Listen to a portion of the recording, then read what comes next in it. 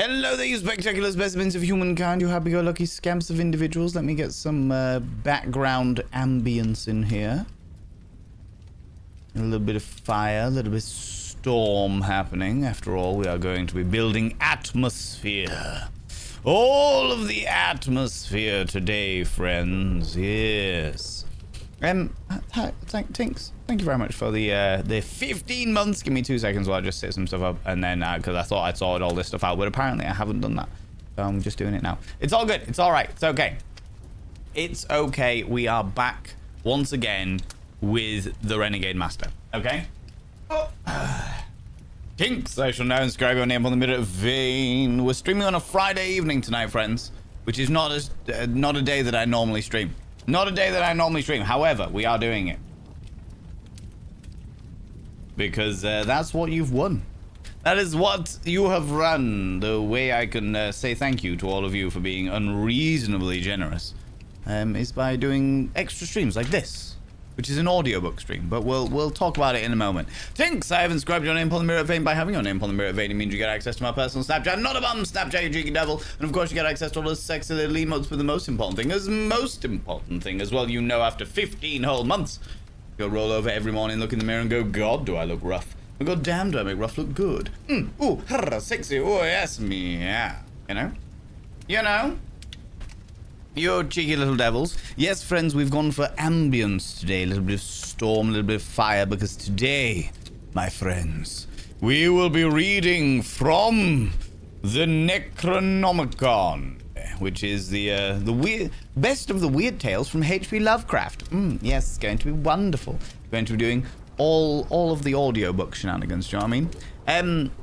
Is it Vete Girl? Welcome on in. How you doing? How's it going? Need a distraction from my homework for a minute? Well, you are welcome on in here. Loki the Khajiit coming in for the 2 months as well. Good lord. The corruption is settling in nicely, I say, Loki, you beautiful individual. I shall inscribe your name on the mirror vein as well, you cheeky little devil. The Khajiit. By having your name upon the mirror vein, it means you get access to my personal Snapchat. Not a bum Snapchat, of course, you get access to all the sexy little emotes. But the most important thing is you gotta roll over every morning, look in the mirror and go, God, do I look rough? But God damn, do I make rough look good? Ooh, sexy, oh yes, me, yeah, you know? Right, before I say hello to everybody, I want to let everybody know that today's stream is gonna be slightly different to our normal streams, which I don't think any of you are going to be particularly surprised by. But because we're doing an audiobook stream, what I'm going to be doing is I'm going to be muting, as soon as we start the book, I will be muting the alerts, okay?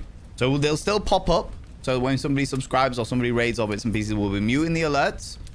I might recognize a raid if I can catch it. I'm not entirely sure, but the plan is to read, because the entire of the Call of Cthulhu isn't a long story, but it's cut into like 4 or 5 sections. I can't remember how many. Filthy, I tell you. They're just cleaning each other. They are just cleaning each other, Razotter. Not yet, you're right, but they are just cleaning each other. God damn it! And just as I say that, somebody's knocking at the door. Give me 2 seconds, friend. 2 seconds. I'm in such high demand now. Ooh.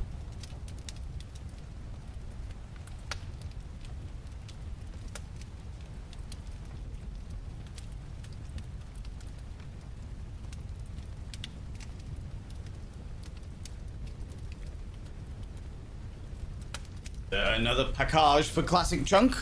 Another package for Classic Chunk. He's never around when he does that. Ladies and gentlemen, all genders outside between, delve deep into your pits of popcorn and throw them at the raiders. Throw them at these cheeky devils. Look at these people coming in here. I mean, really, could you even imagine? Who did they think they are? The absolute audacity, the scandal, the preposterousness, the outrage. Thank you very much for the raid, Eric, telling me, you beautiful beings. I was just explaining how we were going to do today's stream. But I'll say hello to you beautiful individuals first. How are you doing? How's it going? I haven't said hello to anybody yet.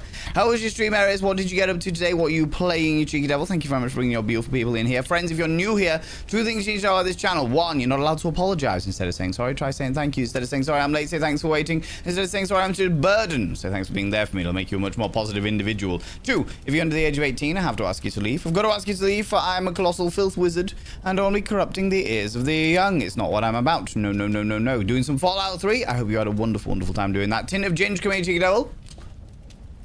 I was just explaining that today's stream is an extra stream. I don't normally stream on a Friday by any stretch of imagination. It is a reward stream because this wonderful community has smashed a donation goal in the past, and the reward was for us to do an audiobook stream. I put it to the community. They said they would like to learn, or they would like to listen to me reading the Call of Cthulhu, which is the reason why I have my Necronomicon out here. There he is, Cthulhu, sexy boy, and here he is, Cthulhu, sexy boy.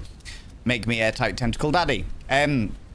The way that it's going to work is when I start the reading, I'm going to mute all of the alerts. And then when we get to the end of a section, I will deal with all of the alerts that came through during that section. Okay? So if people subscribe, they'll still pop up. You just won't be able to hear them. Okay? You won't be able to hear them. I won't be able to hear them.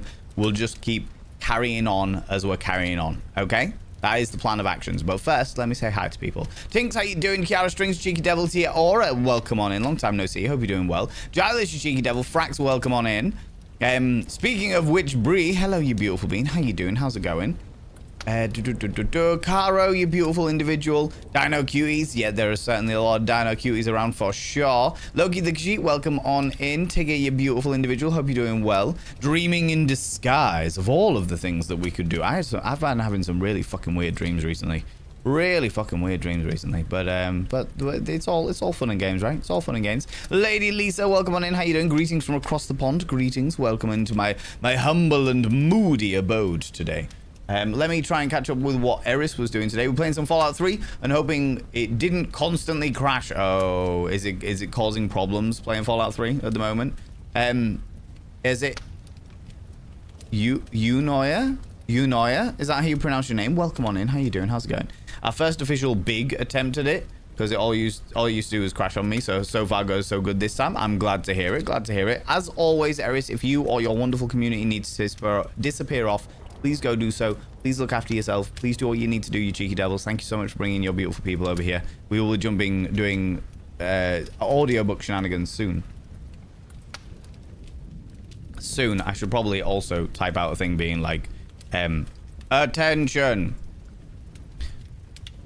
This is an audio book stream.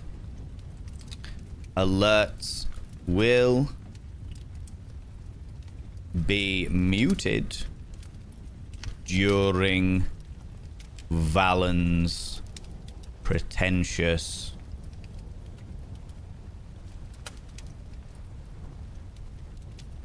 reading. Cool. I will get ready to post that momentarily. How's it going, Nibberin? How you doing, you beautiful bean? I was also saying hello to everybody else that came in. It's all good. It's all good. Did nothing? Yes. Looking very dapper. I figured I'd look a little within theme. And from what I understand, the book of the Call of Cthulhu is read by a detective who found some of the notes and bits and pieces around the cult of Cthulhu. So I figured I'd do a nice little shirt and tie combo. I was gonna wear a full three-piece. Excuse me. I was gonna wear a full three-piece suit today. I decided against it because I'm fucking roasting already. I'm not. I've even got rid of the tie. I had a tie on, but I got rid of the tie because it's unreasonable. It's bloody unreasonable is what it is. It's so fucking warm today. Phoenix Defense, how you doing, you beautiful individual? Obal's Grant had to watch the back of the VOD for Choo Choo Charles. It was great. YouTube then suggested a video of your hometown pride celebrations. See the cheeky girls performing on the main stage. Disgusting. Disgusting, Phoenix Defense. I wasn't there. I actively avoided the cheeky girls. I actively avoided them. With Lovecraft, I felt personally targeted, so here I am. That is entirely fair. That is entirely fair to your aura. I can only encourage and enable this behavior. I agree with Tinks. You look quite lovely. Thank you very much. I appreciate that. Vithika, hello, you beautiful individual. How you doing? How's it going? I loved it, and I was so bored. That is entirely fair. That is entirely fair. Well, today you're not going to be bored because you'll be listening to the sultry tones of my voice. It'll be my reading voice as well. My reading voice. I have been stood here reading about Call of Cthulhu. Yes. Tin of Ginge, how you doing? How's it going? Vet Girl, welcome on in. Or Vete Girl, welcome on in. How you doing? How's it going? I may kidnap your community for a weird question that may lead to an interesting conversation. You can until we start reading the book, Frax, by all means. What was the question? What was the question? And Mel Sinev, how you doing, you cheeky little devil? Happy birthday to you. Happy birthday to you. Happy birthday, dear Mel Sinev. Happy birthday to you.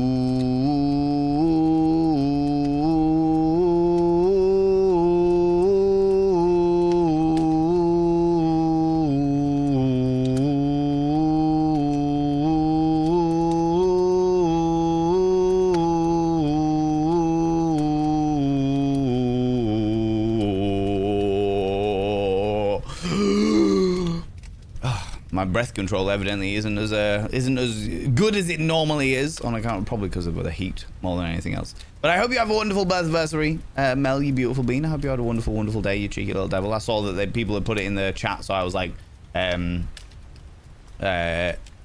hope that everything's going well. Yeah, I was just like, yeah, being distracted.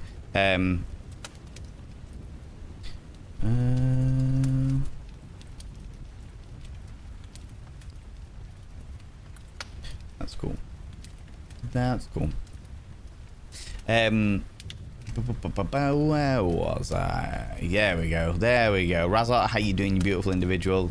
This is my first time. Be gentle. It's alright, Vertigo. If you have any questions, is it your first time on Twitch?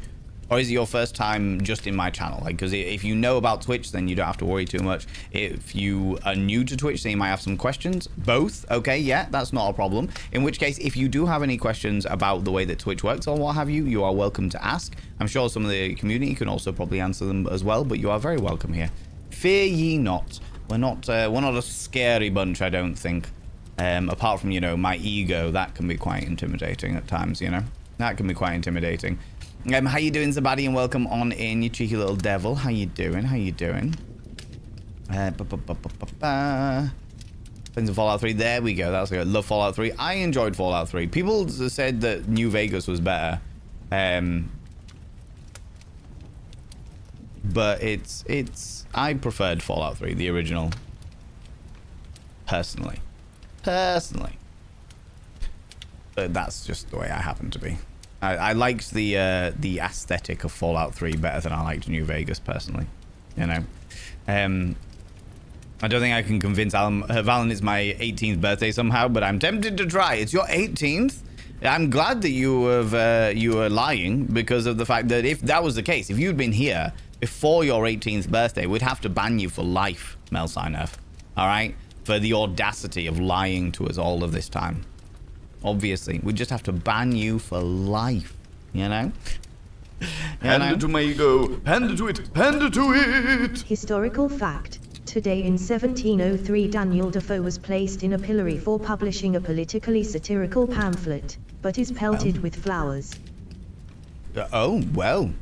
I see that. A politically satirical pamphlet and then was pelted with flowers. What, inside the pillory? Interesting. What an because don't they normally pelt you with like rotten fruit and stuff like that? Interesting to be pelted with flowers. That's fascinating. Was there a reason for that, Sebastian? Thank you very much for the historical fact, by the way, and the 100 little banderings. Unoya. It was Unoya. Yes, fantastic. I will do my absolute best to remember the pronunciation of your name, you beautiful bean. Sometimes I get it wrong. I'm terrible with names, but I will do my best. How's it going, Qualia? How you doing?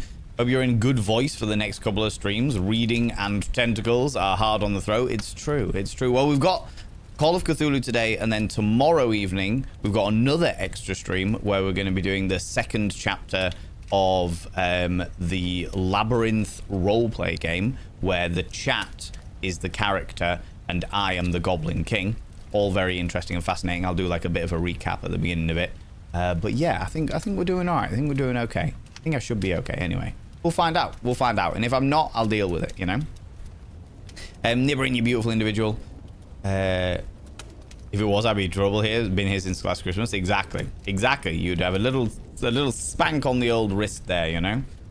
How's it going, little kitty? Welcome on in. Just got an artificial hip due to a car accident. This is a perfect way to convalesce. Thank you, you amazing devil. You are very, very welcome. I hope that the new hip serves you well, you beautiful being. I hope it does you a good, solid, well, I suppose more fluid, less pain movement is probably the best way of putting it. I've known a few people who have had hip replacements for a variety of different reasons, but the surgery seems to be pretty efficient, so I hope it goes very, very well, and I hope the healing's smooth for you as well. 17th of Jelly Ember, that today was your 18th birthday. Outrageous, outrageous, I know. Scandalous. We're going to have to give Mel Signer a thorough spanking. On the wrist, calm yourself. This is going to be my dinner stream. Oh, very nice. FYI, the name on TikTok is Vete. I could not get the name here. That is entirely fair. Well, you are very welcome. Thank you very much for coming over from TikTok. I appreciate that. Got wait to listen while I play Tomodachi. Ooh, very nice. I will, we're obviously got the fire ambience in the background and the storm. Even though it's blistering sunshine outside, I figured that a nice stormy ambience would be good. I love a good stormy ambience, you know. How's it going, Zooey? How you doing? Your new computer case looks fucking amazing. I hope you are very pleased with it.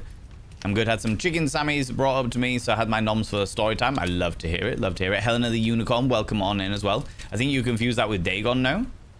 No, so Dagon, they're all written from a first-person point of view, Nibirin. They're all written from a first-person point of view. Dagon is just written... I seem to remember Dagon was a journalist that was captured by pirates and then escaped, or just a citizen that was captured by pirates and escaped. I've got a... It's been a long time since I read the Call of Cthulhu. So, my memory is hazy. But if I remember correctly, the person who read it was it was kind of like the storyline for Eternal Darkness on the GameCube. In the regards, it was like the person that inherited all of the diaries, or some kind of inspector or something. I can't quite remember. We'll find out.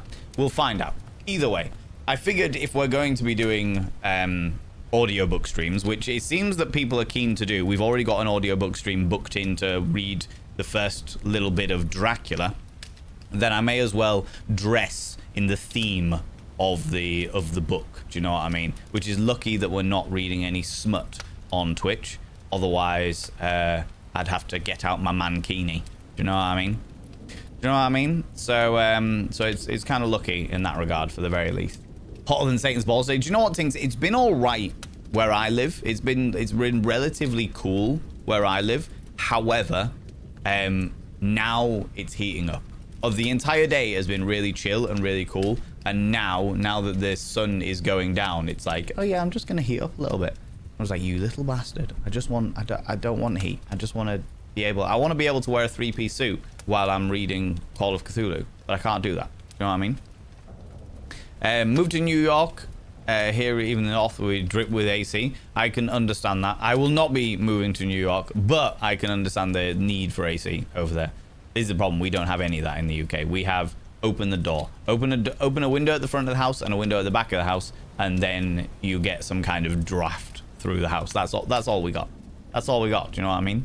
Tentacles. Exactly. How's it going, Wanter Gribble? Well, hello. 39 degrees there in Texas, eh? Oh, lordy. That is unreasonably fucking hot. At least it's a dry heat in Texas, if I remember correctly. Last time I was in Texas, at the very least, it was a very dry heat, which is good. How's it going, Salty Seeking? Hello, you beautiful individual. I avoided that song all day. Darn you, boy! That's what you get for my community knowing when your birthday is, Melsign F. That's what happens. So be it, you know.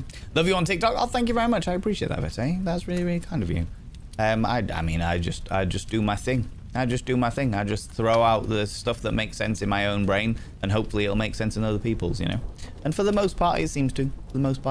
For sure. Brave Emily Tentacle, I see that you're here for more tentacle shenanigans. I understand that entirely. For sure. Tiny Boss Ginger, welcome on in. Okay, so I saw something on how, for those of us who English is not their first language, reading smut in our native languages causes high amounts of awkwardness that English doesn't cause. On the high amounts of people I checked with, it tracked. So I want to see if the rest of the people in similar positions feel about reading smut in their own language. Okay, question is put to the community. We've got a little while before we start the book itself. So the question has been put forward from Frax. If you are a person where English is not your first language, are you okay with English language smut, but do you find your own native language awkward? And you know what? I'll also put it out there for people who English is their first language. Do you find reading smut in your own language to be awkward in any way, shape, or form? I find badly written smut to be extremely awkward because I am a person who fucking hates to cringe. I hate cringing. It upsets me deep in my fucking soul. So to read badly written smut immediately makes me go, don't like this at all. This is horrible. Why would anyone ever read this ever? Do you know what I mean? German is cringe, smut or not. Just the entire language, Nibberin? Is that what you're telling me? Just the entire language is just cringeworthy, yeah? You can't with Flemish or Dutch smut. But are you okay with English smut, Vithica? It seems lazy. Awesome question. It seems lazy to... In what way, Witchbury? In what way? It seems lazy to write it in your own language, or it's or just badly written smut seems lazy. J-Rex, how you doing? How's it going, you beautiful bean? If you ask nicely, it is your birthday after all. Oh my lord. Oh my lordy. Yeah. You are Greek, yeah? Evie Contula. Badly written smut is just terrible in every language. I can imagine that. I can imagine that. But do you find it that, like, in your own language, it's even more cringeworthy than reading it in English, presumably as a second language, potentially? English smut is okay. Dutch smut is horrifically cringe. Now, okay, so the further question from that is, do you think it is cringeworthy because of bad writing, or do you think it's cringeworthy purely because of the language itself? Like, would you say... do you know what I really want, now you've brought it up? I really want somebody who... where French is their first language. Because French is supposedly the language of love, right? So, is French smut okay? I can understand, given the way that certain languages roll, the lyrical nature of it all, that it could be quite cringeworthy purely because you're reading it within the lyrical intonations of your own language. In exactly the same way that I can turn around and say the line, let's think of a suggestive but not breaking terms of service line. If I go, I love looking into your eyes, the delicate way that the stars dance through, and I find you tantalizing, glorious and beautiful, is a very tantalizing way to say it. Whereas, if you say it in another English accent, like the West Country accent, I love looking into your eyes, the way the stars dance through them. I find you tantalizing and beautiful. Like, that has a very different dynamic with it, right? That has a very, very different way of doing it, do you know? So reading smut in a strong West Country accent probably isn't what it's all about, you know? Oh, I love you. I love it when I spread your cheeks. You bend over that counter for me right there. Oh, I can't wait for you. I'm gonna feel you right good. Do you know what I mean? It probably doesn't have the right effect. Good question though, Frax. Good question. The West Country accent. It doesn't lend itself to seduction, shall we say. It doesn't naturally lend itself to seduction. In exactly the same way that the hobbits in Lord of the Rings don't lend themselves to seduction. Here, Frodo, you don't be putting your finger in my ring like that, okay? You know? Streaming on my birthday, Alpaca and Jew, is it your birthday as well? Happy birthday to you. Happy birthday to you. Happy birthday, dear Alpaca and Jew. Happy birthday to you.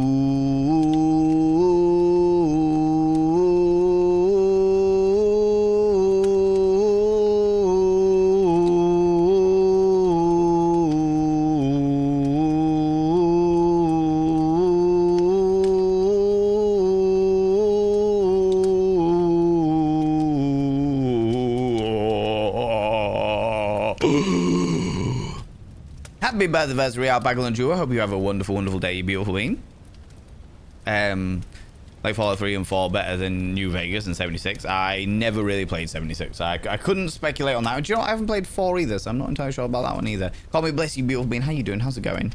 Mara Jade, welcome back on in. How's it going? I feel that non-smut is it cringe in your language, just generally. Reading is cringe in your language, yeah. No, like, I'm enjoying New Vegas a lot right now, but I'm hoping that I can enjoy 3 now that it doesn't want to keep crashing and making me go snail pace speed-wise. I feel like I'll enjoy it. I'm glad to hear it. I'm glad to hear it. That sounds wonderful that you've got it up and running again, you know? You're so kind as though it's all good, though. I won't hold it against you if you forget. I really appreciate that. You know ya. You know ya. I feel like it's a unique enough name that I will remember, at least most of the time. Reb Gresh, how you doing? How's it going? I really love getting in here. Love the vibe. Well, today's vibe is a little more spooky than usual, you know? Your beard looks good. Are you growing it out? No, Mortem Anima. I am not. I've got the stubble going back and what have you, and then I was going to shave it today, and I realized that tomorrow we have got the Labyrinth stream, and I'm going to be dressing Goblin King-esque. So it's better for me to shave tomorrow and get the full smooth-faced Goblin King than it would be to shave today and then have like 5 o'clock shadow Goblin King. Do you know what I mean? So that's the reason why. That's the reason why. Only on the wrists. What do I have to do for other places? I mean. You know, like Corvette, Vet, no worries, Vet Girl, you beautiful being. Thank you very much for correcting me. I appreciate that. Again, I will do my best to remember. Very happy with it. I'm very glad to hear it, Zooey Booey, for sure, for sure. Don't read smut, but I know that dirty talk in my native language is just about impossible. Interesting. Interesting. Yeah, I can imagine with certain, like, if you want a wee bit of an Irish accent, I reckon dirty talk could be quite lyrical and quite interesting. Get that sort of interesting little twang to it. It's got kind of like a sing-song nature to it. You know? And then, as opposed to West Country. Hello there. Wales. You could do Welsh accent. But again, I think that the Wales accent would... The Welsh... I keep falling into Irish when I do Welsh. Wales is a little more... It's kind of lyrical. Yeah, I keep falling into the Irish accent when I do Welsh. It's a little too close for my brain to automatically do it. Honda Dino, how you doing? Love the outfit. Thank you very much. Thank you very much. Figured I'd wear a white shirt for a change. You know, I'd be a little bit spooky, as it were. Driving past Jacob's factory smells so nice. Sounds good. I don't know. Oh, as in the crackers factory? Interesting. We've got a bread factory in my hometown, and it's driving by that is fucking exquisite. Discord Mankini smut reading when? How very day. I mean, maybe. We can suggest smut. That was one of the suggestions, Loki the Kashi.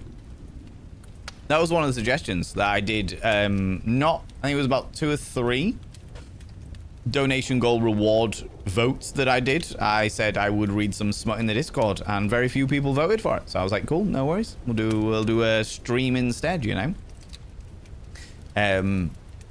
How's it going, Wheezy Girl? How you doing, you beautiful being? The solution is the backless trench coat. Wear a trench coat just with no back on it. Yeah, I'm pretty sure I have like a priest's outfit upstairs that is quite backless as well. So I'm sure I could bring that along. Maybe I should, maybe if we start reading more H.P. Lovecraft, I'll come as a priest next time, you know? To, you know, cast out all of the evil spirits. You know? Speaking of which, Brie, you're not allowed to apologize here, you beautiful bean. I'm glad that you were making your mum lunch. I hope that she enjoys her lunch. I hope it's nice and tasty.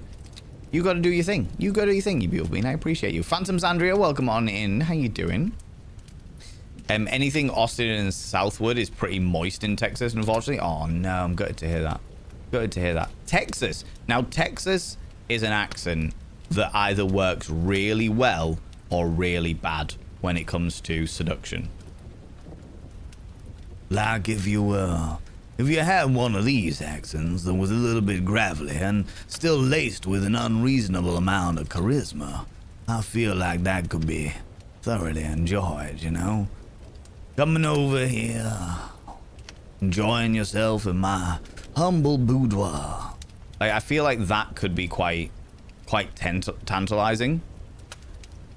But then you've got, like, the other side of the tech. Well, hello there. Now, seriously, you don't be messing around with me, sir. I got these wonderful times. Having a real good time. How about you come over here and sit on my sweet knee, you know? I can show you a good time if you really want so. You know, like there's a variety of different accents. I feel like there are lots of different accents in every accent out there, or every country out there has their accents that work really well for seduction, and then there are accents that really don't work well for seduction, you know?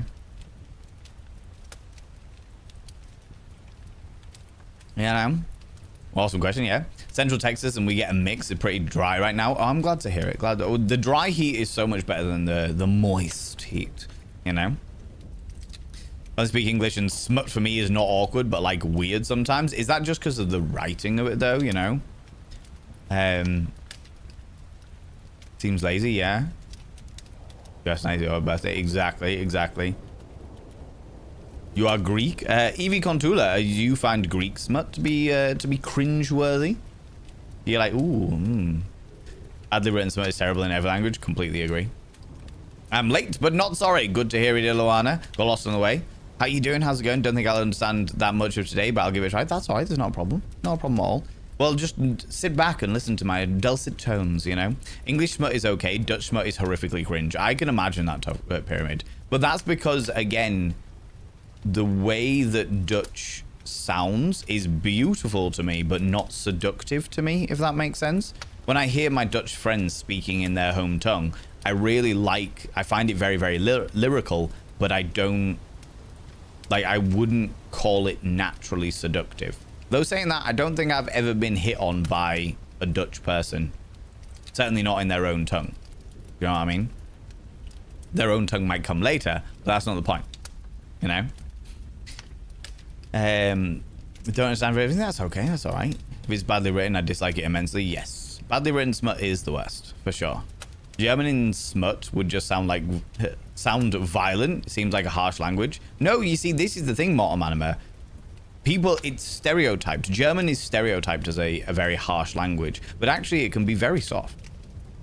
I can't think of a German sentence off the top of my head, but generally speaking, you can, like, I know a fair amount of German people, and they can be quite softly spoken and quite seductive in their in the way that they speak, for sure.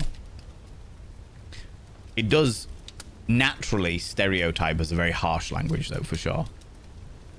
When badly written, it's like explore your world, not a 70s boy in a caption. Yes. Yeah. Absolutely. Has to be very, very well written. Yeah. Whiskey is kicking in. That's all right, Mongomanime. That's not a problem at all. Reading while hearing helps. That makes sense. I've definitely done it before where I wouldn't call it dirty talk. I would call it audio roleplay to accentuate a coital engagement love scene. When you are doing something and you are talking through what you're doing, everyone loves my voice anyway, but you're talking through what you're doing, that can accentuate an intimate liaison, shall we say. Illawana coming in for the 60 streams in a row. You've been streaking through here. Look, the sun is out. I know it sounds like it's raining and we've got a nice hot fire and stuff, but the sun is out. Make sure you lube up with sun lotion. Nobody needs burnt dangly bits. Do you know what I mean? And we've all got dangly bits. Depends on the translation quality. Yeah, I mean, if you get the translated stuff, but I would imagine that people will naturally write in their own language, will they not? Mike Tag, how you doing? How's it going? Flee! Oh my lordy, ladies and gentlemen, all gents outside between, delve deep into your pits of popcorn and throw them at the raiders, throw them at these cheeky devils. Look at these people going in here. I mean, really, could you even imagine who do they think they are? The absolute audacity, the scandal, the preposterousness, the outrage. How very dare they? How you doing, Pix? How's it going, you beautiful individual? Thank you very much for coming by and bringing all your beautiful people over here. What are you up to today? What were you doing? What was going on? What was happening? What cheeky little things were occurring on your corner of the internet, you beautiful individual? Thank you very much for bringing your people here. I appreciate it. I appreciate it. Extended AFK into a raid. I have potato salads. That's not a problem. That's not a problem. To bring all of you beautiful raiders into it, just so you're aware, in about 15, 20 minutes maybe, we will be jumping into an audiobook stream where I'm going to be reading the Call of Cthulhu, one of H.P Lovecraft's short stories. During that time, we will mute all alerts. They will still pop up, but they will be muted. And then at the end of each section of it, I will take a moment to go through the alerts and say thank you to people for subscribing or throwing bits or what have you. You know, I appreciate that. I missed it. What were you doing? Were you crafting? Doing makers and crafting. What were you crafting today, you beautiful individual? I mean, you've just said that you've got potato salad. That's all right. Go straight into your AFK. People from Pix's stream. What was Pix crafting today? What were they up to today, you cheeky little devils? Thank you so much for bringing your people over here. Friends, if you're new here, 2 things you need to know about this channel. 1, you're not allowed to apologize. Instead of saying sorry, try saying thank you. Instead of saying sorry, I'm late, say thanks for waiting. Instead of saying sorry, I'm such a burden, say thanks for being there for me. It makes you a much more positive individual. 2, if you're under the age of 18, I have to ask you to leave. For I am a colossal filth wizard. I don't be corrupting the ears of the young. It's not what I'm about, you cheeky devils. No. Send a picture alongside what I was doing while we were crafting. I'm working on a blanket. We're just starting the second color now to it. Interesting. Interesting. All right. Okay, let's see if I can pull that up. That one. There we go. There we go. It's actually quite apt because I've recently changed one of my... I've recently changed one of my scenes so that things are going to be slightly different, presumably. Like these. Yes, there we go. That's starting a new blanket, so I'm assuming that you're working your way out from through the purples and blacks there. Pix, yeah? That's very good. I enjoy that. I like that. Is it for anybody in particular? Is it for a specific friend or a specific occasion, perhaps? Thank you very much for sharing that. I appreciate that. I appreciate that. Yeah, people go check out Pix. Pix is a wonderful bean, especially if you like your crafty shenanigans. If you're a crafty kind of person, Pix is a wonderful bean to go check out, especially as they are well into crochet. So if you are into crocheting yourself, then that's a great way to do it. I feel like reading the smut is fine, but hearing it in audiobooks is woo-wee. When you say woo-wee, Eris, do you mean a positive? As in woo-wee? Or do you mean woo-wee? What woo-wee are we referring to? Both? Both. Oh, speaking of which, Bree, you put an accidental period in there, an accidental full stop. Random question. Buffy love? What do you mean? What do you mean Buffy love? You'll have to explain that one to me, which Bree, you beautiful bean. The accidental full stop made the Autobot think that it was a link when it wasn't. So that's the reason why your message was deleted. It's an automatic thing, but it does that sometimes for sure. Nothing against you though, you beautiful bean. How's it going, Mike Tag? How you doing, you beautiful individual? Start laughing with smut in French because I can't help myself reading it in hello French. That's fair. That's fair. If you've already got that association, I can understand that. Why couldn't it be my 69th on my birthday? Alas. Alas, Mel. But then tomorrow, day after your birthday, you know. I will fromage your baguette. Exactly. Nibrin. Even in that terrible accent that I just did, it still sounds quite seductive. You know? Really depends on the voice actor. I can imagine that. If you've got a good voice actor, then they could make pretty much anything sound good, right? Yeah, no? How you doing, Alpaca Lunch? I hope you have a wonderful, wonderful birthday anniversary. German books have, in general, a high cringe factor because writers very much ask to find long descriptions. They're asked to find long descriptions to do something rather than write what they mean, and it's not very, and not everyone is very good at that. Oh, is it like a German author trend then to write everything as like a really long description, like Tolkien writes about, spends 4 pages writing about one fucking flower? Is that the scenario? We don't have a good word for genitalia, and most smut writers cringe away from observing their own bodies, so they just use cliches.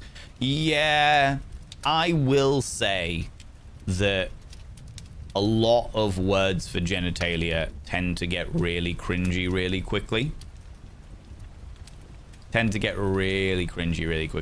I fucking hate the word pussy. I really hate it. It sounds cheap and tacky.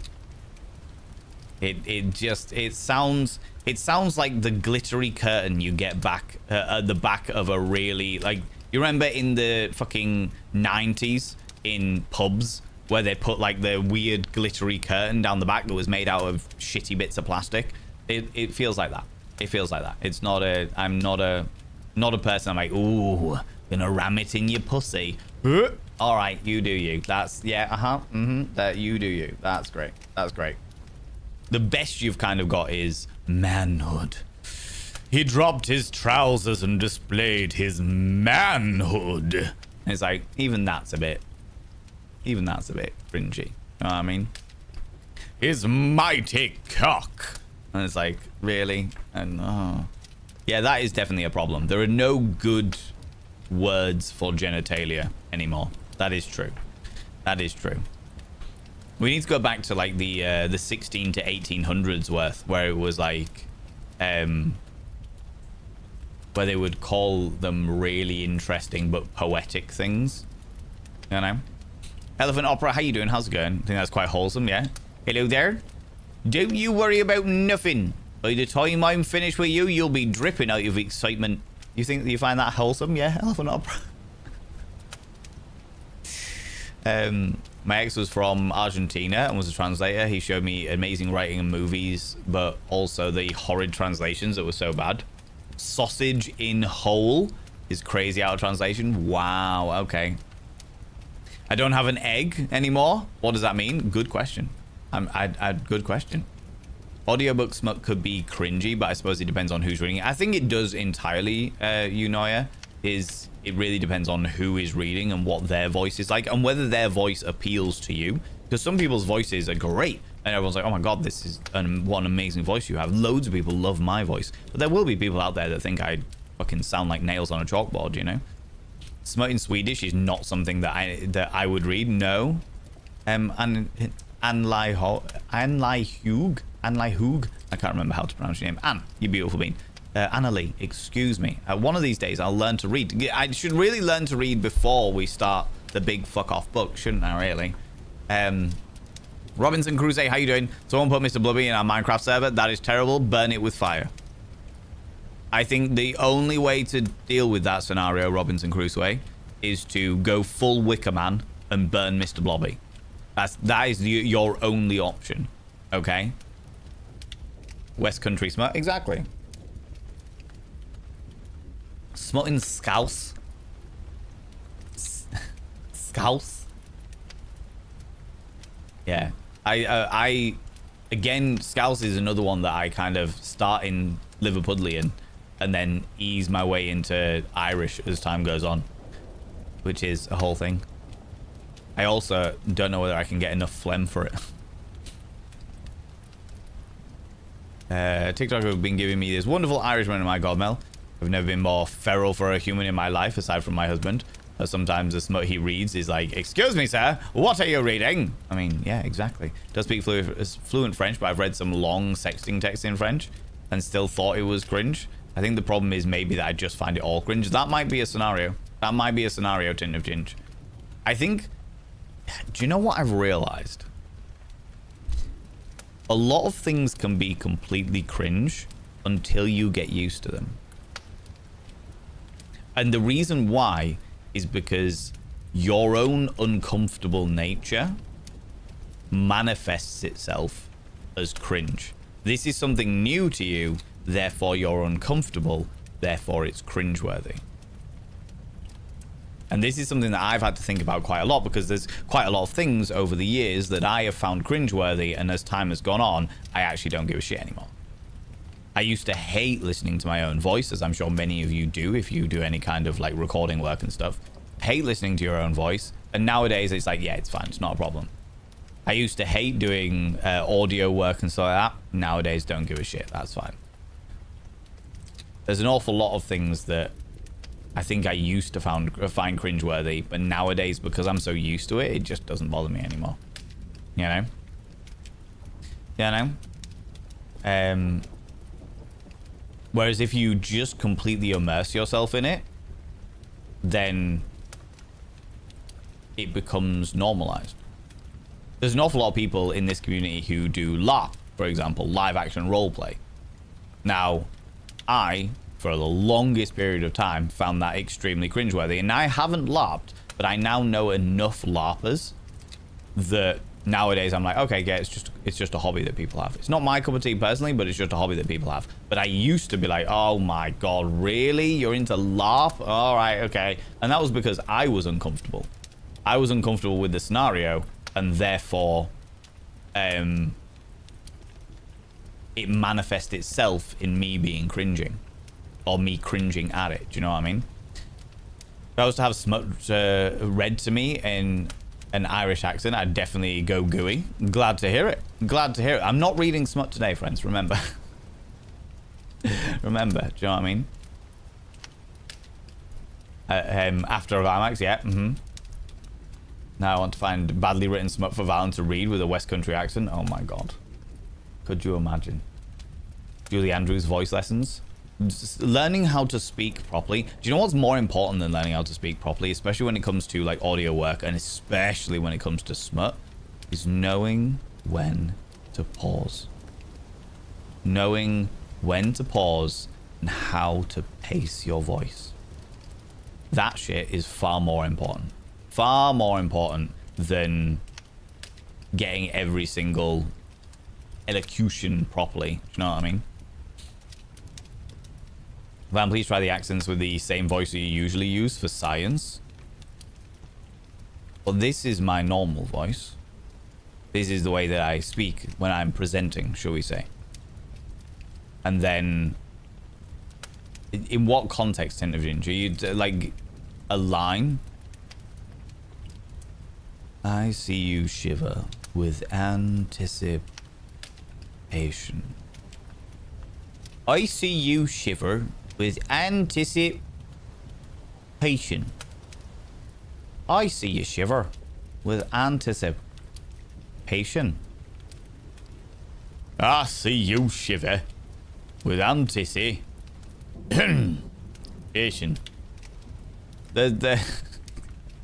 We could go on. We could go on. Even when you're mooing, the smut would be tantalizing. Oh, lordy. Mooing. Tomorrow is the first. Rabbit, rabbit, rabbit.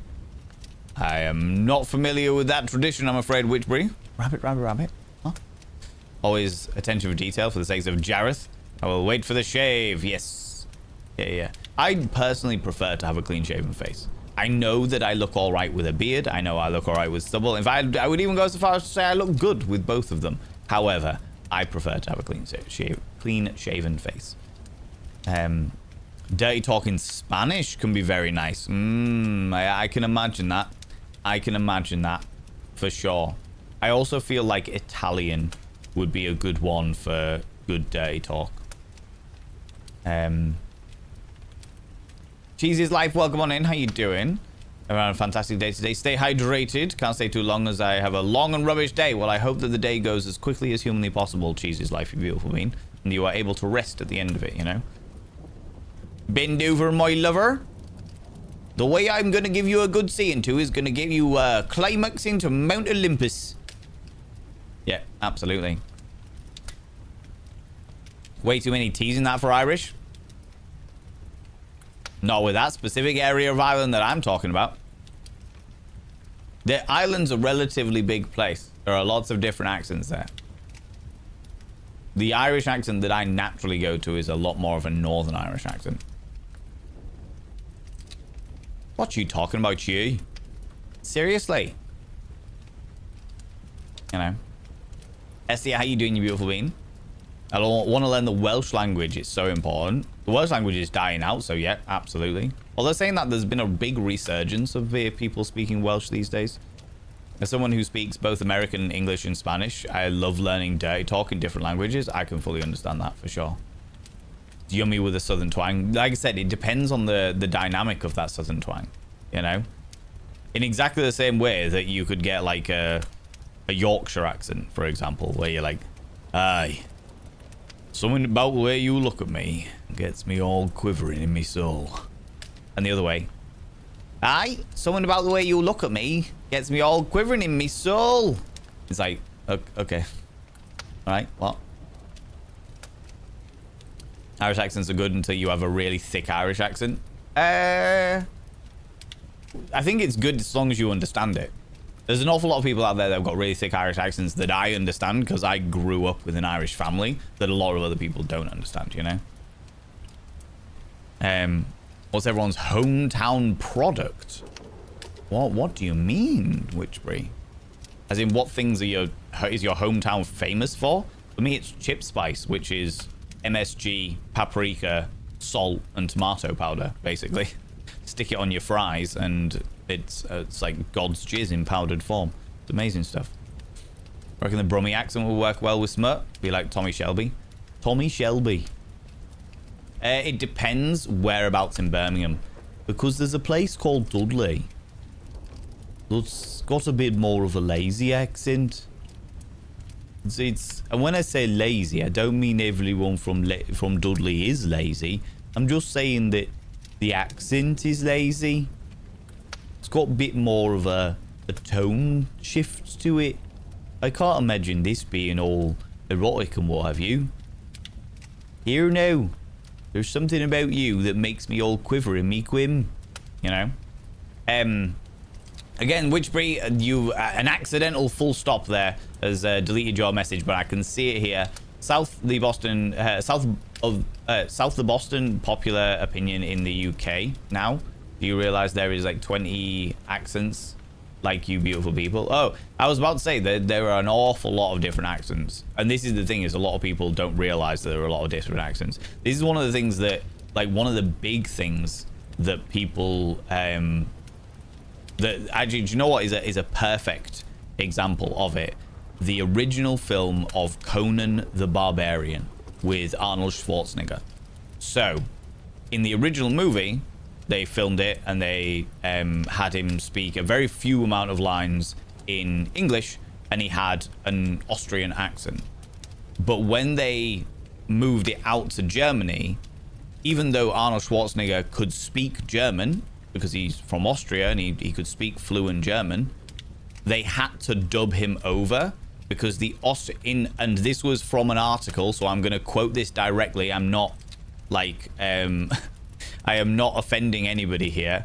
The reason, apparently, according to the article I read, that they had to dub him over with a different person speaking a German accent, speaking in German, excuse me, is because the Austrian accent of the German language sounds like farmers. So it would be the equivalent of, in the UK, them being like, I am Conan the Barbarian. Tell me the secret of steel. You killed my father, you did. Oh, you Nortian. I'm looking for magic, I am. What is best in life? To see your enemies driven before you, preferably in a tractor. You know, like it gives a very different vibe to the way that Conan is, you know? Yeah, Austrian, it sounds indeed goofy to us there. So it's got a very different dynamic when it comes down to that, you know? I reckon the Brummie accent will work well. Yeah, it could work well, Mortimer Manama. I think it really depends, again, what we were saying earlier, like who it is that's saying it. Like the Tommy Shelby accent would work very, very well, you know? Authenticator, how you doing, you beautiful individual? I'm catching up on chat, by the way, friends, steadily but surely. Texas Smut is hilarious and makes the pants drop. Yeah, call me Bliss. I would imagine, again, depends on the person saying it, as it were. Is it coming from a Texan? Yeah. Accents, hello. Citrines, guys, how you doing, you beautiful being? Welcome on. Where'd my panties go? They've gone. They've shot off somewhere, you know? Nibberin, I love what you've put in the mod chat. It makes me very happy in my soul. Adverts are due in 30 seconds, friends. After the adverts, we will then jump into the book, and we'll do our audiobook stream, okay? The VO for Arthur Morgan had to redo all of the horse lines after recording because upon review, his horse lines were way too seductive sounding. That's hilarious. You have to use Texan voice as a woman with the high hair is closer to go mentality. Yeah, you subscribe. That one's gone way over my head, I'm afraid. Voyage Base coming in with the Prime for 33 months, you beautiful being. I shall now inscribe your name upon the mirror vein. If I can find the gold pen, as it were. Thank you very much for choosing to use your Prime here. You could use it absolutely anywhere you wanted, and you chose to use it here, and that means the world to me. Voyage Base, your name is now inscribed upon the mirror vein. By having your name upon the mirror vein, it means you get access to my personal Snapchat. Not a bum Snapchat, you cheeky devil. And of course, you get access to all those sexy little emotes. But the most important thing is you got to roll over every morning. Look in the mirror. Where are you? There you are. And go, God, do I look rough. But God damn, do I make rough look good. Ooh, harra, sexy. Oh, yes, meow, you know? You know? Oh, speaking of which, Bree, I'm afraid that the errant full stop that gets accidentally pressed is what keeps deleting your stuff. No dots for Bree. I know the automatic bot is denying you. I can still kind of read it. Hold on. Click to show. There we go. I always tell police I'm from Boston, but I don't get to have the accent because my mother is from New Jersey, and anytime I slipped into my mum was no, so I have an American. I have what Americans call a newscaster accent, unless you ask me to do your Boston accent. I get you. It's alright, Breeze. It's just one of those things. I don't want you getting upset that the bot keeps deleting your message because it's not on purpose. It's not a thing that we have got too much control over. It's just purely down to the fact that there's no if the bot thinks there's a link, then it automatically deletes it, you know? Right, I'm just gonna post that. I'm then gonna pin it until unpinned. That's great. Okay, cool. There we go. Right. That's fine. Just an FYI, Val, that first Texas one was more Cajun Louisiana. All right, okay. There we go. Color me educated, you know? That's California gold accent, but I mean, being from the United Kingdom, I was under the impression that was a southern / Texan accent, but maybe I'm completely wrong. Well, I mean, people who are from the area are telling me that I'm completely wrong, so I'm going to absolutely bow to your expertise, you know? Northern accents don't work well for seduction, but I have a deep voice, so that kind of excuses the very blunt pronunciation of every word. I don't know. I think that every accent... no. Okay, maybe not every accent. I feel like there are ways to angle seduction, as it were. No worries, Senpai, you beautiful being. I think there are ways to angle seduction well, and it's just about working out what those ways are, you know? Snow Denchi, how you doing? How's it going, you beautiful being? Fluffy Bunny Gal as well. Welcome on in. How you doing? Tiana, you beautiful individual. How's it going? The energy and intent behind an accent helps? Definitely, for sure. Right, let me scroll down. I also saw that Authenticator did a highlighted message. I literally had this problem last night. The romance novel I was listening to last night has a character with a French accent, but the audiobook narrator doesn't speak French, so their pronunciation of French dirty talk reduces you to giggles, no sexy feelings after that. That is the worst. That is the worst. And do you know what? It annoys me when stuff like that happens, because it's like, if you don't know, then either don't take the job, or get educated on it. Do you know what I mean? Like, if I do not speak French. Personally, I don't speak French. But if I was paid to do an audiobook of smut that had French dirty talk in it, I would be asking French people. I'd be reaching out to French audio artists, being like, hey, how's it going? Could you help me a little bit by giving me information on how to pronounce this? How would you pronounce this in a way that is seductive? Pay them for their time. Do you know what I mean? If you're going to be reading good French dirty talk, as it were, make sure that you're doing it correctly, you know? Alchemeus Art, how you doing, you beautiful bean?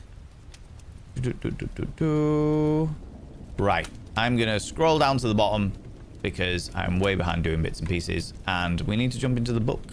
We need to jump into the book. Okay, friends. Midgard, how you doing? How's it going?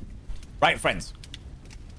Today, we are going to be reading H.P. Lovecraft's The Call of Cthulhu, as was voted for by you, the members of the community. This is an audiobook stream. The way this is going to work for those people that may have just joined us is that I am going to, the alerts will be there in visual, but they will not be there in audio. So they will pop up, but no one should hear them, okay? At the end of each little different section, I will take some time to go through whatever alerts popped up that we missed during the process of it, and thank all those people, okay? But we will be doing it section by section. It's been a long time since I have read The Call of Cthulhu, and this is the first time I've ever done an audiobook stream. So this is going to be interesting. This is going to be interesting. But yeah, we've got our audio atmosphere of fire and thunder. A nice cozy fire. Can you hear that all right? Are the audio levels okay? Can you hear it just dancing away in the background? Sounds great. Okay. All right. Okay. Okay. In which case, friends, without any further ado, let us start our reading of The Call of Cthulhu. Found among the papers of late Francis... Start again, shall we? Jesus Christ. Found among the papers of the late Francis Wayland Thurston of Boston. Of such great... That's not meant to happen. Testing the alert. Yeah, the alerts definitely fucking work. Could you hear that? Or was that just me? Thank you very much, Sabadine. I appreciate it. You heard that as well?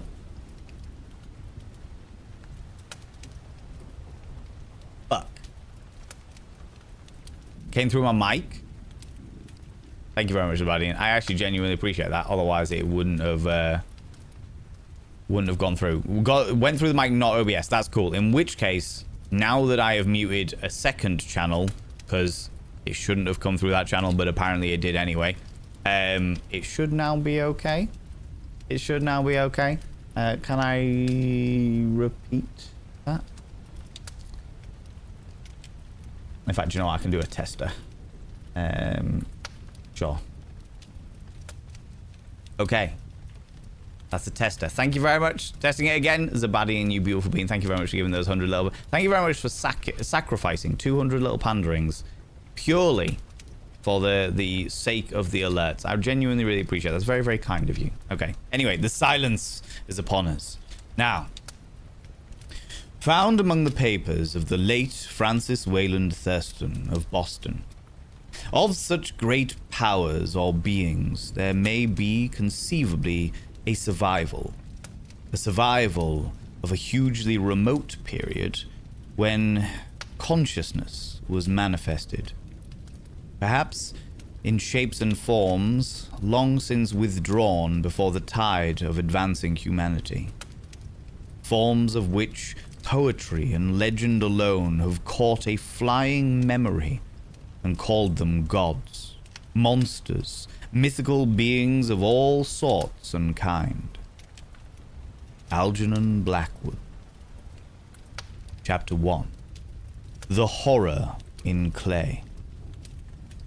The most merciful thing in the world, I think, is the inability of the ignorance in the mindset of black seas of infinity. And it was not meant that we should voyage far. The sciences, each straining in its own direction, have hitherto harmed us little. But some day the piecing together of disassociated knowledge will open up such terrifying vistas of reality and of our frightful position therein, that we shall either go mad from the revelation or flee from the deadly light into the peace and safety of a new dark age. Theosophists have guessed at the awesome grandeur of the cosmic cycle wherein our world and human race form transient incidents. They have hinted at strange survival in terms of which would freeze the blood, if not masked by a bland optimism. But it is not from them that there came a single glimpse of forbidden aeons, which chill me when I think of it, and maddens me when I dream of it. That glimpse, like all dread glimpses of truth, flashed out from an accidental piecing together of separate things. In this case, an old newspaper, item, and the notes of a dead professor. I hope that no one else will accomplish this piecing out. Certainly, if I live, I shall never knowingly supply the link in so hideous a chain.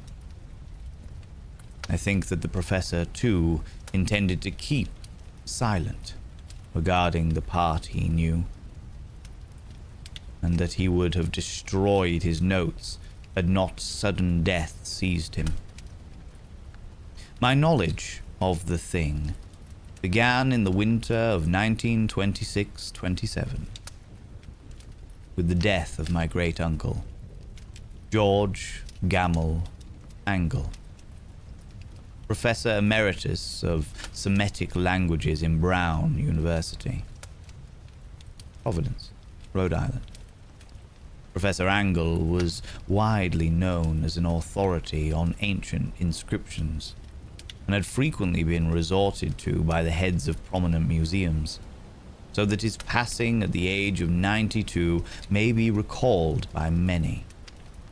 Locally, interest was intensified by the obscurity of the cause of death. The professor had been stricken whilst returning from the Newport boat, falling suddenly, as witness said, after being jostled by a nautical-looking individual who had come from one of the queer dark courts on the precipitous hillside which formed a shortcut from the waterfront to the deceased's home in William Street.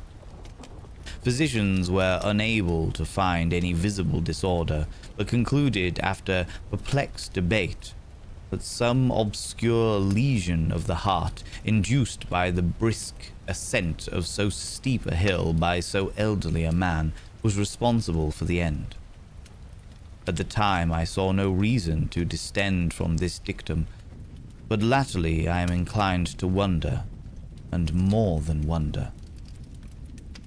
As my great-uncle's heir and executor, for he died a childless widower, I was expected to go over his papers with some thoroughness, and for that purpose moved his entire set of files and boxes to my quarters in Boston. Much of the material which I correlated will be later published by the American Archaeological Society, but there was one box which I found exceedingly puzzling, and which I felt much averse from showing to other eyes.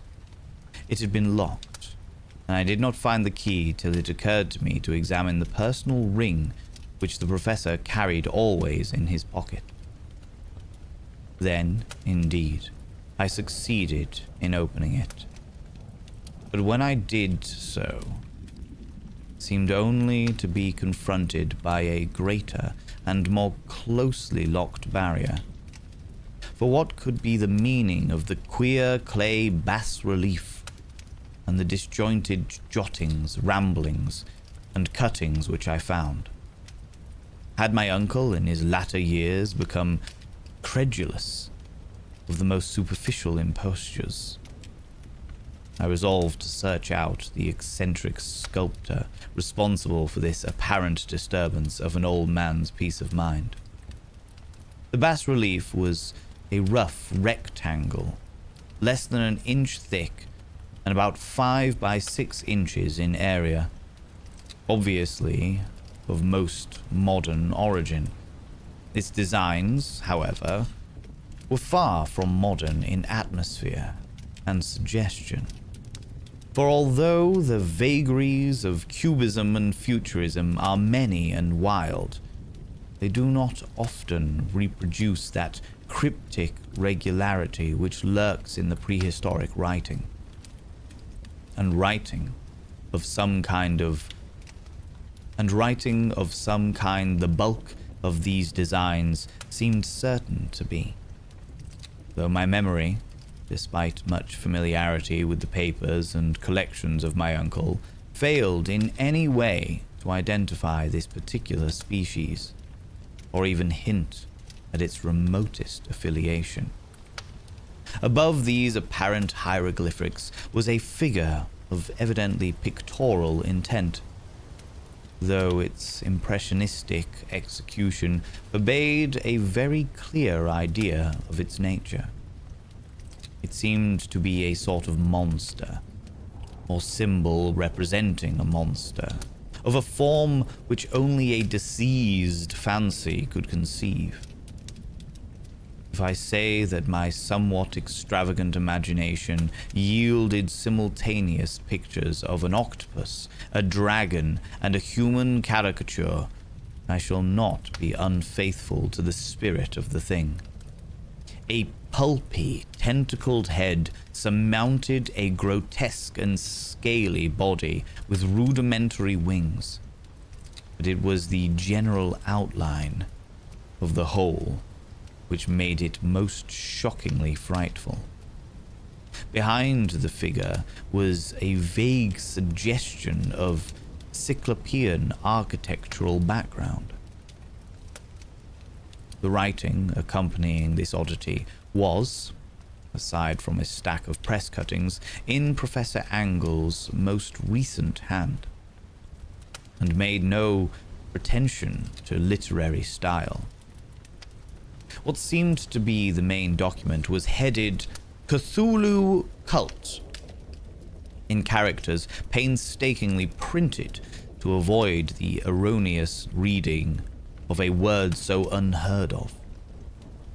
This manuscript was divided into 2 sections, the first of which was headed by 1925, Dream and Dream Works of H.A. Wilcox, 7 Thomas Street, Providence, Rhode Island, and the second, Narrative of Inspector John R. Legrasse, 121 Benville Street, New Orleans, L.A. At 1908 AAS. Notes on same and Professor Webb's account.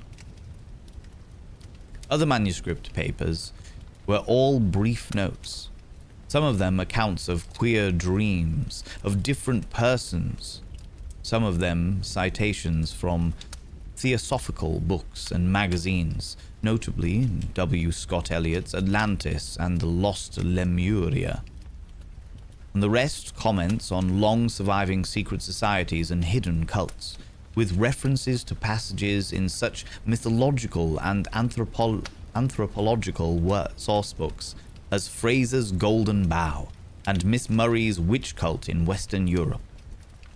The cuttings largely alluded to mental illness and outbreaks of group folly or mania in the spring of 1925. The first half of the principal manuscript told a very peculiar tale. It appears that on March 1st, 1925, a thin, dark young man of neurotic and excited aspect had called upon Professor Angle, bearing the singular clay bas-relief, which was then exceedingly damp and fresh. His card bore the name of Henry Anthony Wilcox, and my uncle had recognized him as the youngest son of an excellent family, slightly known to him, who had latterly been studying sculpture at Rhode Island School of Design and living alone at the Fleur de Lis building near that institution. Wilcox was a precocious youth of known genius, but great eccentricity, and had from childhood excited attention through the strange stories and odd dreams he was in the habit of relating. He called himself physically hypersensitive, or psychically hypersensitive. But the staid folks of the ancient commercial city dismissed him as merely queer, never mingling much with his kind. He had dropped gradually from social visibility, and was now known only to a small group of aesthetes from the other towns. Even the Providence Art Club, anxious to the preserve of its conservatism, had found him quite hopeless. On the occasion of the visit, ran the professor's manuscript, the sculptor abruptly asked for the benefit of his host's archaeological knowledge in identifying the hieroglyphics on the bas-relief. He spoke in a dreamy, stilted manner which suggested pose and alienated symphony. And my uncle showed some sharpness in replying, for the conspicuous freshness of the tablet implied kinship with anything but archaeology. Young Wilcox's rejoinder, which impressed my uncle enough to make him recall and record it verbatim, was of a fantastically poetic cast, which must have typified his whole conversation, and which I have since found highly characteristic of him.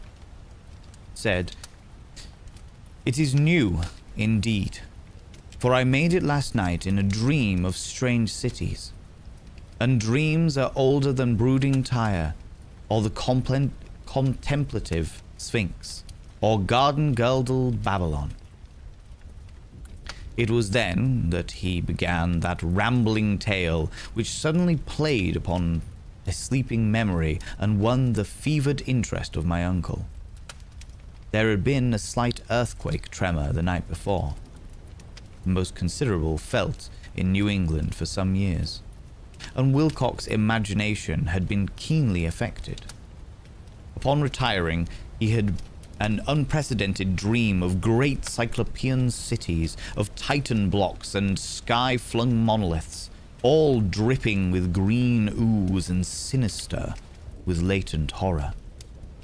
Hieroglyphics had covered the walls and pillars, and from some undetermined point below had come a voice that was not a voice, a chaotic sensation which only fancy could transmute into sound, but which he attempted to render by the almost unpronounceable jumble of letters, Cthulhu Futhagen. This verbal jumble was the key to the recollection which excited and disturbed Professor Angle. He questioned the sculptor with scientific minuteness, and studied with almost frantic intensity the bas-relief on which the youth had found himself working, chilled and clad only in his nightclothes, when waking had stolen bewilderingly over him. My uncle blamed his old age. Wilcox afterwards said for his slowness in recognizing both hieroglyphics and pictorial design. Many of his questions seemed highly out of place to his visitor, especially those which tried to connect the latter with strange cults or societies. And Wilcox could not understand the repeated promises of silence which he was offered in exchange for an admission of membership in some widespread mystical or paganly religious body. When Professor Angle became convinced that the sculptor was indeed ignorant of any cult or system of cryptic lore, he besieged his visitor with demands for future reports of dreams. This bore regular fruit, for after the first interview, the manuscript records daily calls of the young man, during which he related startling fragments of nocturnal imagery whose burden was always some terrible cyclopean visits of dark dripping stone, with subterranean voices or intelligence shouting monotonously in enigmatical sense impacts, uninscribable save gibberish. The two sounds most frequently repeated are those rendered by the letters Cthulhu and R'lyeh. On March 23rd, the manuscript continued. Wilcox failed to appear, and inquiries at his quarters revealed that he had been stricken with an obscure sort of fever and taken to the home of his family in Waterman Street. He had cried out in the night, arousing several other artists in the building, and had manifested since then only alternations of unconsciousness and delirium. My uncle had once telephoned the family, and from that time forward kept close watch of the case, calling often at the Thayer Street office of Sir Dr. Toby, whom he learned to be in charge. The young, febrile mind apparently was dwelling on strange things, and the doctor shuddered now and then as he spoke of them. They included not only a repetition of what he had formerly dreamed, but touched wildly on gigantic things miles high which walked or lumbered about. He at no time fully described this object, but occasionally frantic words, as repeated by Dr. Toby, convinced the professor that it must be identical with the nameless monstrosity he had sought to depict in his dream sculpture. Reference to this object, the doctor added, was variably a prelude to the young man's substance into lethargy. His temperature, oddly enough, was not greatly above normal, but the whole condition was otherwise such as to suggest true fever rather than mental disorder. On April 2nd at about 3 p.m., every trace of Wilcox's malady suddenly ceased. He sat upright in bed, astonished to find himself at home and completely ignorant of what had happened in dream or reality since the night of March 22nd. Pronounced well by his physician, he returned to his quarters in 3 days. But to Professor Angle, he was of no further assistance. All traces of strange dreaming had vanished with his recovery, and my uncle kept no record of his night thoughts after a week of pointless and irrelevant accounts of thoroughly usual visions. Here, the first part of the manuscript ended, but references to certain of the scattered notes gave me much material for thought. So much, in fact, that only the ingrained skepticism then forming my philosophy can account for my continued distrust of the artist. The notes in question were those descriptive of the dreams of various persons covering the same period as that in which young Wilcox had had his strange visitations. My uncle, it seems, had quickly instituted a prestigiously far-flung body of inquiries among nearly all the friends whom he could question without impertinence, asking for nightly reports of their dreams, and the dates of any notable visions for some time past. The reception of his request seemed to have been varied, but he must, at the very least, have received more responses than any ordinary man could have handled without a secretary. This original correspondence was not preserved, but his notes formed a thorough and really significant digest. Average people in society and business, New England's traditional salt of the earth, gave an almost completely negative result, though scattered cases of unease but formless nocturnal impressions appear here and there, always between March 23rd and April 2nd, the period of young Wilcox's delirium. Scientific men were little more affected, though 4 cases of vague description suggest fugitive glimpses of strange landscapes, and in one case there is mention of a dread of something abnormal.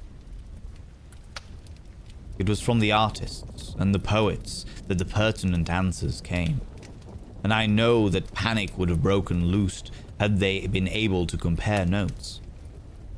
As it was, lacking their original letters, I half suspected the compiler of having asked leading questions, or having edited the correspondence in corroboration of what he had latently resolved to see. That is why I continued to feel that Wilcox, somehow cognizant of the old data which my uncle had possessed, had been imposing on the veteran scientist. These responses from aesthetists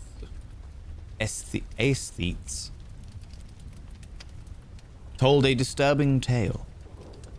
From February 28th to April 2nd, a large proportion of them had dreamed very bizarre things, the intensity of the dreams being immeasurably of the stronger during the period of the sculptor's delirium. Over a fourth of those who reported anything reported scenes and half sounds not unlike those which Wilcox had described, and some of the dreamers confessed acute fear of the gigantic, nameless thing visible towards the last. One case, which the note describes with emphasis, was very sad. The subject, a widely known architect with leanings towards theosophy and occultism, went violently insane on the date of young Wilcox's seizure, and expired several months later after incessant screaming to be saved from some escaped denizen of hell. Had my uncle referred to these cases by name instead of merely by number, I should have attempted some corroboration and personal investigation. But as it was, I succeeded in tracing down only a few. All of these, however, bore out the notes in full. I have often wondered if all the objects of the professor's questioning felt as puzzled as did this fraction. It is well that no explanation shall ever reach them. The press cuttings, as I have intimated, touched on the cases of panic, mania, and eccentricity during the given period. Professor Angle must have employed a cutting bureau, for the number of extracts was tremendous, and the sources scattered throughout the globe. Here was a nocturnal suicide in London, where a lone sleeper had leapt from a window after a shocking cry. Here, likewise, a rambling letter to the editor of a paper in South America, where a fanatic deduces a dire future from visions he has seen. A dispatch from California describes a theosophist colony as donning white robes en masse for some glorious fulfillment which never arrives. whilst items from India speak guardedly of serious native unrest towards the end of March. Voodoo orgies multiply in Haiti, and African outposts report ominous mutterings. American officers in the Philippines find certain tribes bothersome about this time, and New York policemen were mobbed by hysterical Levantines on the night of March 22nd to 23rd. The west of Ireland, too, is full of wild rumor and legendary and fantastic painter named Bono hangs a blasphemous dream landscape in Paris Spring Salon of 1926. And so numerous are the recorded troubles in insane asylums that only a miracle can have stopped the medical fraternity from noting strange parallelisms and drawing mystified conclusions. A weird bunch of cuttings, all told. And I can, at this date, scarcely envisage the callous rationalism with which I set them aside. But I was then convinced that young Wilcox had known of the older matters mentioned by the professor. Ooh, there we go. That's part 1, friends. I realized that at this stage you will have to forgive some of the fuck-ups because I haven't read it in a fucking million billion years, and I forgot how convoluted H.P. Lovecraft gets with his language, making up words, using old English words. And also, I also want to take a moment to say that we need to be very careful, because this book, it needs to be said that H.P. Lovecraft was indeed a xenophobe. All of his stories were written about his night terrors, and he was quite literally, he had a phobia of non-white people, as well as being a racist, a xenophobic individual. He was not a very nice person. This is the reason why I can read this now, because he is dead and therefore not benefiting from he's not benefiting from power, influence, or money from this. Do you know what I mean? Fuck ups, make it authentic. Just don't fuck up the bigoted stuff. Yeah, the bigoted stuff, I will say that I am going to change any mention of the N-word, because it's already been one of them. Because as much as normally I would try and always be true to the original text, I feel really, really uncomfortable saying that word.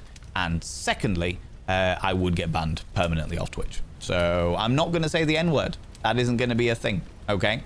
But I just want to remind everybody of the context of this. This was written by a xenophobe. This was written by somebody who exactly fracks phobia of non-white people and non-upper class people. Now, rumor has it, I have read a couple of letters that supposedly were from H.P. Lovecraft in his later years, where he basically realized how xenophobic he was and regretted it, and basically the letters say that he is deeply apologetic to all of the foreign people that he may have offended with his early work, because he'd never spoken to a foreigner. All of the information that he'd got about foreign people, especially non-white people, were specifically from his xenophobic mother, because he was also a shut-in. He didn't go out. His only friend was his mother.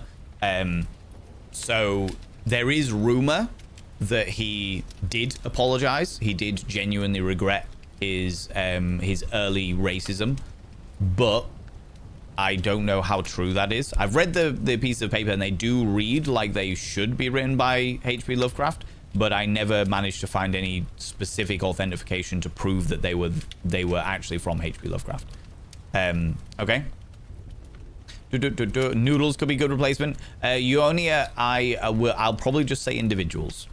And the reason why is because if I say noodles, it might break the atmosphere. I like reading books like this because of the atmosphere that it builds. You know what I mean? So I'll probably just say something like individuals, or find another word that I can put in there, you know. Invalid Axiom, thank you very much for coming in. How you doing? How's it going? Also, we had a couple of follows in there. Thank you so much for those follows. I appreciate it. And Tiana Law, thank you very much for coming in with a prime as well. You beautiful being. I'll inscribe your name on the mirror vein before we go on to chapter 2 of that wonderful... Well, it is a wonderful story, even if it is tainted with H.P Lovecraft's dynamic. Is everyone enjoying themselves? Is that all right? Are you all enjoying yourselves so far?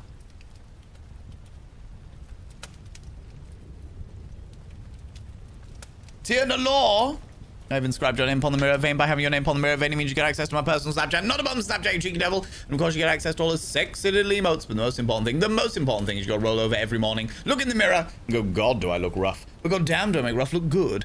Ooh, sexy. Oh, yes, meow, you know? You didn't show us the pictures? Having the worst time? Rude. There was one picture. There was one picture, which I could show you.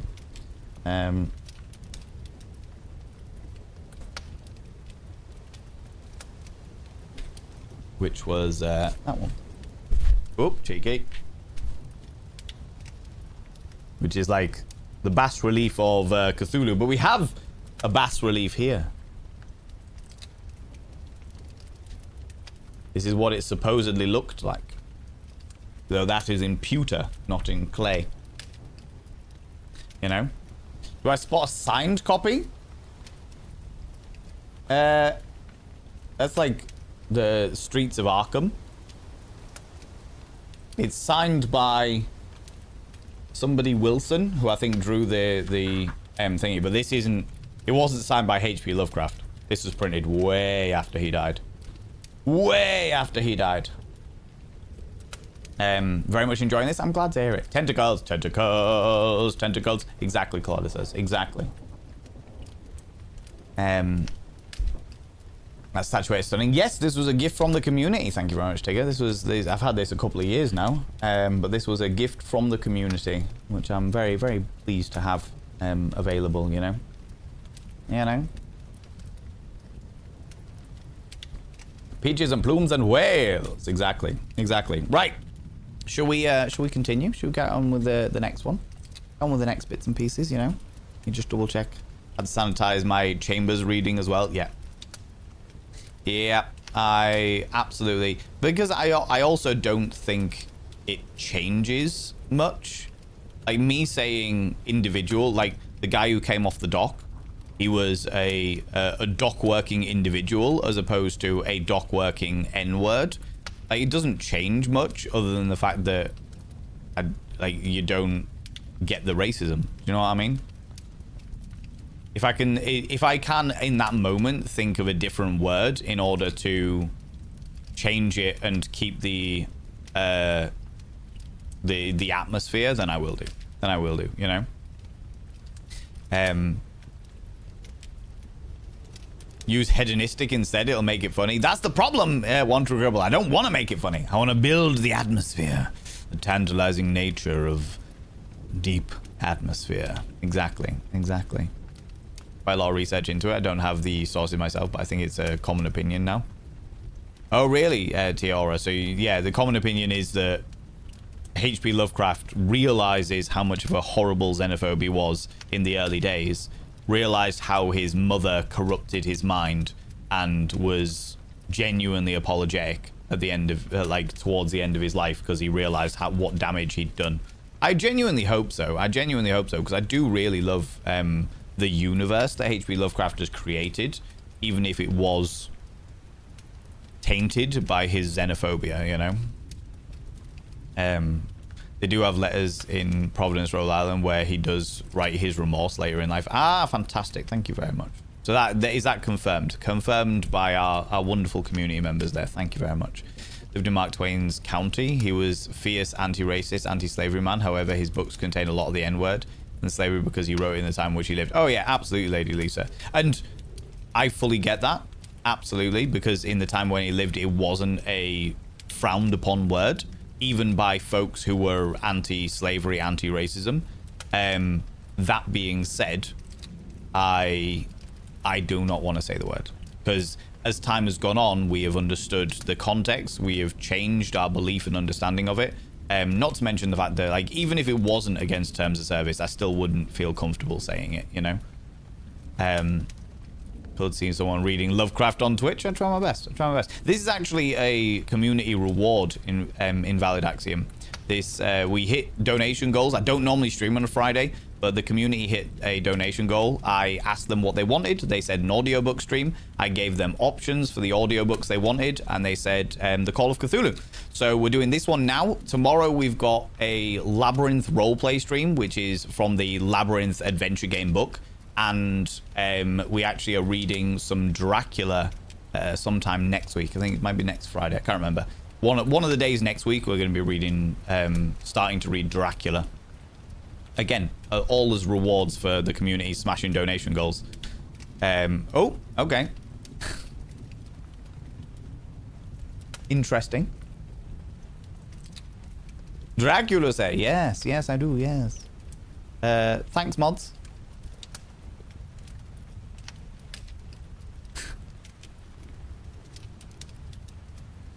Oh my god. Wow. Do you know what's very entertaining is the fact that those trolls could have come in on any other day. Any other day.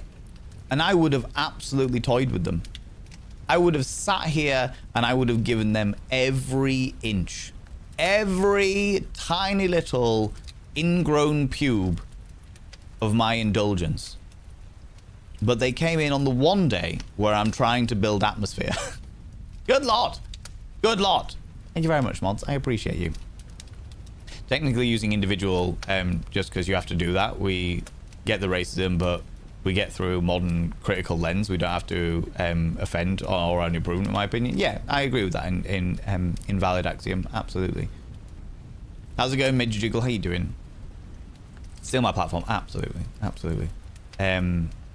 You event a free trial and beautiful Boston Harbor Island. I love that. I am definitely not reading in a Boston accent because I don't know the Boston accent well enough to do it justice. Do you know what I mean?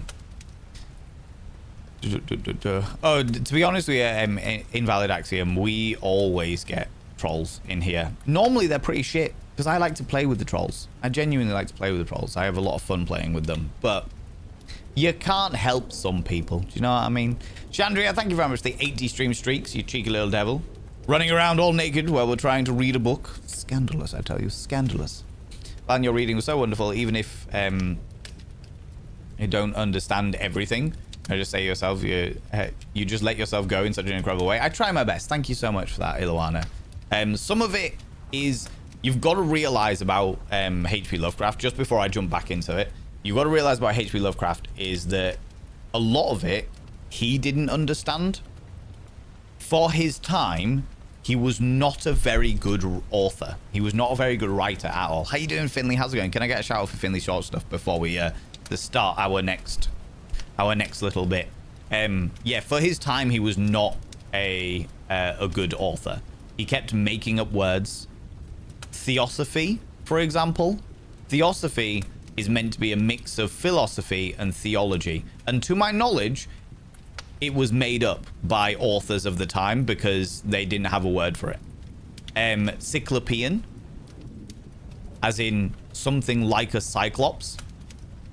Shakespeare did indeed make up words too, yeah. But Shakespeare made up words in order to fit the iambic pentameter. So from what I understand of Shakespeare, and I haven't studied Shakespeare in many years, he made up words specifically to fit the rhythm of the production, as it were.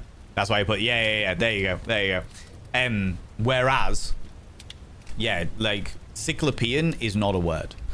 How can a building be like a cyclops? Theosophy was a religious movement, was it? I didn't realize that. I did not realize that. There we go. Drew Axiom, language historians say Boston speaks like a common man did during Shakespeare Rose Theatre. Interesting. Well, there we go. There we go. Is this the Finley short stuff who made the Barbie of you? Most certainly is. The Barbie of me is actually upstairs because I was showing a friend of it at the moment, so I can't show you it right now. But yes, very much so. That is the Finley short stuff who made the Barbie of Valen. The Barbie Valen. I have just pulled this away and lost my page. That's all right. Okay. Let us go back into the world of the Call of Cthulhu. Chapter 2. The Tale of Inspector Legrasse. The older matters which had made the sculptor's dream and bas-relief so significant to my uncle formed the subject of the second half of this long manuscript. Once before, it appears, Professor Angle had seen the hellish outlines of the nameless monstrosity, puzzled over the unknown hieroglyphics, and heard the ominous symbols which can be rendered only as Cthulhu, and all this in so stirring and horrible a connection that it is a small wonder he pursued young Wilcox with query and demands for data. This earlier experience had come in 1908, 17 years before, when the American Archaeological Society held its annual meeting in St. Louis. Professor Angle, as befitted of one of his authority and attainment, had prominent part in all of the deliberations, and was one of the first to be approached by several outsiders who took advantage of the convocation to offer questions for correct answering and problems for expert solution. The chief of these outsiders, and in a short time the focus of interest for the entire meeting, was a commonplace-looking, middle-aged man who had traveled all the way from New Orleans for certain special information unobtainable from any local source. His name was John Raymond Legrasse, and he was by profession an inspector of police. With him he bore the subject of his visit, a grotesque, repulsive, and apparently very ancient stone statue whose origin he was at a loss to determine. It must not be fancied that Inspector Legrasse had the least interest in archaeology. On the contrary, his wish for enlightenment was prompted by purely professional considerations.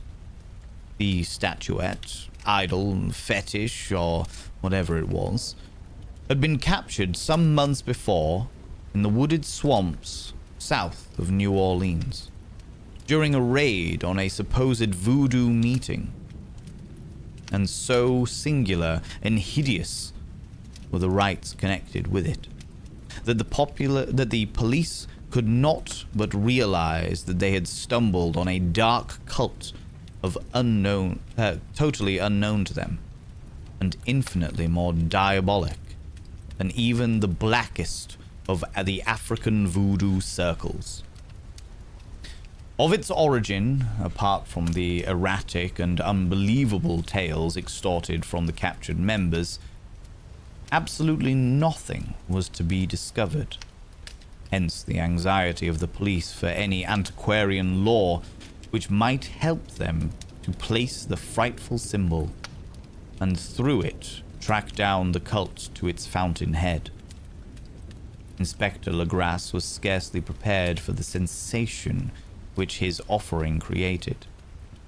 One sight of the thing had been enough to throw the assembled men of science into a state of tense excitement, and they lost no time in crowding around him to gaze at the diminutive figure whose utter strangeness and air of genuinely abysmal antiquity hinted so potently at unopened and archaic vistas. No recognized school of sculpture had animated this terrible object, yet centuries and even thousands of years seemed recorded in its dim and greenish surface of unplaceable stone.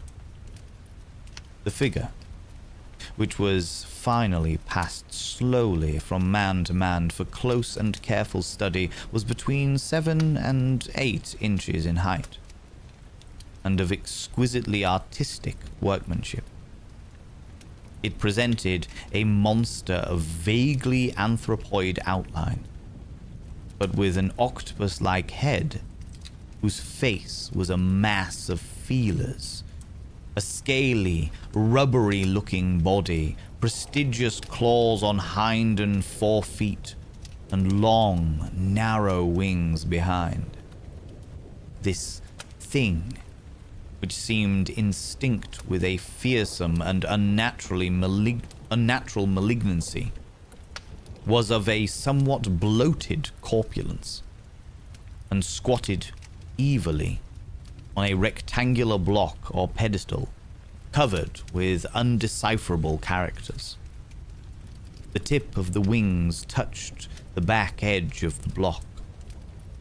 The seat occupied the center, while the long curved claws of the doubled up crouching hind legs gripped the front edge and extended a quarter of the way down towards the bottom of the pedestal. The cephalopod head was bent forward so that the ends of the facial feelers brushed the backs of the huge forepaws which clasped the croucher's elevated knees. The aspect of the whole was abnormally lifelike, and the more subtly fearful, because its source was so totally unknown. Its vast, awesome, and incalculable age was unmistakable, yet not one link did it show with any type of art belonging to civilization's youth, or indeed to any other time. Totally separate and apart, its very material was a mystery, for the soapy greenish-black stone, with its golden or iridescent flecks and striations, resembled nothing familiar to geology or mineralogy. The characters along the base were equally baffling, and no member present, despite a representation of half the world's expert learning in the field, could form the least notion of even their remotest linguistic kinships. They, like the subject and material, belonged to something horribly remote and distinct from mankind as we know it.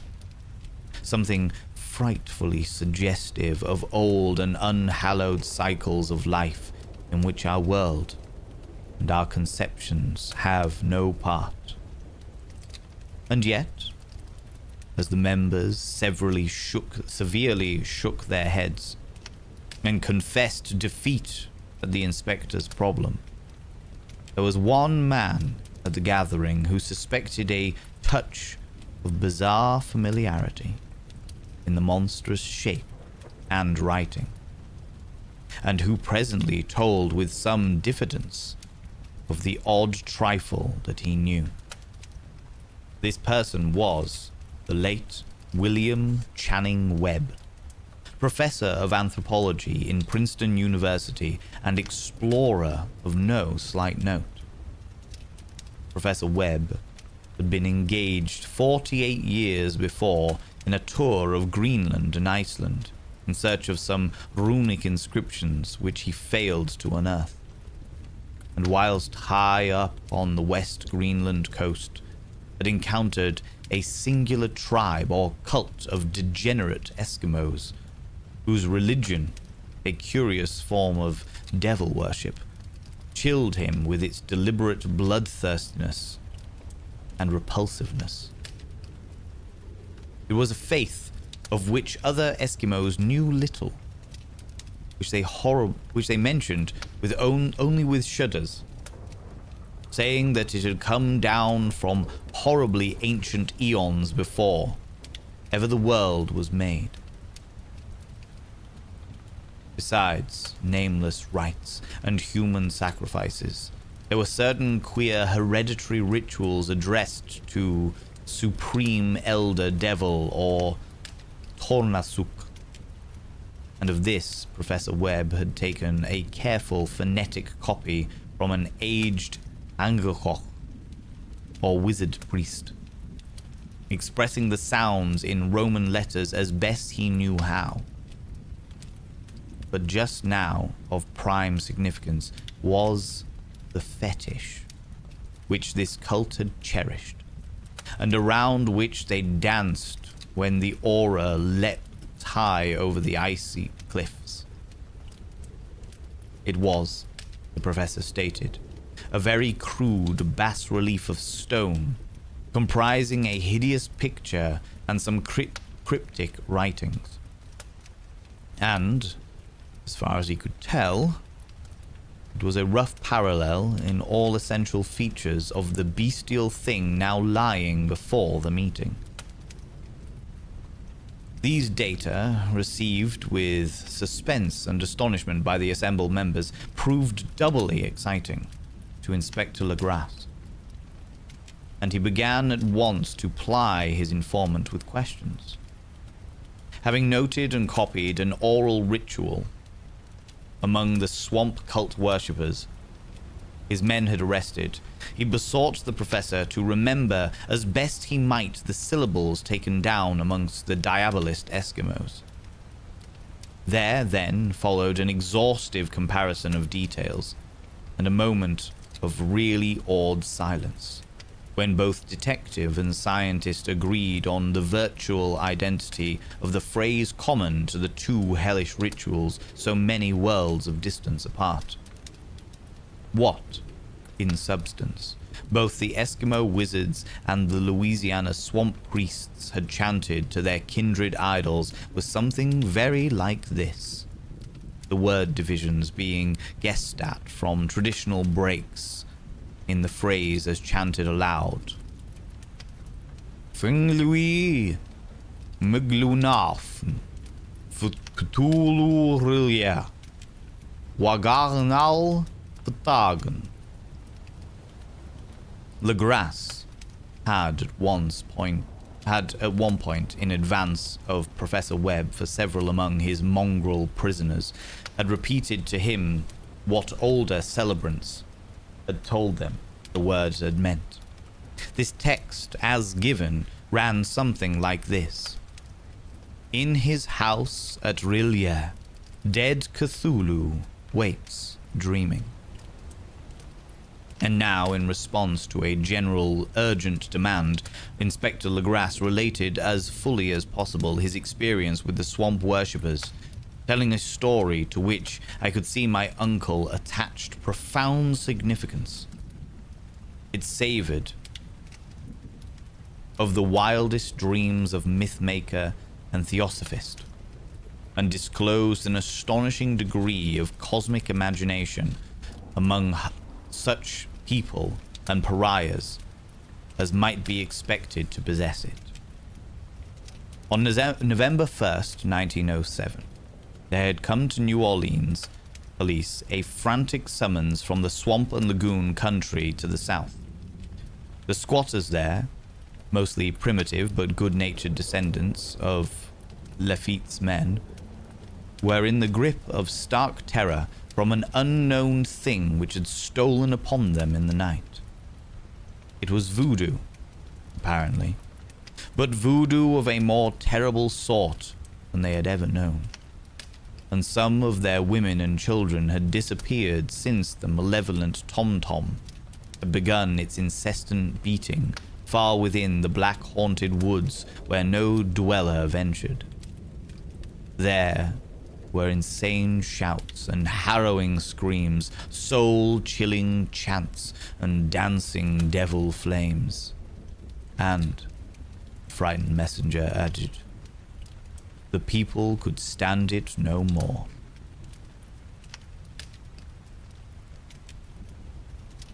Oh, I missed the ads. Excuse me, Nibrin, thanks. So a body of 20 police, filling 2 carriages and an automobile, had set out in the late afternoon with the shivering squatters as guides. At the end of the passable road they alighted, and for miles splashed on in silence through the terrible cypress woods, where day never came.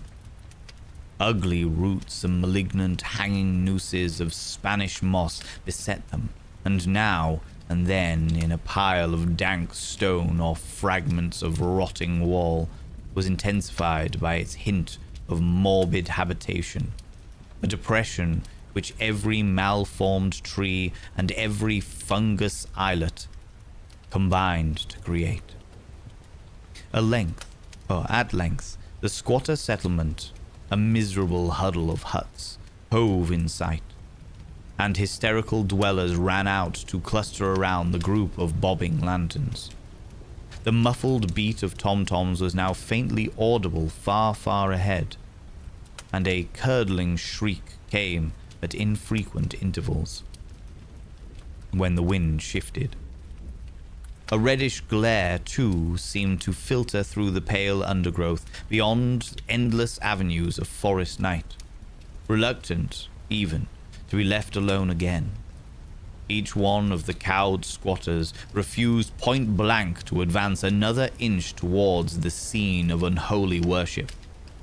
So Inspector Legrasse and his 19 colleagues plunged on unguided into the black arcades of horror that none of them had ever trod before. The region now entered by police was one of traditionally evil repute, substantially unknown and untraversed by white men. There were legends of a lake, or a hidden lake, unglimpsed by mortal sight, in which dwelt a huge, formless, white, polypus thing, with luminous eyes, and squatters whispered that bat-winged devils flew up out of caverns in inner earth to worship it at midnight. They said it had been there before the Iberville, before La Salle, before the Indians, and before even the wholesome beasts and birds of the woods.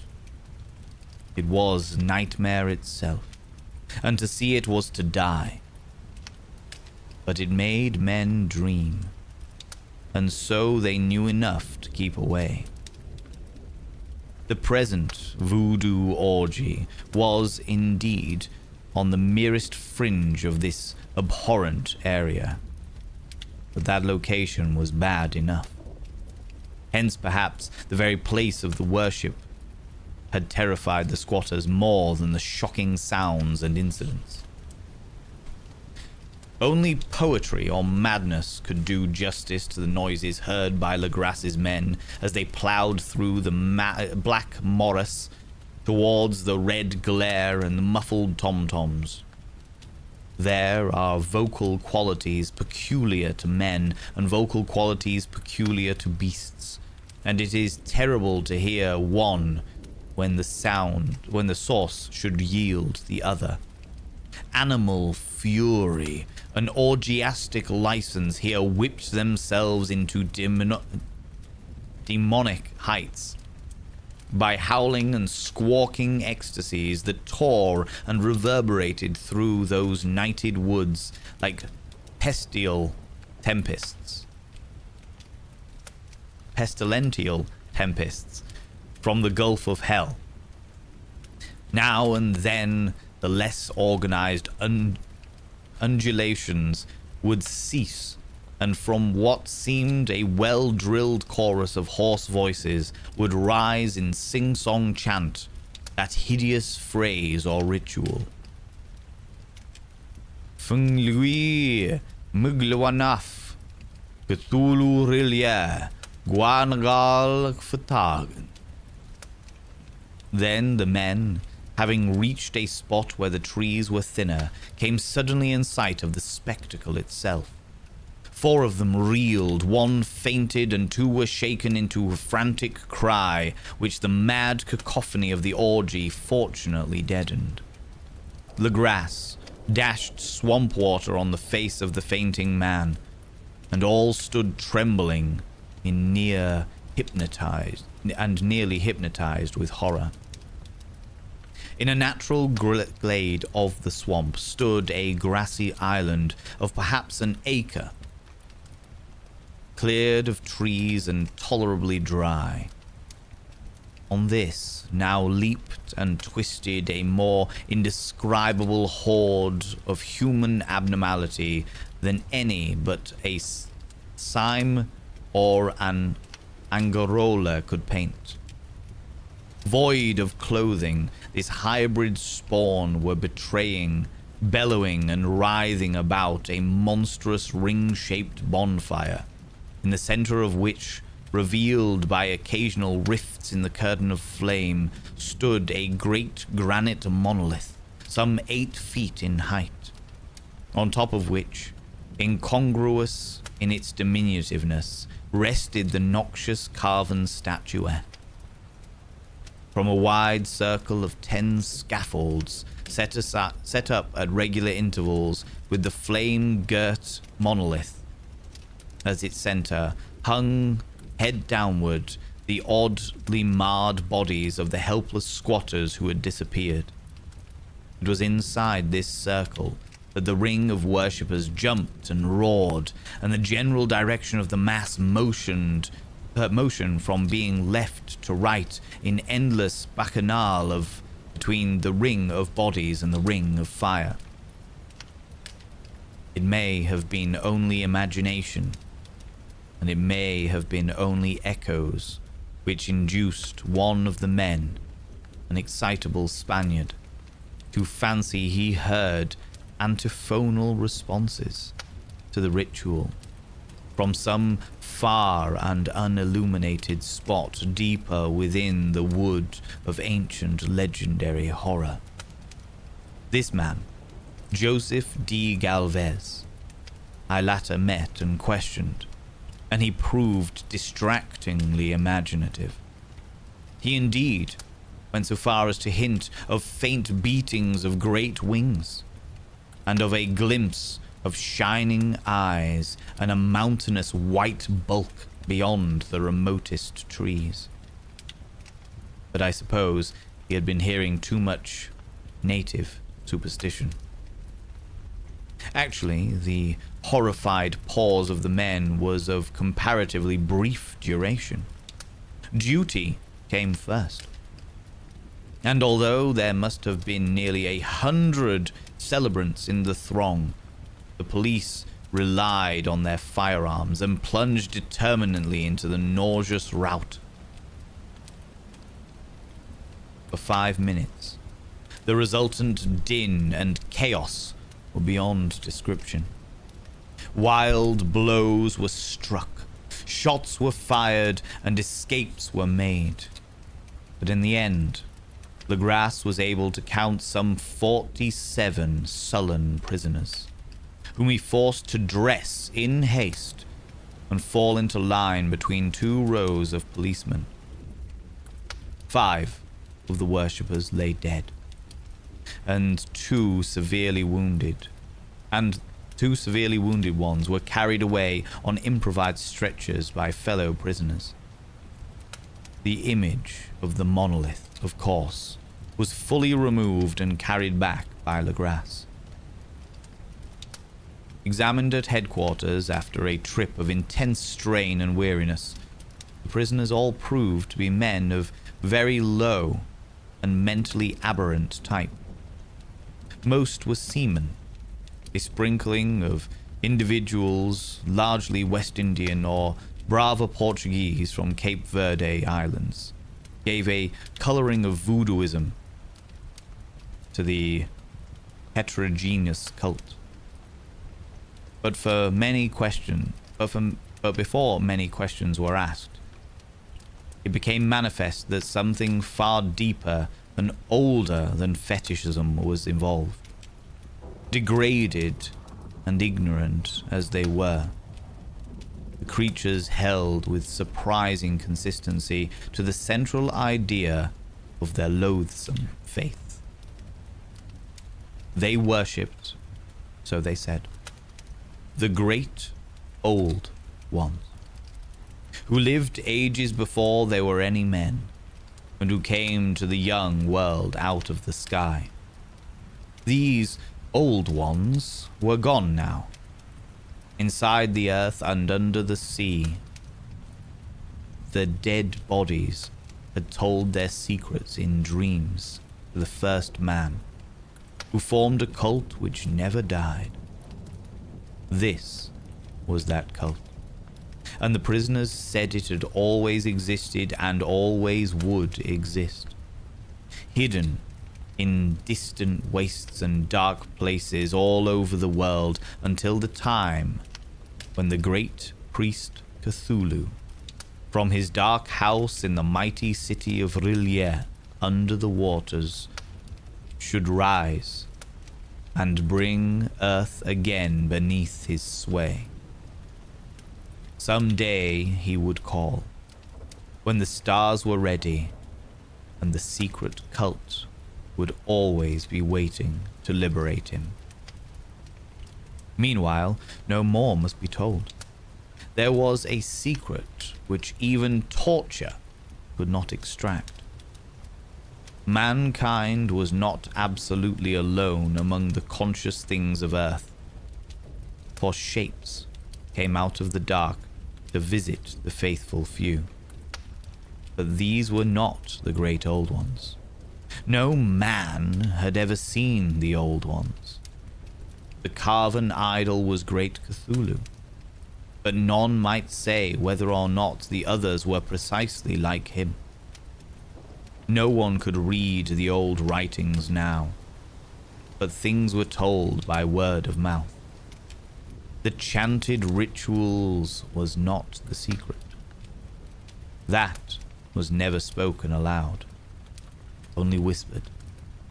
The chant meant only this: in his house at R'lyeh, dead Cthulhu waits dreaming.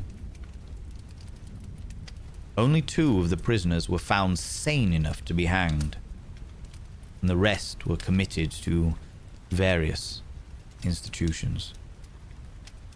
All denied a part in the ritual murders, and averred that the killings had been done by the black-winged ones, which had come to them from their immemorial meeting place in the haunted wood.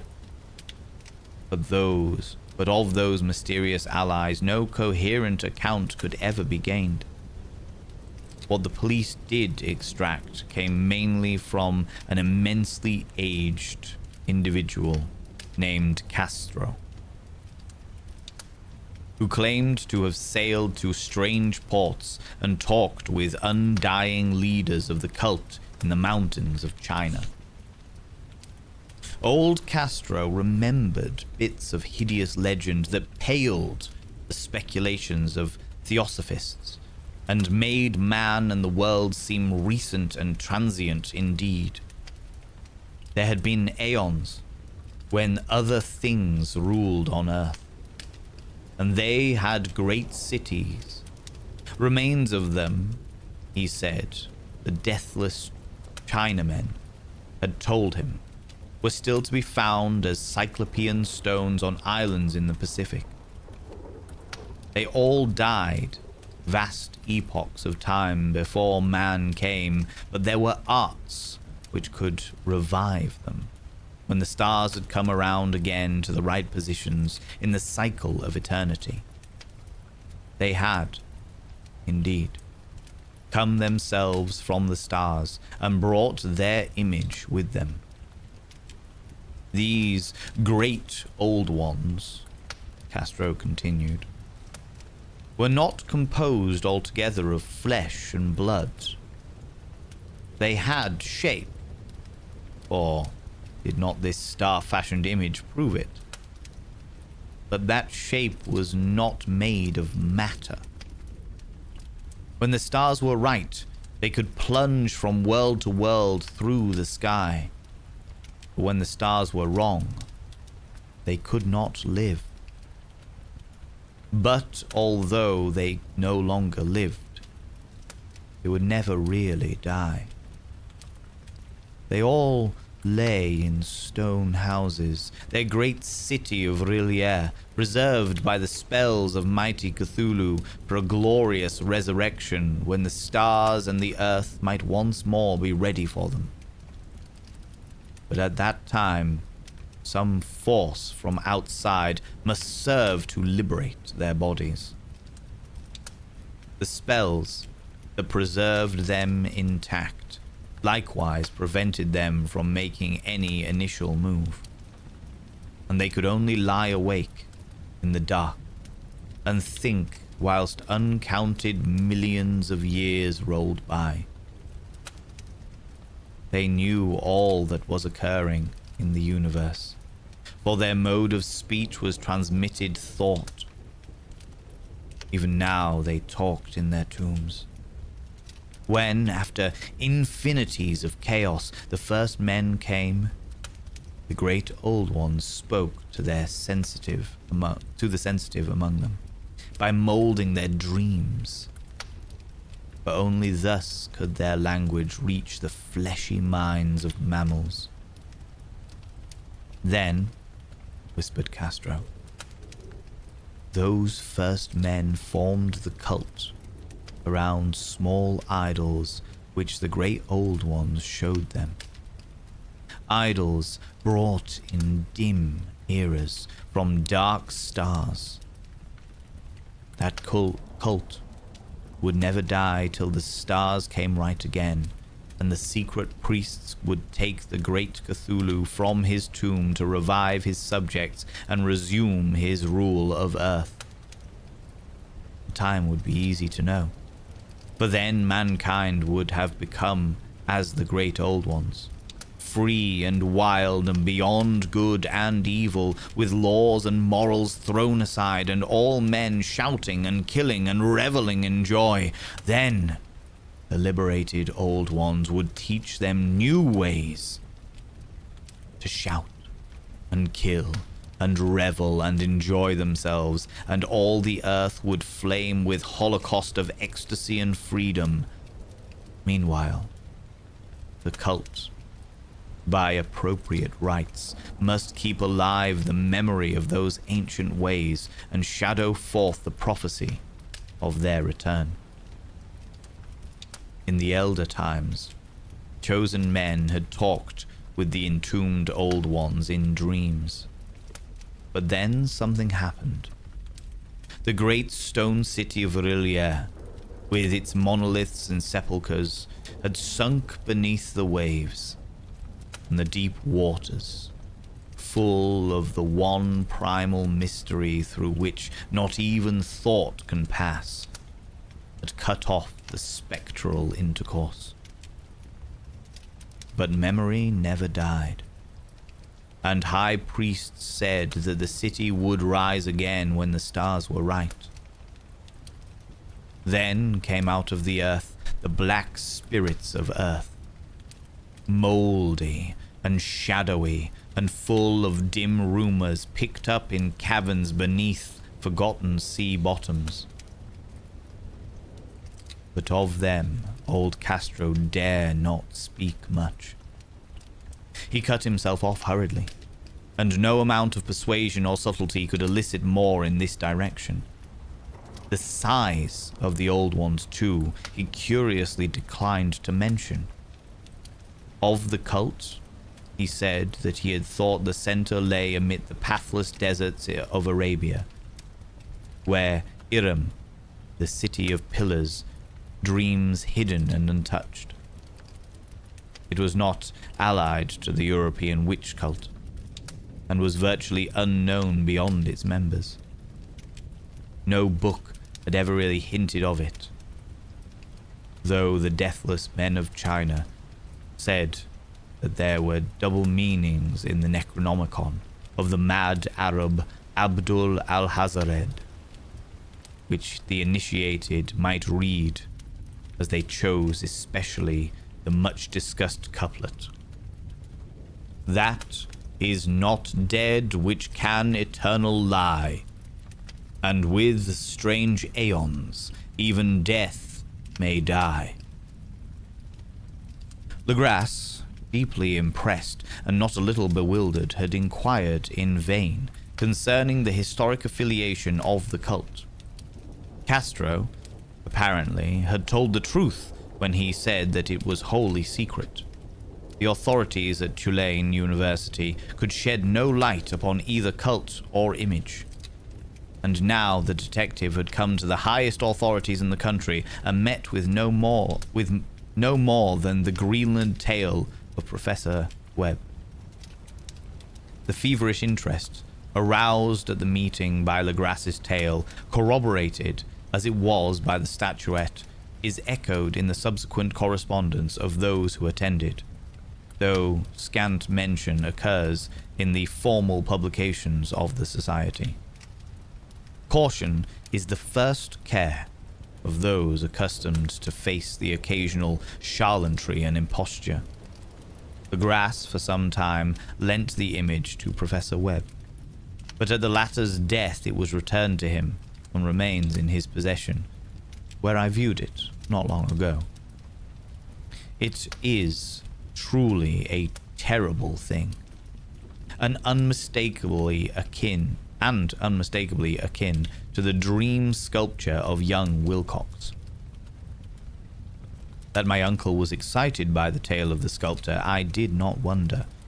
For what thoughts must arise upon hearing, after a knowledge of what Legras had learnt of the cult, of a sensitive young man who had dreamt not only the figure and the exact hieroglyphics of the swamp-found image in the green land devil tablet, but had come in his dreams upon at least 3 of the precise words of the formula uttered alike by Eskimo Diabolist and Louisianan cultist. Professor Angle's instant start on an investigation of utmost thoroughness was eminently natural, though privately I suspected young Wilcox of having heard of the cult in some indirect way, and of having invented a series of dreams to heighten and continue the mystery at my uncle's expense. The dream narratives and cuttings collected by the professor were, of course, strong corroboration, but the rationalism of my mind and the extravagance of the whole subject led me to adopt what I thought the most sensible conclusions. So, after thoroughly studying the manuscript again and correlating the theosophical and anthropological notes with the cult narrative of Legras, I made a trip to Providence to see the sculptor and give him the rebuke I thought proper for so boldly imposing upon a learned and aged man. Wilcox still lived alone in the Fleur-de-Lis building in Thomas Street, a hideous Victorian imitation of 17th century Breton architecture which flaunts its stuccoed front amidst the lovely colonial houses on the ancient hill, and under the very shadow of the finest Georgian steeple in America. I found him at work in his rooms, and at once conceded from the specimens scattered about that his genius is indeed profound and authentic. He will, I believe, be heard from some time as one of the great decadents, for he has crystallized in clay and will one day mirror in marble those nightmares and fantasies which Arthur Machen evokes in prose, and Clark Ashton Smith makes visible in verse and in painting. Dark, frail, and somewhat unkempt in aspect, he turned languidly at my knock, and asked me my business without rising. When I told him who I was, he displayed some interest, for my uncle had excited his curiosity in probing his strange dreams, yet had never explained the reason for the study. I did not enlarge his knowledge in this regard, but sought with some subtlety to draw him out. In a short time I became convinced of his absolute sincerity, for he spoke of the dreams in a manner none could mistake, They and their subconscious residuum had influenced his art profoundly, and he showed me a morbid statue whose contours almost made me shake with the potency of its dark suggestion. He could not recall having seen the original of this thing except in his own dream bas-relief, but the outlines had formed themselves insensibly under his hands. It was, no doubt, the giant shape he had raved of in delirium. That he really knew nothing of the hidden cult, save from what my uncle's relentless catechism had let fall, he soon made clear.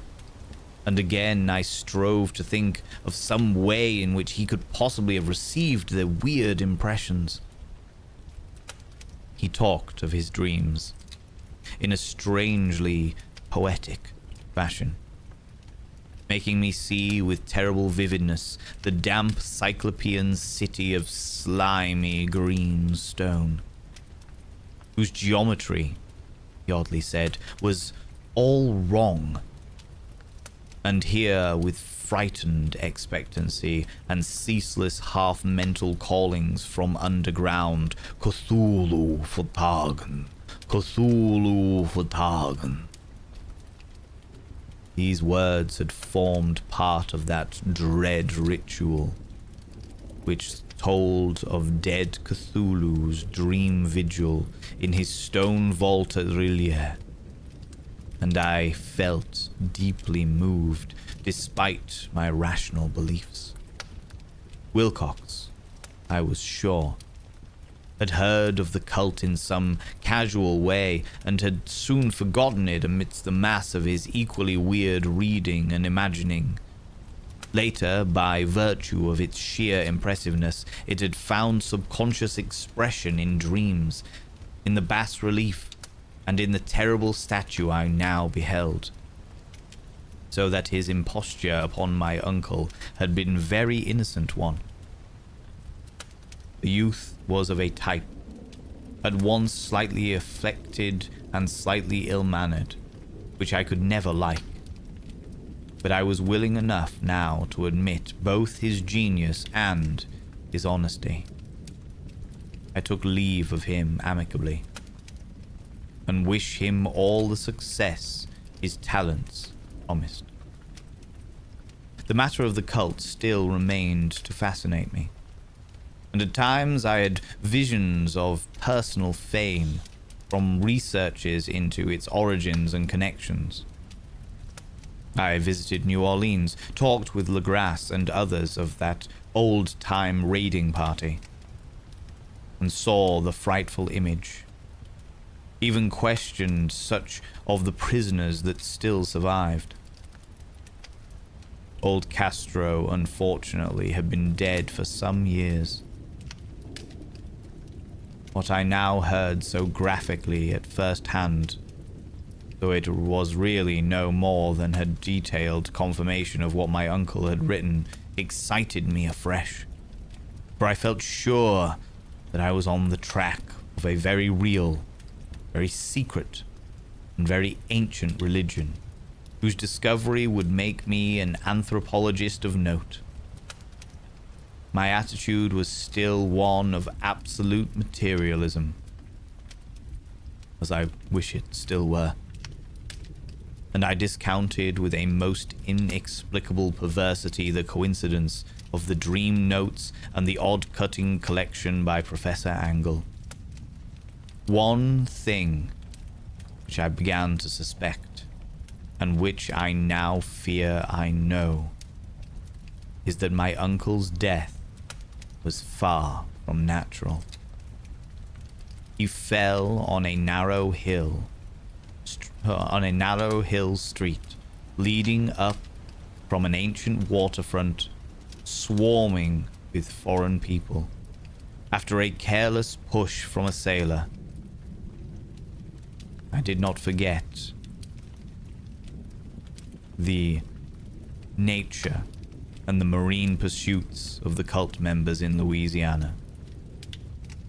and I would not be surprised to learn of secret methods and poison needles as ruthless and as anciently known as the cryptic rites and beliefs. Legrasse and his men, it is true, have been let alone.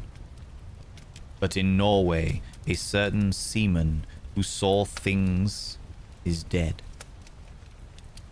Might not the deeper inquiries of my uncle, after encountering the sculptor's data, have come to sinister ears? I think Professor Angle died because he knew too much, or because he was likely to learn too much. Whether I shall go as he did remains to be seen, for I have learned much now. Ooh, ooh. That's part 2, and I've got such an itchy nose. I've been desperately trying to itch for the past 3 pages. Yes, Pope Wit and Max White giving us up to Aphelion Panda. Thank you so much, you beautiful individuals. Thank you so much. I really, really appreciate it. Yes, the all of the alerts have been muted while I indulge in the atmosphere of our glorious audiobook shenanigans. Yes, bathroom break, friends. Go do the bits and pieces. Do what you need to do. Do what you need to do. Thank you very much, you beautiful beings. We will continue with part 3 momentarily. Excuse me, momentarily. But first, Max Watch, thank you very much for giving that sub to Aphelion Panda, and Pope Wick coming in for the 11 months, you cheeky little devil. Allow me to inscribe their names upon the myriad of veins. And Pope Wit. I've inscribed both of your names upon the mirror vein. By having your names upon the mirror vein, it means you get access to my personal Snapchat. Not a bum Snapchat, you cheeky devils. Of course, you get access to all the sexy little emotes. And you also get a discount on the merch store if you're interested. Not that you would be, but if you are, it's there. Do you know what I mean? But the most important thing as well, you know, is you got to roll over every morning, look in the mirror and go, God, do I look rough? But God damn, do I look rough? Looks good. Ooh, sexy. Oh, yes, meow. You know? You're reading this so quickly. I thought I was making a good pace of it, Painted Lady. I thought I was making a good pace of it. Am I going too fast?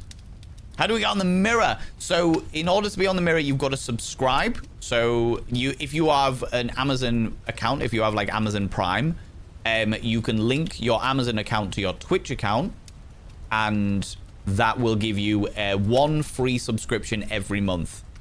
So if you want to do that, if you already have Amazon Prime, it's like 1 free subscription that you can give to whoever, whichever content creator you want. If you give it to me, then I get like $2.50. If you give it to somebody else, they get $2.50, etc. It does stop at the end of each month, so if you want to keep using it, then you've got to keep repeating it every single month and go through all that process using, they call it a Prime subscription. The other alternative is subscribing at tier 1, tier 2, tier 3, or somebody in this community might gift you a sub, but there's no pressure or obligation for anybody in this community to do that. Let's remember, look after yourselves. Your stuff comes first, you know what I mean? And by doing that, you get certain benefits. So first of all, you get a discount on the merch store. You get access to a whole load of like little emojis or emotes, as we call them on Twitch, that you can use here or anywhere else on Twitch. We say some gimmicky stuff about like what you need to say every morning when you look in the mirror, and you also get your name on the mirror, that kind of thing. Once the mirror is done, I actually write it all into another book called the Grimoire of Vain, you know, which is good. But yeah, if people want to go have a piss, do bits and pieces, you're welcome to do it. Tonka, how you doing, you beautiful individual? Itchy nose means you need to kiss a fool. So my granny's fat. Is that right? Is that right? Well, fortunately, I know many fools. And I am puckered and ready. Puckered and ready. Actually, my lips are quite dry. I'm going to have to lubricate them in advance. But welcome on in, Tonka. How you doing? You've never heard Red Lovecraft? There is a fantastic actor called Patrick Coyle, which is spelled C-O-Y-L-E. Patrick Coyle he does a reading, a very good reading of The Shadow over Innsmouth and fuck, what's it called? The Mountains of Madness. They're both available on YouTube. Because that's how I really got into H.P Lovecraft. Sam, you cheeky devil, coming in with your prime as well, you beautiful human being, you. And Big Gay Bear asking a question. I will answer that question momentarily. Hold on. Oh, but first. Ooh, I'll do that. Sam, I shall inscribe your name upon the back of the mirror vein, as is your right and your right alone. The only one I can do that with. Sam, I've inscribed your name upon the back of the mirror vein. There it is. For the third time on this mirror. But having your name upon the back of the mirror vein, it means you get access to my personal Snapchat. Not a bum Snapchat, you cheeky devil. And of course, you get access to all the sexy little emotes. But the most important thing is you got to roll over every morning, look in the mirror and go, God, do I look rough? But goddamn, do I make rough look good? Ooh, sexy. Oh, yes, meow, you know? You know? But first, exactly. While we are waiting for people to get back from visiting the urination station, before we start section 3, that Richard Coyle? I thought it was Patrick Coyle. Is it Richard Coyle? No, he plays a character called Patrick in a TV series called Coupling. So it is Richard Coyle. You're right, Giles. Thank you very much for reminding me that. Yeah. Richard Coyle. Let me double check. YouTube. Richard Coyle. Ooh.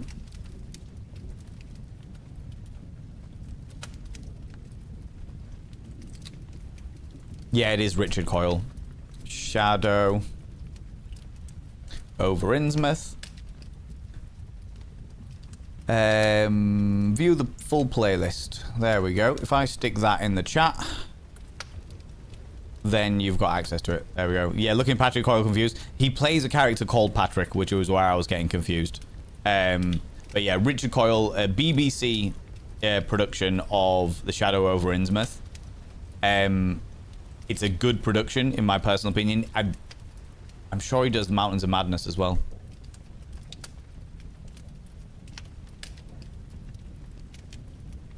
At The Mountains of Madness by Richard Coyle.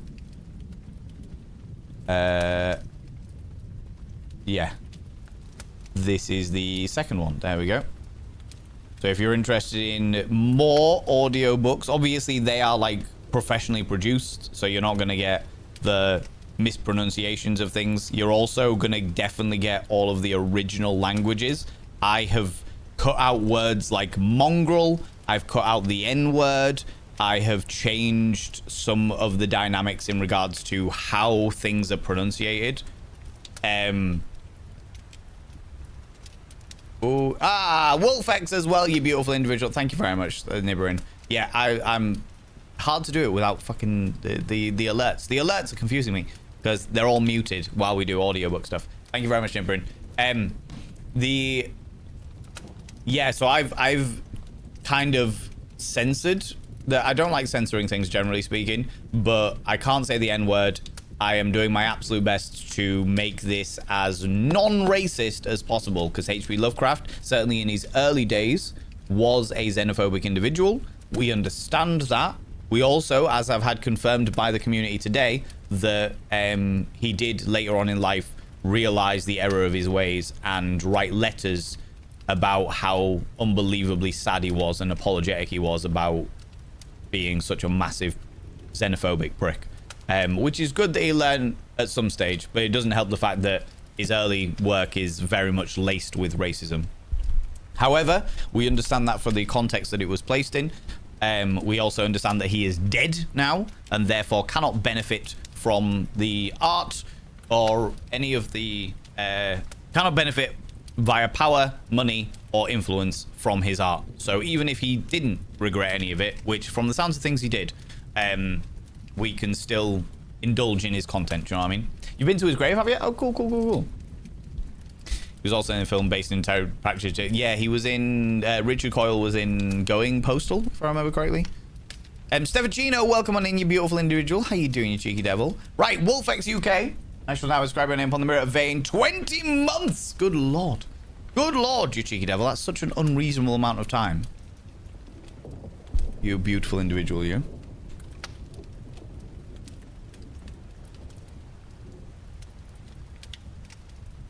Wolfex UK. I've inscribed your name upon the mirror vein. Oh, CK. Oh, and Vet, you beautiful bean. Thank you so much for using your Prime here as well.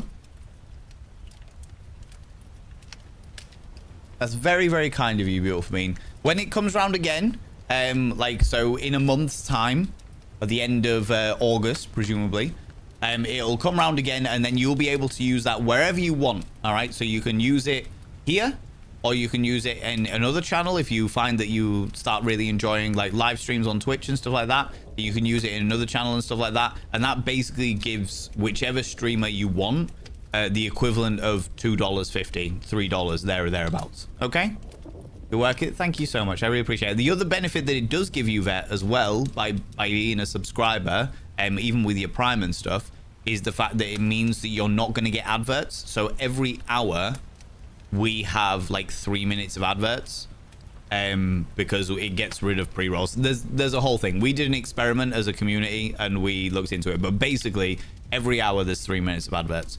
By being a subscriber, it means you don't get to see any adverts for the month that you are subscribed. Okay, and I hope that thing is. But yeah, Wolfex and Vet, I have inscribed your name upon the mirror vein. By having your names upon the mirror vein, it means you get access to my personal Snapchat. Not a bum Snapchat, you cheeky devil. And of course, you get access to all the sexy little emotes. But the most important thing is you got to roll over every morning, look in the mirror and go, God, do I look rough? But goddamn, do I make rough look good? Ooh, sexy. Oh, yes, meow, you know? Also, Exa Unique, you beautiful bean. Thank you very much for gigantifying those emotes. I appreciate it. I appreciate it, you beautiful bean. We do a ride dance and hope for the best. Exactly. What I'm going to do, friends, is I've just realized that we've got like quarter of an hour before the next set of adverts. So if I run the adverts right now, then it's going to get them out the way. I can chat with chat for a bit, answer Big Gay Bear's question. Big Gay Bear, are you subscribed? Let me double check this before you are not. So that's not going to work. That is not going to work. Okay, I'll run the adverts anyway. Big Gay Bear, I'll answer them as soon as we're done. Not sub, no. As soon as the adverts are done, I'll answer your question.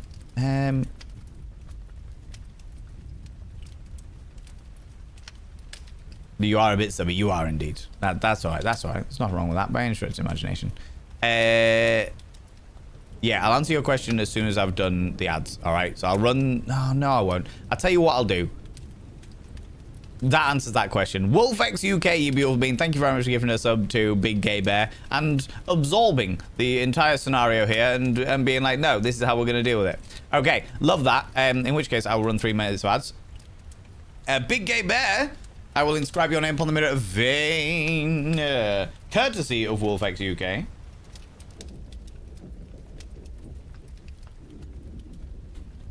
And then I have a few minutes in order to answer your question as well. By having your name upon the mirror vein, it means you get access to my personal Snapchat, not bum Snapchat. Of course, you get access to all the sexy little emotes, but the most important thing is you gotta roll over every morning, look in the mirror and go, God, do I look rough? But goddamn, do I make rough look good? Ooh, sexy. Oh, yes, meow, you know? Right, people, for the people that don't know, I am a sex educator. And Big Gay Bear has asked me a sex education question. How do I get over my lack of sexual/dating life? Ever since breaking up with my boyfriend in April, I have no desire for sex or dating, and I don't know how to get back on the wagon. That's a really difficult one because it changes person to person, Big Gay Bear. Sky's Arc, I'll be with you in 2 seconds, you beautiful individual. Let me answer this question first. It's a really difficult one to answer because it differs person to person. Some people feel all of the lust and none of the emotion. Some people, because you're basically, what you're doing is you're grieving a relationship. You're grieving a relationship.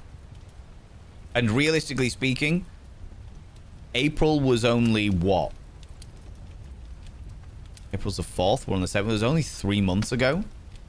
So I would like to think, generally speaking, that as you grieve the relationship, as you process the heartache, as you process the relationship that it no longer will be, you will find that some of your old urges and temptations come forward. If you remember, like we talk about sex and sexual congress in regards less of a drive as in one thing, but more of as an accelerator and a brake. And the thing about the brake is, it doesn't matter how much you press the accelerator. If the brake is down, the accelerator means you're going nowhere. You know what I mean? The brake is down, nothing's happening. So if your breakup and all of the associated emotions that come with a breakup are firmly on that sexual brake, that means it doesn't matter how appealing, how gorgeous, how tantalizing, how seductive the people are that are pressing on your sexual accelerator, they're helping you with this sexual accelerator, your brake is saying no. Your sexual brake is going, no, you haven't processed this relationship yet. You haven't processed the heartache. You haven't processed the dynamics. You've got to also remember that when it comes to relationships especially, there is a difference between having sex and making love. And this is something that a lot of people really, really struggle with.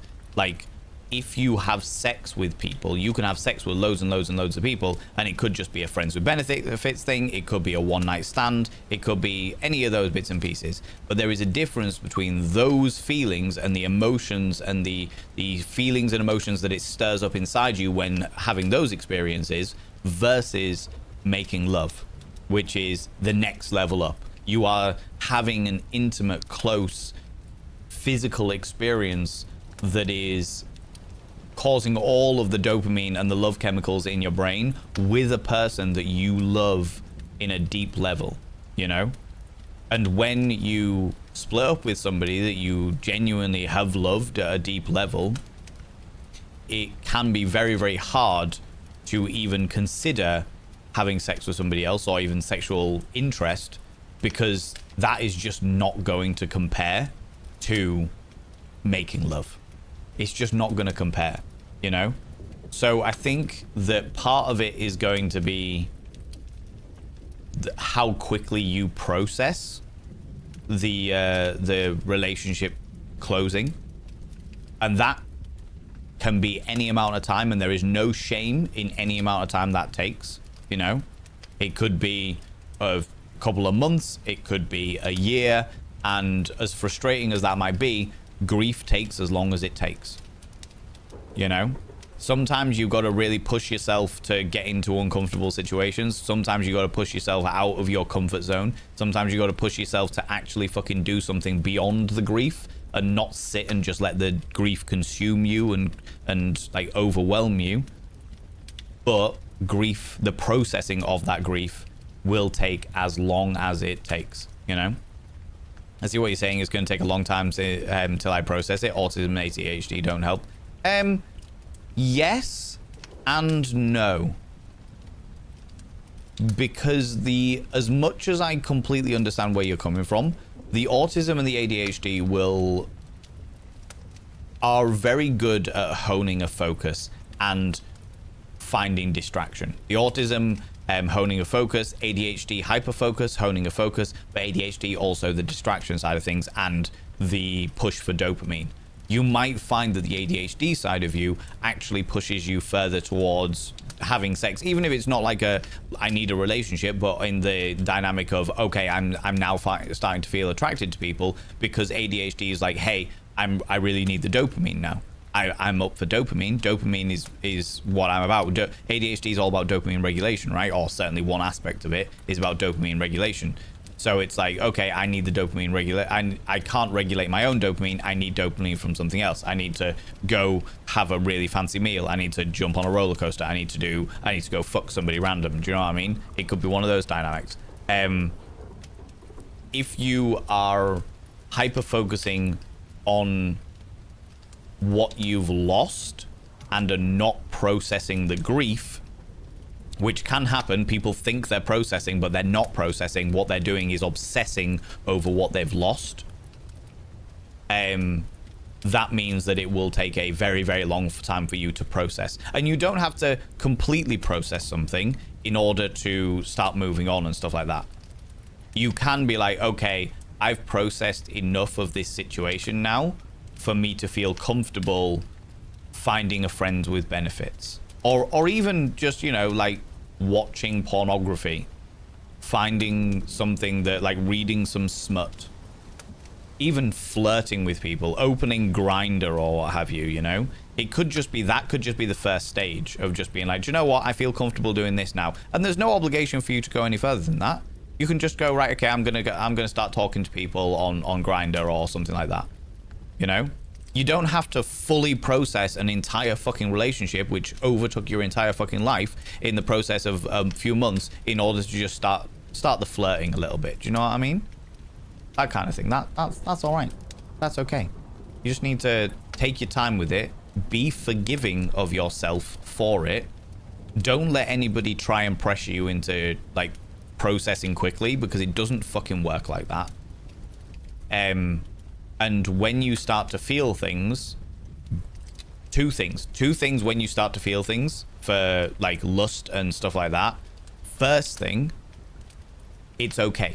You're allowed to do that. Go with it. Run with it. If you want to run with it, that's fucking great. Second thing, don't feel fucking guilty. Do not feel guilty for your body having urges. Do not feel guilty for the fact that you are attracted to somebody that isn't your ex, you know? Very, very, very important, you know? Keep yourself accountable, but with forgiveness and love. Yeah. Thank you for asking the question. Thank you for answering. Yes, my pleasure. My absolute pleasure. Find something creative helps you with process what I'm feeling. I'm a workaholic. So my entire I distract myself with work more often than not, and I've been going to a lot of shows recently, so I've been doing a lot of indulging in other people's creativity, you know. After my husband died, I went crazy with sex, absolutely understandably, because the other thing about sex is the fact that it gives us dopamine and induces, like, the love chemicals, for lack of a better term, and it is also a fantastic distraction. It's a fantastic distraction. Somebody you care about is no longer in your life. Great, I'm going to distract myself with anything that fills the void. And I tell you what, sex is better than drugs.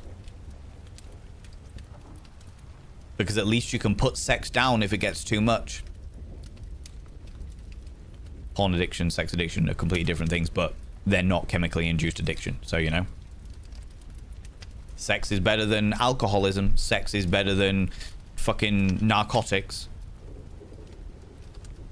Because those things, you either A, need another partner to do it with, which immediately limits your access to it, and B, it's much easier to put down sex than it is to put down a fucking heroin or what have you, you know what I mean? You can be safe with sex. Exactly. So, as much as people will absolutely condemn the fuck out of sex because society is biased against it, sex is actually much better for you than some of the alternatives when it comes down to distractions and stuff, do you know what I mean? He was my safe space after have that ripped away and still processing it.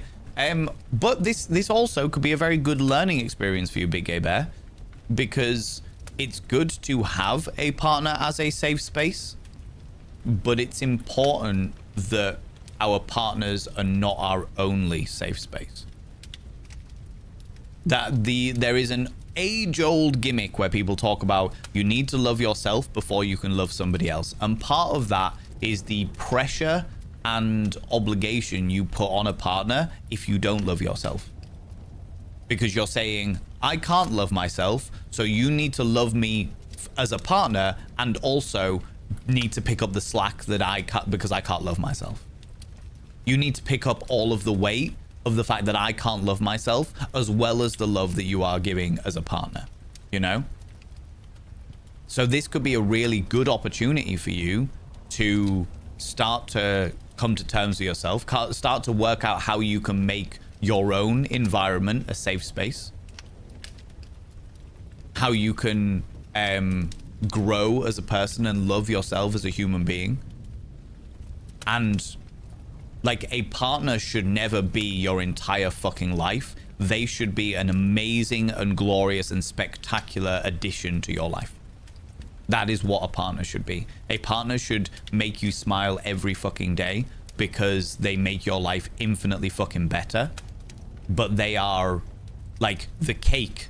The beautiful, amazing cake that you have made is your life. They are the beautiful icing that makes it look beautiful and makes it taste even better. If life was a cake, that's what it's all about. Do you know what I mean? Did it for cake. Exactly. Exactly. Does that make sense? That makes sense? See my other message after I asked the question? Probably not. Do you want to repeat it? While I write these wonderful names down here. Skyzark and Exa Unique, thank you very much for giving us up to Meatspin TV, of all of the things, you know. And Meatspin TV. I have inscribed those names upon the mirror vein. By having their names upon the mirror vein, it means you get access to my personal Snapchat. Not a button, Snapchat, you cheeky devil. And of course, you get access to all the sexy little emotes. But the most important thing is you got to roll over every morning. Oh, my lordy. Oh, there was a couple there as well. There's a couple there. Oh, excuse me. They haven't jumped in yet. But I will inscribe their names on the mirror vein in anticipation of them doing that. Either that or the alerts are just not working. I mean, the alerts are muted, but I mean, like, they're just not coming through yet. My God, my thing is determined to piss off. I've inscribed that one. I won't call them out. Mira Jade, though, you've come in with your prime. Thank you so much.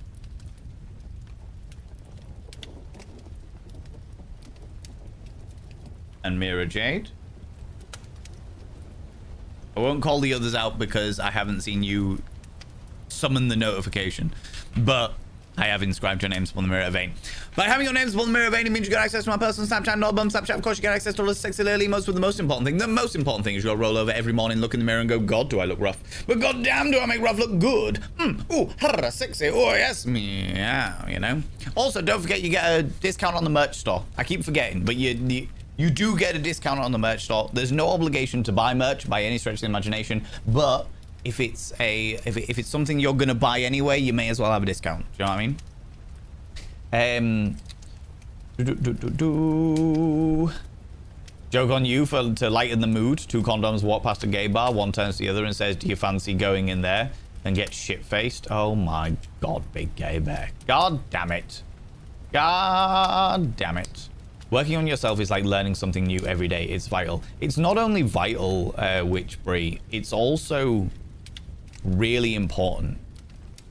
Because if you are in a position where you dislike yourself for whatever reason, or you're not happy with yourself, or you're not satisfied with yourself, you have a metaphorical hole in your body.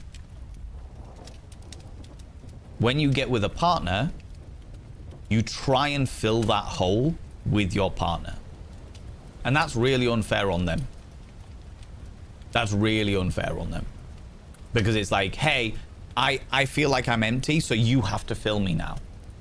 You have to provide the stuff that I don't have for myself. Which is a lot of pressure on a partner. That is a hell of a lot of pressure on a partner. To try and not only have to try and love themselves, not only have to try and support you, but also try and love you for yourself as well as loving you as a partner. It's a lot of pressure. It's a lot of pressure, you know? Can't finish your own puzzle with someone else's pieces. Very, very true. Very, very true. Daniel Sloss does a whole piece on that. I'm a work in progress as far as loving myself goes. I do, but I struggle at times. Good. There's nothing wrong with that, Unoya, excuse me. There's nothing wrong with that at all. Learning to love it. There's still, I mean, fucking hell, you all know, I think at this point, that I am probably one of the most self-confident people that you'll ever fucking meet in your lives, all right? I also have doubts about myself. I also look in the mirror every so often and go, I would rather not be like this, not be like that, you know? There's a fair few things. There's a fair few things that I'm like, I could not do this, or I would prefer this about my life, or I prefer if, you know, insert negative thing about myself here. And I fucking love myself. I think I'm a very attractive, aesthetically pleasing, beautifully voiced individual. Do you know what I mean? You know what I mean? Also, how's it going, Alexander Griffin? Can I get a shout out for Alexander Griffin, please, darling moderators? I would really appreciate that. I would really appreciate that. Are you doing all right after our wonderful little meeting, Alexandra? Has your brain melted a little bit? Just saw the Odyssey. Oh, cool, cool, cool. I've heard amazing things about it, especially from people who are into like classical literature. People go check out my dear friend Alexandra. Alexandra is a sensational human being. A wonderful, wonderful person who plays a lot of story puzzles, plays a lot of science fiction games, plays a lot of wonderful stories that make her cry in her little soul. And she occasionally does like tarot and crafting and bits and pieces like that. She's also an actor, professional thespian, lesbian with a lisp. You know, wonderful bean, wonderful bean. You should go check them out. Go click that cheeky little follow button for that wonderful bean. Listen to murder mystery audiobooks before bed. I listen to documentaries, so I get that. I get that. Right, and if you can't love yourself, you will reach a point where you can't actually trust that someone else could love the parts of you that you can't find any value in. Ooh, very good. I like that. Very true. Very, very true. Daniel Sloss special hit so deep. I have seen his first two pieces. I haven't seen the big special that everyone talks about yet. But I have been told by many people in the business that there's a good chance that if Daniel Sloss and I ever met, we'd get on very well. And I was like, oh, okay. I can see it. I can see it. I have a need for advice too. May I ask a question? Honda Dino, we do have a channel points redeem for it. I do want to finish this section. If you would like to ask me afterwards, or if somebody else would like to dedicate their points, if you don't have enough points to do so, I'm more than happy to answer it. For sure, for sure, for sure. Thought you were going to say, look in the mirror. Do I look look good? So you should. I mean, I do look in the mirror and go, what the origin of that thing was looking in the mirror and going, God, do I look rough? I look tired. I look haggard. I look like I've got a massive forehead. And then having to convince myself by being like, but I make rough look good. You know. You know.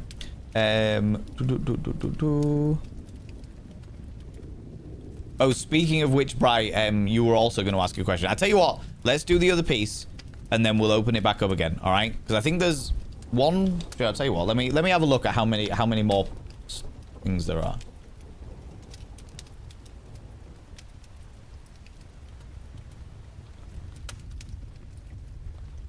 Okay, there's only one more section of the book, of the short story of the Call of Cthulhu. It's all out of stock, probably because someone's only just used it. It'll come back in stock very, very shortly, quiet kept. I will read this. We will finish the wonders of the Call of Cthulhu, and then after we will open this, open the floor up to questions around sex and relationship. Is that okay? Is that all right? I say, is that okay? Is that all right? That is okay, and that's how we're gonna do it. That's how we're gonna do it. Okay. Because reading 2 parts of the 3-part story makes me feel like I will leave this unfinished, and I don't want to do that. So we'll do that, then we'll open it back up. I'll unmute all of the alerts, and we will talk about those discussions. Is that all right for the 2 people, Honda Dino and Witchbury? Is that okay with you two? Okay, you can have any color you want as long as it's black. That is absolutely what my gothic wardrobe always tells me. Did it for cake, honestly. You're a star? Oh, you. Oh, you. Okay. Let me make sure that my background tracks are not going to run out anytime soon. We are good. We are good to go. Very well. For the final part of Call of Cthulhu. Chapter 3. The Madness from the Sea.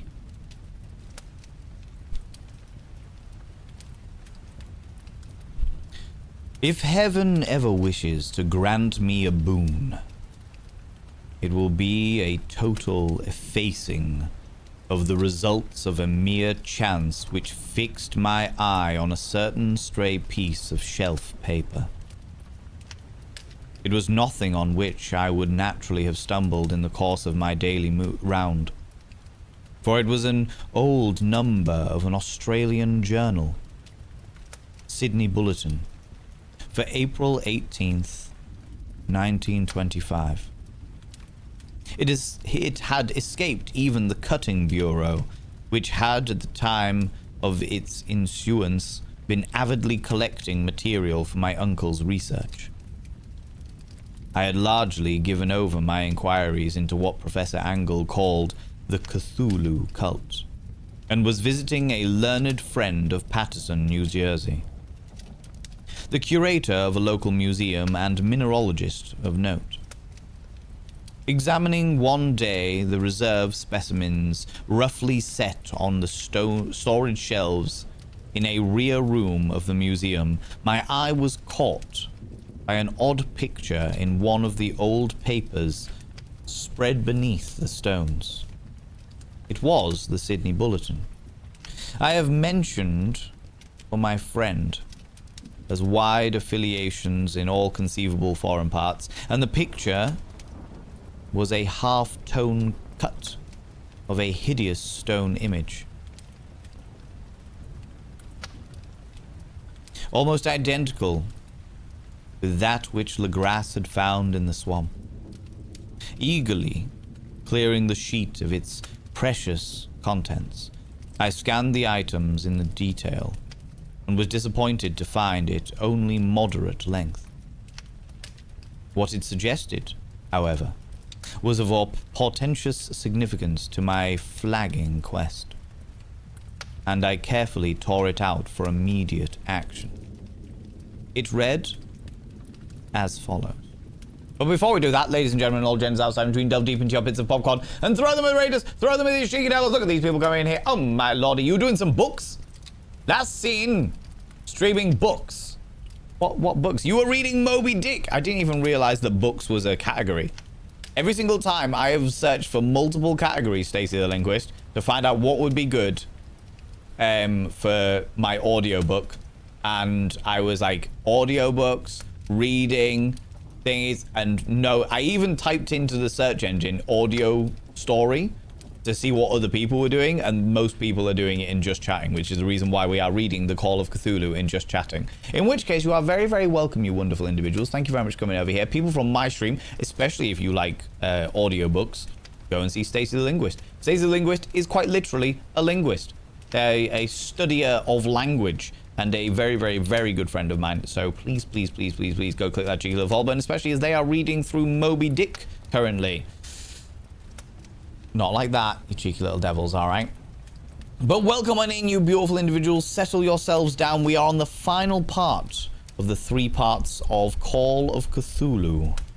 It's a great book, and it's gay. We love gay. We love gay. This one isn't gay, but I will also admit that because at this stage of his life, H.P Lovecraft was a massive xenophobe and quite racist, I am censoring the book. I don't like doing it, but Twitch will forever ban me if I don't censor the book. I'm making it palatable because the true reading of the book is laced with period appropriate racism and xenophobia. And when I say period appropriate racism, I mean that society accepted it back then, even though it was never okay. Just so we're all on the same page. So we're all on the same page, okay? So there won't be any N-words, there won't be any use of the word mongrel in reference to people. I am doing my absolute best to censor it in a way that doesn't break the flow or the atmosphere, do you know what I mean? But yes, welcome on in, friends. If you're new here, 2 things you need to know about this channel. 1, you're not allowed to apologize. Instead of saying sorry, try saying thank you. It'll make you more positive. And 2, if you're under the age of 18, I have to ask you to leave, because after we finish this, I've committed to having a discussion about sex and relationships. So, yeah. Lovecraft was indeed noticeably a racist for his time as well. Oh my lordy, double raid! You have come in at the right time there, Wrathful Monk. Double raid! Welcome on in, all you beautiful raiders. People, get that popcorn back up and running.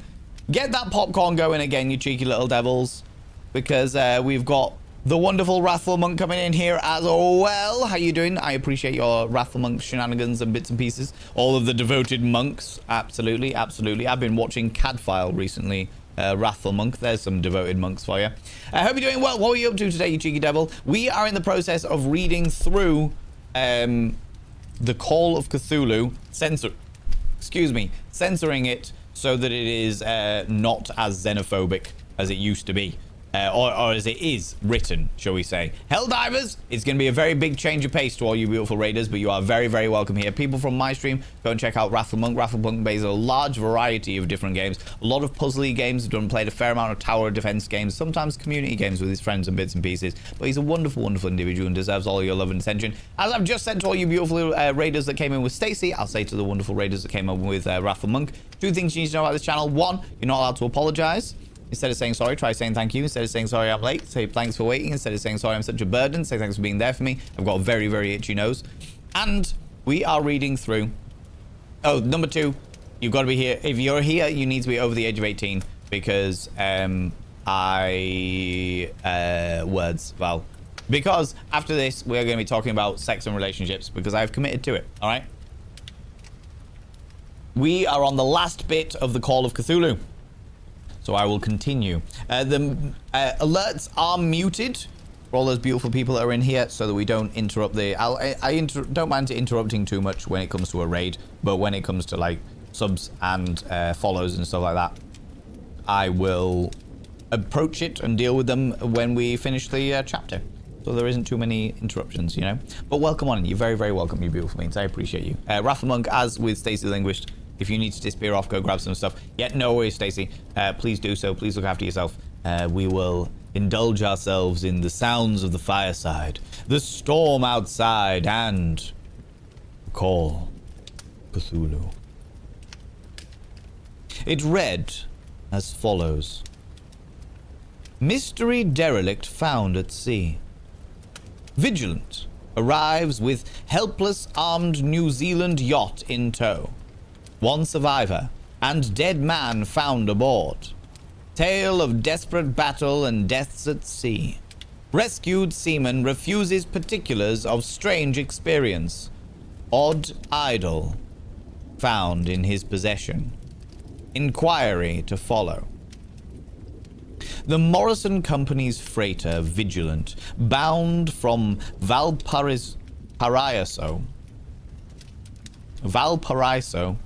arrived this morning at its wharf in Darling Harbour, having in tow the battled and disabled but heavily armed steam yacht Alert of Dunedin, which was sighted April 12th in south latitude 34 degrees 21, west latitude 152 degrees 17. With 1 living and 1 dead man aboard. The Vigilant left Valparaiso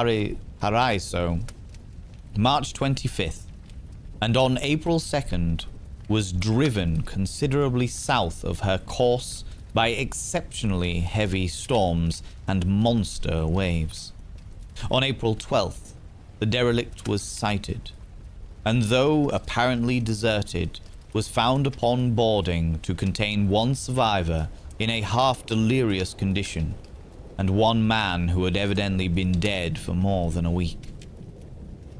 The living man was clutching a horrible stone idol of unknown origin, about 1 foot in height, regarding whose nature authorities at Sydney University and the Royal Society at the museum in College Street all profess complete bafflement, and which the survivor says he found in the cabin of the yacht, in a small carved shrine of common pattern. This man, after recovering his senses, told an exceedingly strange story of piracy and slaughter. He is Gustaf Johansen, a Norwegian of some intelligence, and had been second mate of the 2-masted schooner Emma of Auckland, which sailed for Callao, February 20th, with a complement of 11 men. The Emma, he says, was delayed and thrown widely south of her course by the great storm of March 1st, and on March 22nd, in south latitude 49 degrees by 51 and west longitude 128 degrees by 34, encountered the Alert, manned by queer and evil-looking crew of foreign individuals, being ordered preemptorily to turn back. Captain Collins refused, whereupon the strange crew began to fire savagely and without warning upon the schooner with a peculiarly heavy battery of brass cannons forming part of the yacht's equipment. The Emma's men showed fight, says the survivor,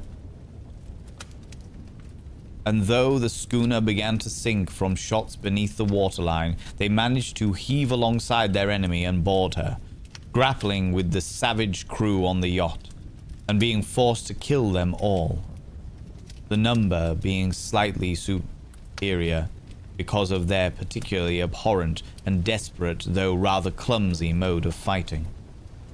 3 of the Emma's men, including Captain Collins and First Mate Green, were killed, and the remaining 8, under Second Mate Johansson, proceeded to navigate the captured yacht, going ahead in their original direction to see if any reason for their ordering back had existed. The next day, it appears they raised and landed on a small island, though none is known to exist in that part of the ocean, and 6 of the men somehow died ashore. Though Johansson is queerly reticent about this part of his story and speaks only of their falling into a rock chasm. Later, it seems, he and one companion boarded the yacht and tried to manage her, but were beaten about by the storm of April 2nd. From that time till his rescue on the 12th, the man remembers little, and he does not even recall when William Bryden, his companion, died. Bryden's death reveals no apparent cause, and was probably due to excitement or exposure. Cable advices from Dunedin report that the Alert was well known, and there is an island trader, and bore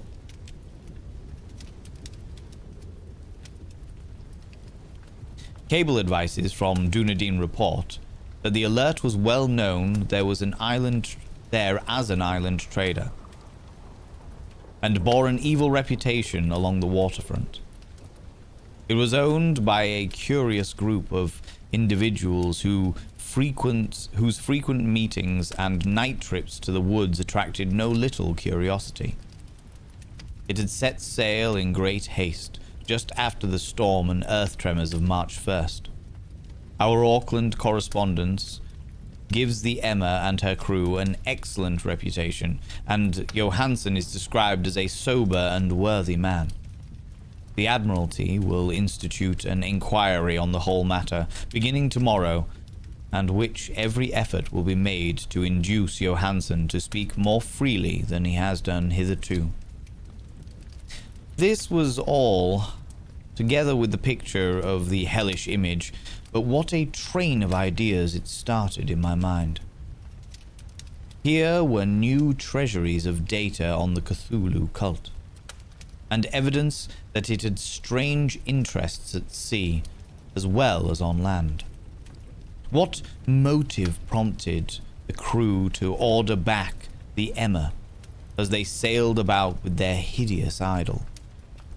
What was the unknown island on which the 6 of the Emma's crew had died, and about which the mate Johansson was so secretive? What had the Vice Admiralty's investigation brought out? And what was known of the noxious cult in Dunedin? And most marvelous of all, what deep and more than natural linkage of dates was this which gave a malign and now undeniable significance to the various turns of events so carefully noted by my uncle. March 1st, our February 28th according to international dateline. The earthquake and storm had come. From Dunedin, the Alert and her noisome crew had darted eagerly forth as if imperilously summoned. And on the other side of the earth, poets and artists had begun to dream of a strange, dank, cyclopean city, whilst a young sculptor had moulded in his sleep the form of the dread Cthulhu. March 23rd.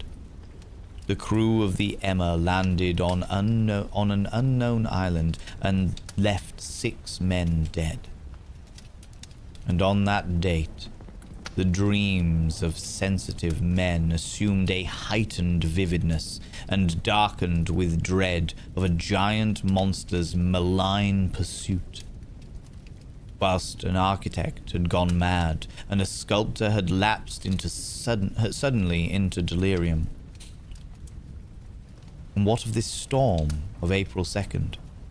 The date on which all dreams of the dank city ceased, and Wilcox emerged unharmed from the bondage of strange fever. What of all this? And of those hints of old Castro about the sunken star-born old ones and their coming reign, their faithful cult, and their mastery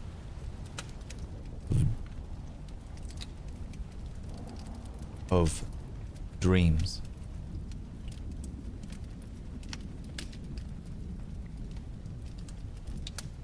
I was tottering on the brink of cosmic horrors beyond man's power to bear. If so, they must be horrors of the mind alone. For in some way the 2nd of April had put a stop to whatever monstrous menace had begun its siege of mankind's soul. That evening, after a day of hurried cabling and arranging, I bade my host adieu and took a train for San Francisco. In less than a month, I was in Dunedin.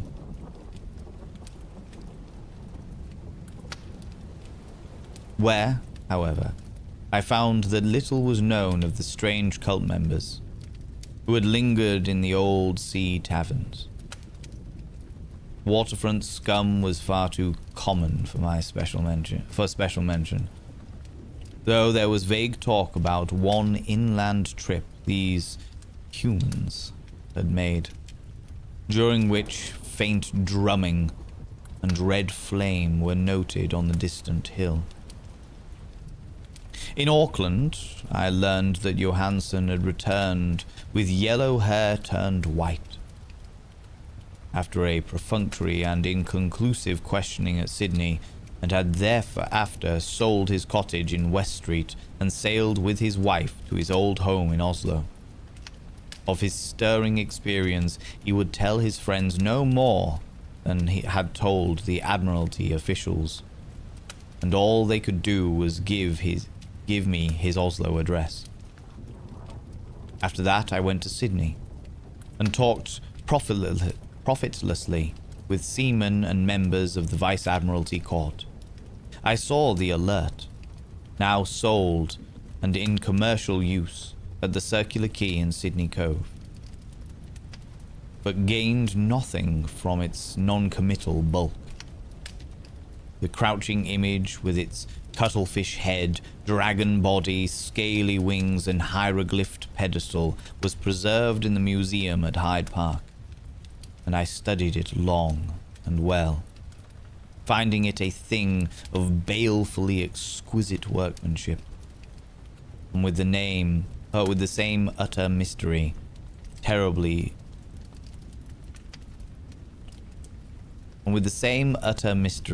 terrible antiquity, and unearthly strangeness of material which I had noted in Legras's smaller specimen.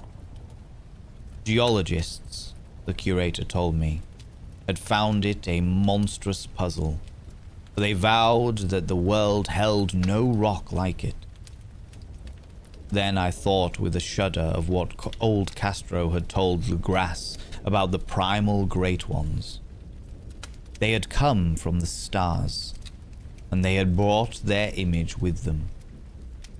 Shaken with such mental revolution as I had never before known, I now resolved to visit Mate Johansson in Oslo. Sailing for London, I re-embarked at once for the Norwegian capital, and one autumn day landed at the trim wharves in the shadow of Egeberg.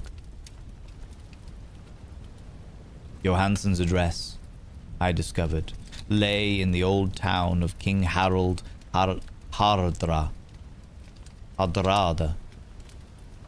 which kept alive the name of Oslo during all the centuries that the great city masqueraded as Christiania. I made the brief trip by taxicab and knocked with palpitant heart at the door of a neat and ancient building with a plastered front. A sad-faced woman in black answered my summons, and I was stung with disappointment when she told me in halting English that Gustav Johansson was no more. He had not long survived his return, said his wife, for the doings at sea in 1925 had broken him. He had told her no more than he told the public, but had left a long manuscript of technical matters, as he said, written in English, evidently in order to safeguard her from the peril of casual perusal. During a walk through a narrow lane near the Gothenburg dock, a bundle of papers falling from an attic window had knocked him down. Two Lascar sailors had once helped him to his feet, but before the ambulance could reach him, he was dead. Physicians found no adequate cause for the end, and laid it to heart trouble and a weakened constitution. Now I felt gnawing at my vitals, that dark terror which will never leave me till I too am at rest, accidentally or otherwise. Persuading the widow that my connection with her husband's technical matters was sufficient to entitle me to his manuscript, I bore the document away and began to read it on the London boat. It was a simply rambling thing, a naive sailor's efforts at post facto diary, and strove to recall day by day that last voyage. I cannot attempt to transcribe it verbatim in all its cloudiness and redundance, but I will tell its gist enough to show why the sound of the water against the vessel's sides became so unendurable to me that I stopped my ears with cotton. Johansson, thank God, did not know quite all, even though he saw the city and the thing. But I shall never sleep calmly again when thinking of the horrors that lurk ceaselessly behind life in time and space, and of those unhallowed blasphemies from elder stars which dream beneath the sea, known and favored by a nightmare cult ready and eager to loose them on the world whenever another earthquake shall heave their monstrous stone city again to sun and air. Johansson's voyage had begun just as he told to the Vice-Admiralty. The Emma, in ballast, had cleared Auckland on February 20th, and had fell to the full force of the earthquake-born tempest, which must have heaved up from sea bottom the horrors that filled men's dreams. Once more under control, the ship was making good progress when held up by the Alert on March 22nd, and I could feel the mate's regret as he wrote of her bombardment and sinking. Of the swarthy cult fiends on the alert, he speaks with significant horror. There was some particular abominable quality about them which made their destruction seem almost a duty. And Johansson shows ingenious wonder at the charge of ruthlessness brought against his party during the proceedings of their court of inquiry. Then, driven ahead by curiosity in their captured yacht under Johansson's command, the men sight a great stone pillar sticking out from the sea, and in south latitude 47 degrees by 9 and west longitude 126 degrees by 43, come upon a coastline of mingled mud and ooze and weedy cyclopean masonry which can be nothing less than the tangible substance of Earth's supreme terror. The nightmare corpse city of R'lyeh, that was built in measureless aeons behind history by the vast loathsome shapes that seeped down from dark stars. There lay great Cthulhu and his hordes, hidden in green slimy vaults and sending out at last, after cycles incalculable, the thoughts that spread fear to the dreams of the sensitive and called imperilously to the faithful to come on a pilgrimage of liberation and restoration. All this Johansson did not suspect, but God knows he soon saw enough. I suppose that only a single mountain top, the hideous monolith-crowned citadel whereon great Cthulhu was buried, actually emerged from the waters. When I think of the extent of all that may be brooding down there, I almost wish to kill myself forthwith. Johansson and his men were awed by the cosmic majesty of this dripping Babylon of elder daemons, and must have guessed without guidance that it was nothing of this or of any other planet, or at the unbelievable size of the greenish stone blocks, at the dizzying heights of the great carven monolith, and the stupefying identity of the colossal statues and bas-reliefs with the queer image found in the shrine on the alert, is poignantly visible in every line of the mate's frightened description. Without knowing what futurism is like, Johansson achieved something very close to it when he spoke of the city. For instead of describing any definite structure or building, he dwells only on the broad impressions of vast angles and stone surfaces too great to belong to anything right or improper for this earth, and impious with horrible images and hieroglyphs. I mention his talk about angles because it suggests something Wilcox had told me of his awful dreams. He had said that the geometry of the dream place he saw was abnormal, non-Euclidean, and loathsomely redolent of spheres and dimensions apart from ours. Now, an unlettered seaman felt the same thing whilst gazing at the terrible reality.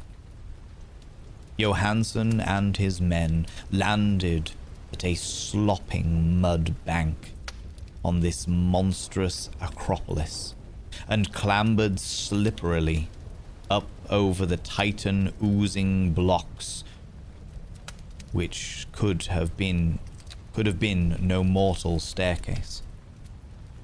The very sun of heaven seemed distorted when viewed through the polarized miasma welling out from this sea-soaked perversion, and twisted menace and suspense lurked leerily in those crazily elusive angles of carven rock where a second glance showed concavity after the first showed convexity. Something very like fright had overcome all the explorers before any more definite than rock and ooze and weed was seen. Each would have fled had he not feared the scorn of the others. And it was only half-heartedly that they searched, vainly as it proved, for some portable souvenir to bear away.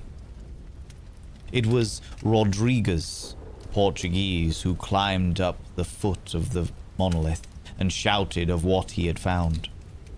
The rest followed him and looked curiously at the immensely carved door with the now familiar squid dragon bas-relief.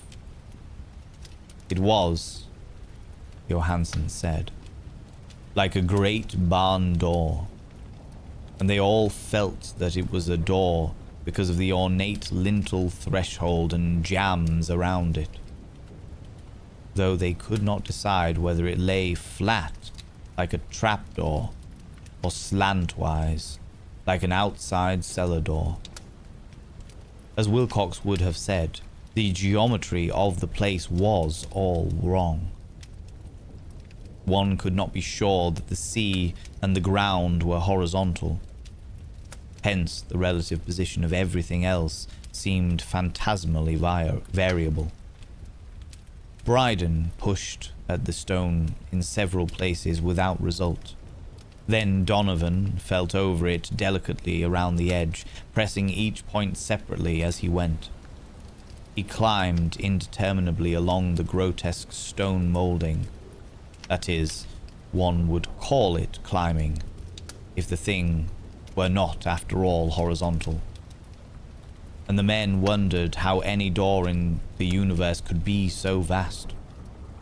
Then, very softly and slowly, the acre great panel began to give inward at the top, and they saw that it was balanced.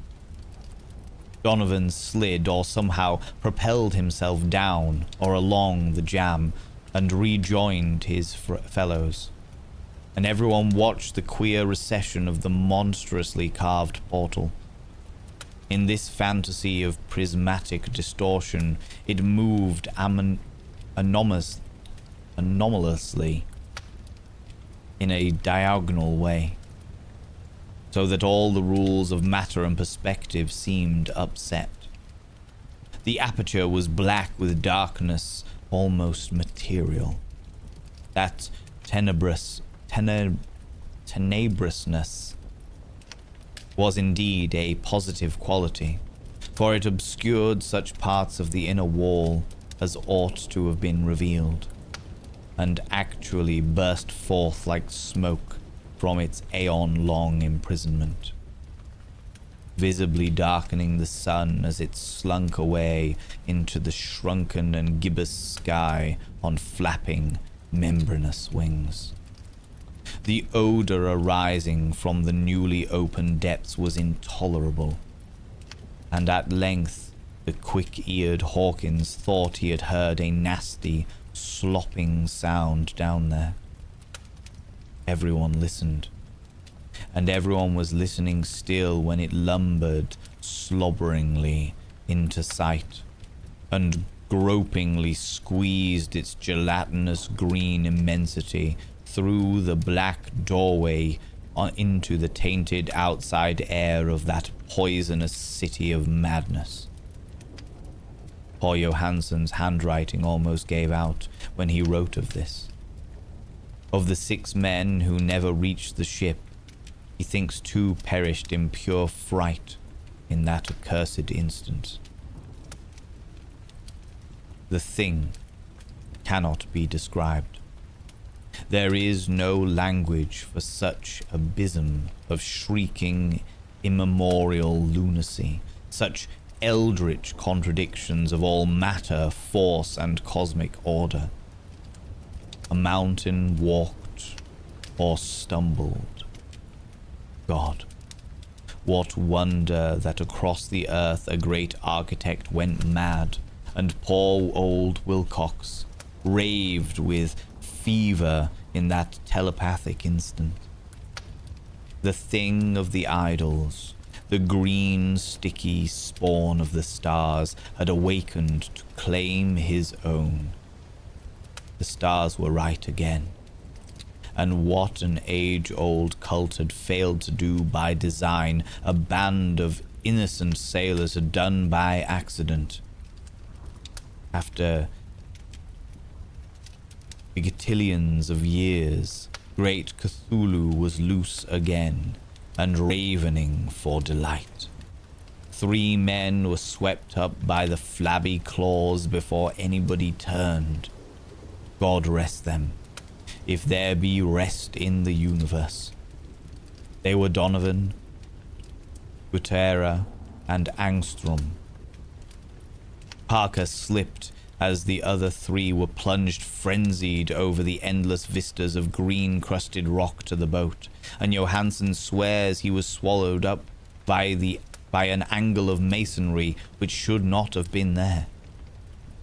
An angle that was so acute but behaved as if it were obtuse.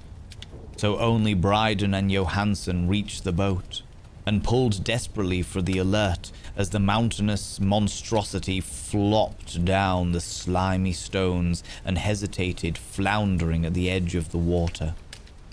Steam had not been suffered to go down directly, despite the departure of all hands for the shore, and it was the work of only a few moments of feverish rushing and down between the wheels and the engines to get the Albert underway.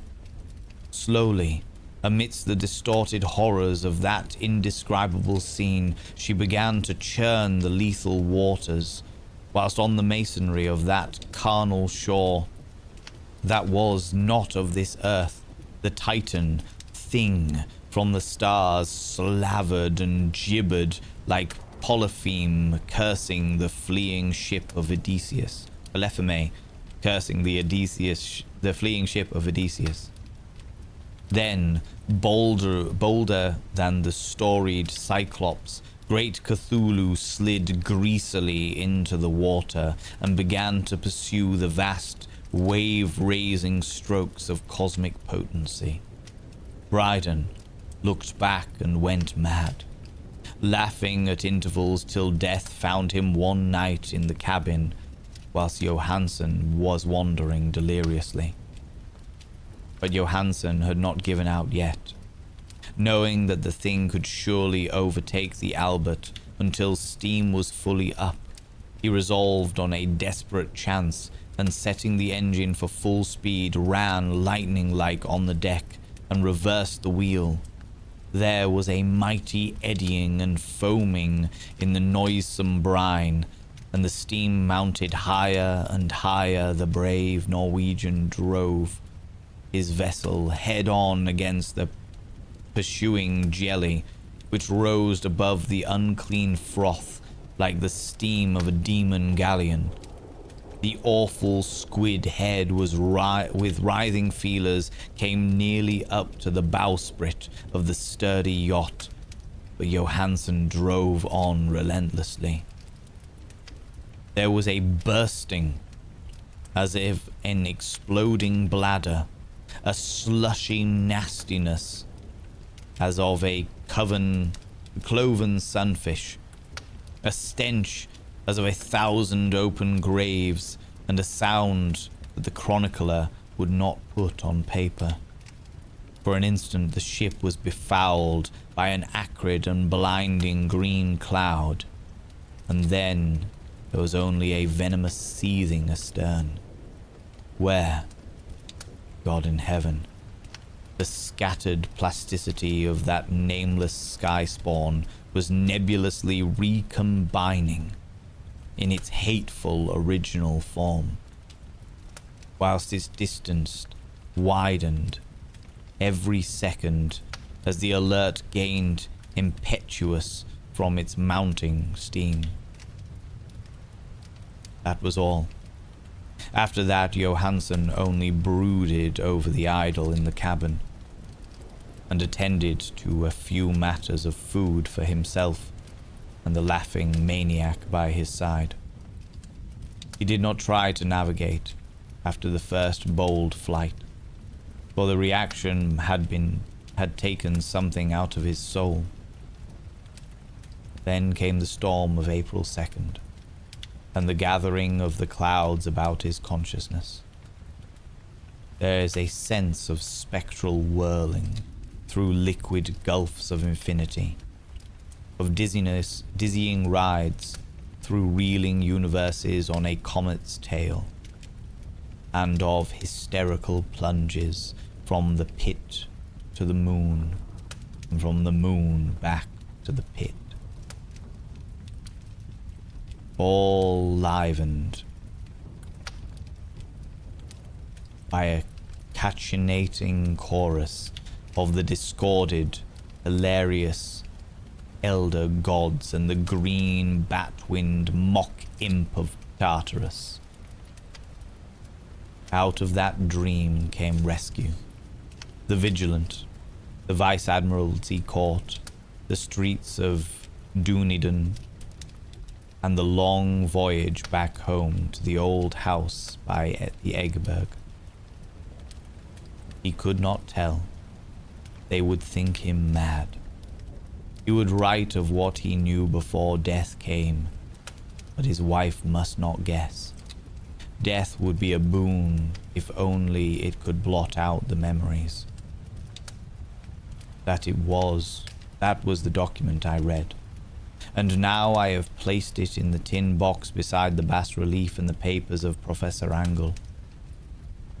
With it shall go this record of mine, this test of my own sanity, wherein is pieced together that which I hope may never be pieced together again.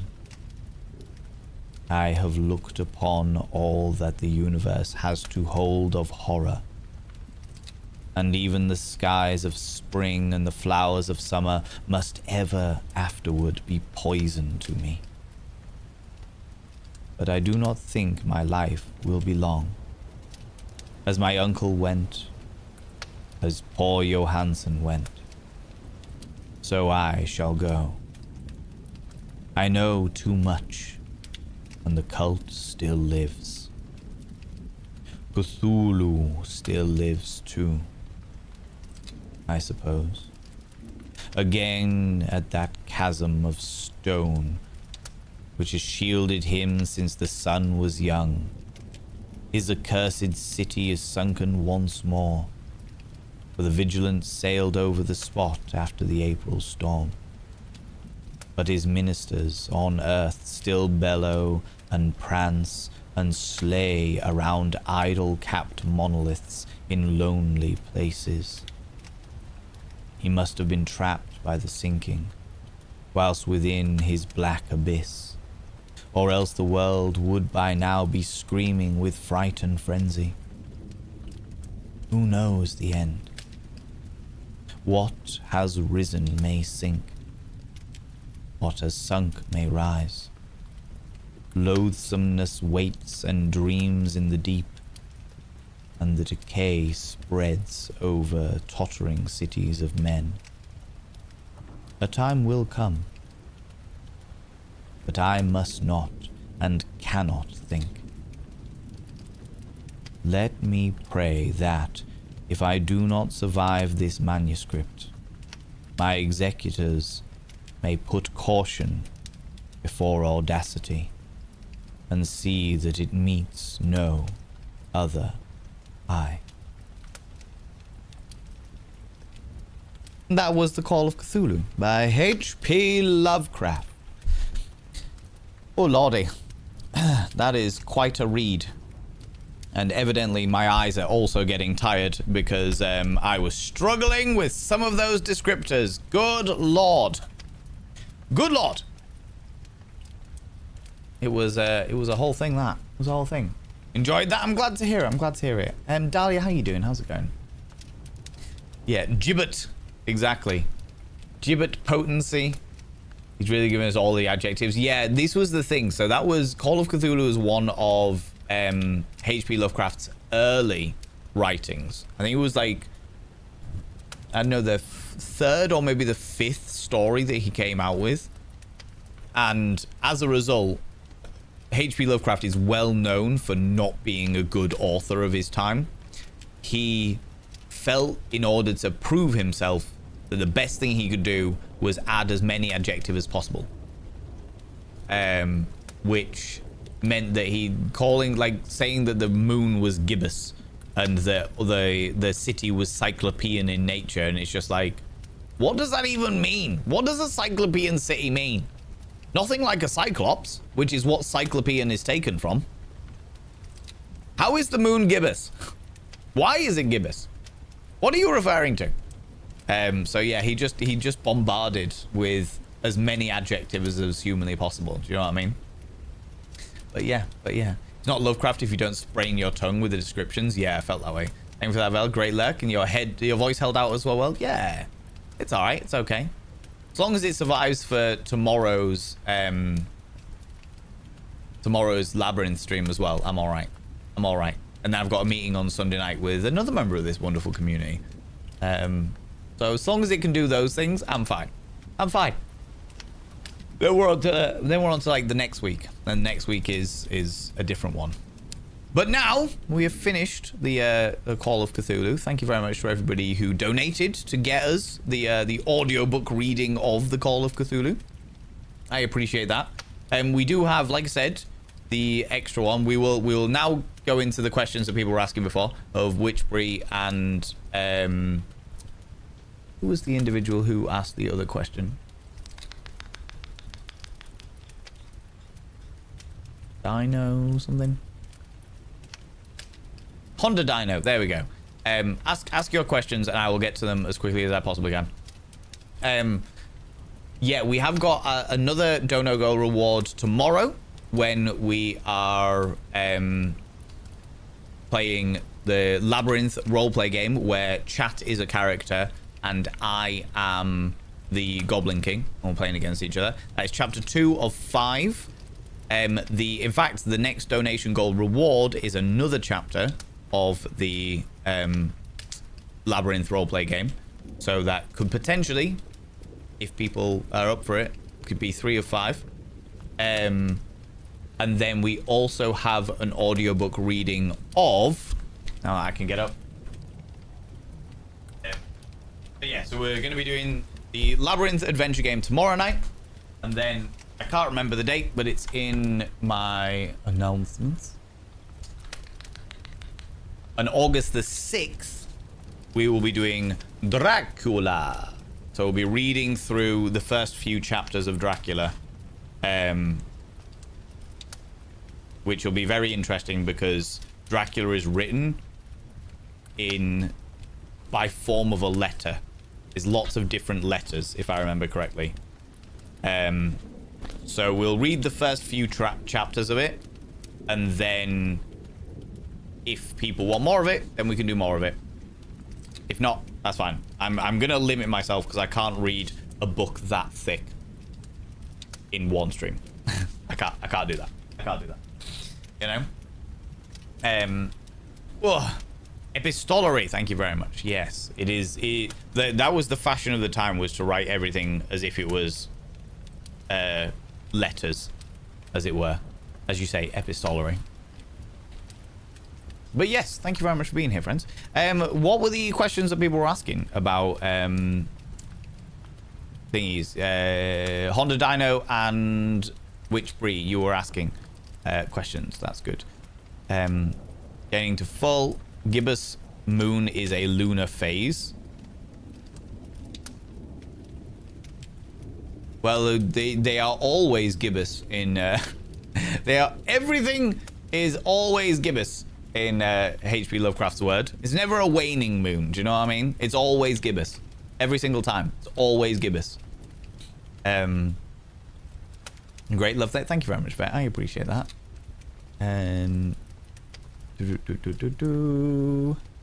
Where was I? There we go. There we go. Also, the alerts are back on now, so if you don't get shocked by them if they start shouting at you. There's a waxing and waning and gibbous. Ah, okay. Well, it's always gibbous, according to H.P. Lovecraft. Gay Bear asked their question. I think I answered their question accurately. I feel a little smarter now. I have enjoyed some choice literary this fine evening. Exactly. Literacy. Exactly. And you know what? I've realized now that I never actually got all the way through Call of Cthulhu. So that is actually the first time I've read the entirety of Call of Cthulhu, which I've been meaning to do for approximately 25 years. So I very much appreciate all of you for doing that. And same goes for Dracula. I've never actually read Dracula as well. So that's going to be a good one for me as well, because that is another classic that I want to make sure I have read at some stage of my life. Ugh, yeah. The moon is currently a waning gibbous phase. Ah, okay. I thought you were gonna rest, babes. I don't rest. I told you, I am a workaholic. I am absolutely a workaholic. My view of rest is working. Last Sunday, I took Sunday off. Like, I was meant to be streaming the other Labyrinth stream, and I took that off because I was fucking shattered. So that was enough for me. I still did some work, but it wasn't like performance work like this is. This is all performance work, you know? Honda Dino wanting to ask me. Yes, yeah. That's one. Thank you very much, Nibrin. Been listening to a podcast called Dracula 2004, which is very similar in letter form. Interesting. Question. When you think of you and a vampire, what type of vampire? Is that your question, Witchbury? I naturally go to the movie of Interview with a Vampire. So Brad Pitt style vampire. That's where so lordly, noble, and aloof, slightly detached from humanity. That's where my brain goes when someone says you and a vampire. I'm like, cool. Stereotypical classic goth dress, as in classically gothic, not as in the fashion sense gothic, more like the period gothic. That kind of thing. The dark, morbid, and macabre romance about it. That's where my brain goes. Some people think Buffy the Vampire Slayer. Some people think True Blood. Some people think fucking Twiglet. But I always tend to go to the originals. Have you seen the new series? Yes. Oh, I've seen most of the new series. I think I've got 3 episodes left of the second series. I find it very interesting what they did with it. I find it very, very interesting what they did with it. But I'm reserving all of my judgment until I've seen it all. You know. On Dracula, I would suggest the chapter in the graveyard towards the end. What do you mean? I don't know what that means, Nibrin. I don't know what that means. Full moon was last night, so now it's a waxing and the waning. Okay. Gibbous is the shape. It can be waxing or waning, but yeah. So waxing is one side and waning's the other, and gibbous is like the stereotypical moon shape, right? Is that right? Am I getting that correct? I think it's because of our love of ooh, excuse me, I can't even read. This is the problem. My brain's now like, you've done reading, you're not reading anything more. Not yet, brain, I've got more things to read. I think because we all love our dramatic little with a full moon. Yeah, just why not? Who needs a fucking full moon when you can have a gibbous moon? A banana-shaped moon. I have to split my question. That's all right. Split your question. That's not a problem. You're a fantastic reader. Thank you very much. Thank you very much. That is the first time I have done proper sight reading in a very long time. I haven't done that amount of sight reading in decades. But I think it went well. I think it went okay. I mean, I think maybe no, actually, to be fair, I like when we do like role play streams where we're like doing like Celestial Return or something like that. I suppose that's all sight reading. So yeah, I suppose I've done a fair amount. And this is all sight reading when I'm literally reading your stuff. So yeah, that makes sense. Maybe it's not too bad then. Maybe it's not too bad. Gibbous is humped. Okay, that would be the, like... Oh, say the crescent moon is different from the gibbous moon. The gibbous is humped moon. Oh, so when it's like humped one way or humped the... Okay, no, that makes sense. So where it's missing the crescent shape from the outside, is that what we're talking about? Where it's like, shh. You're gonna link Critical Role to me? There is no point in doing that, Witchbury. As much as I very much appreciate that, I will never watch it. I will never watch it. I know it's amazing. I know it's absolutely fucking phenomenal. In fact, I have acquaintances that have appeared on it, you know? But I will never watch it because there are a million fucking episodes and I do not have the time. I just don't have the time. I don't have the time. I don't watch TV, generally speaking. Most of the time I will finish my day of work, which is usually I wake up, have my cup of tea and go straight to work, with like an anime episode that's like 20 minutes long, and then I'll go to bed because then I need to get up the following day. When I say I'm a workaholic, friends, I mean I am a workaholic. Like, I work all hours of the day because I fucking love what I do.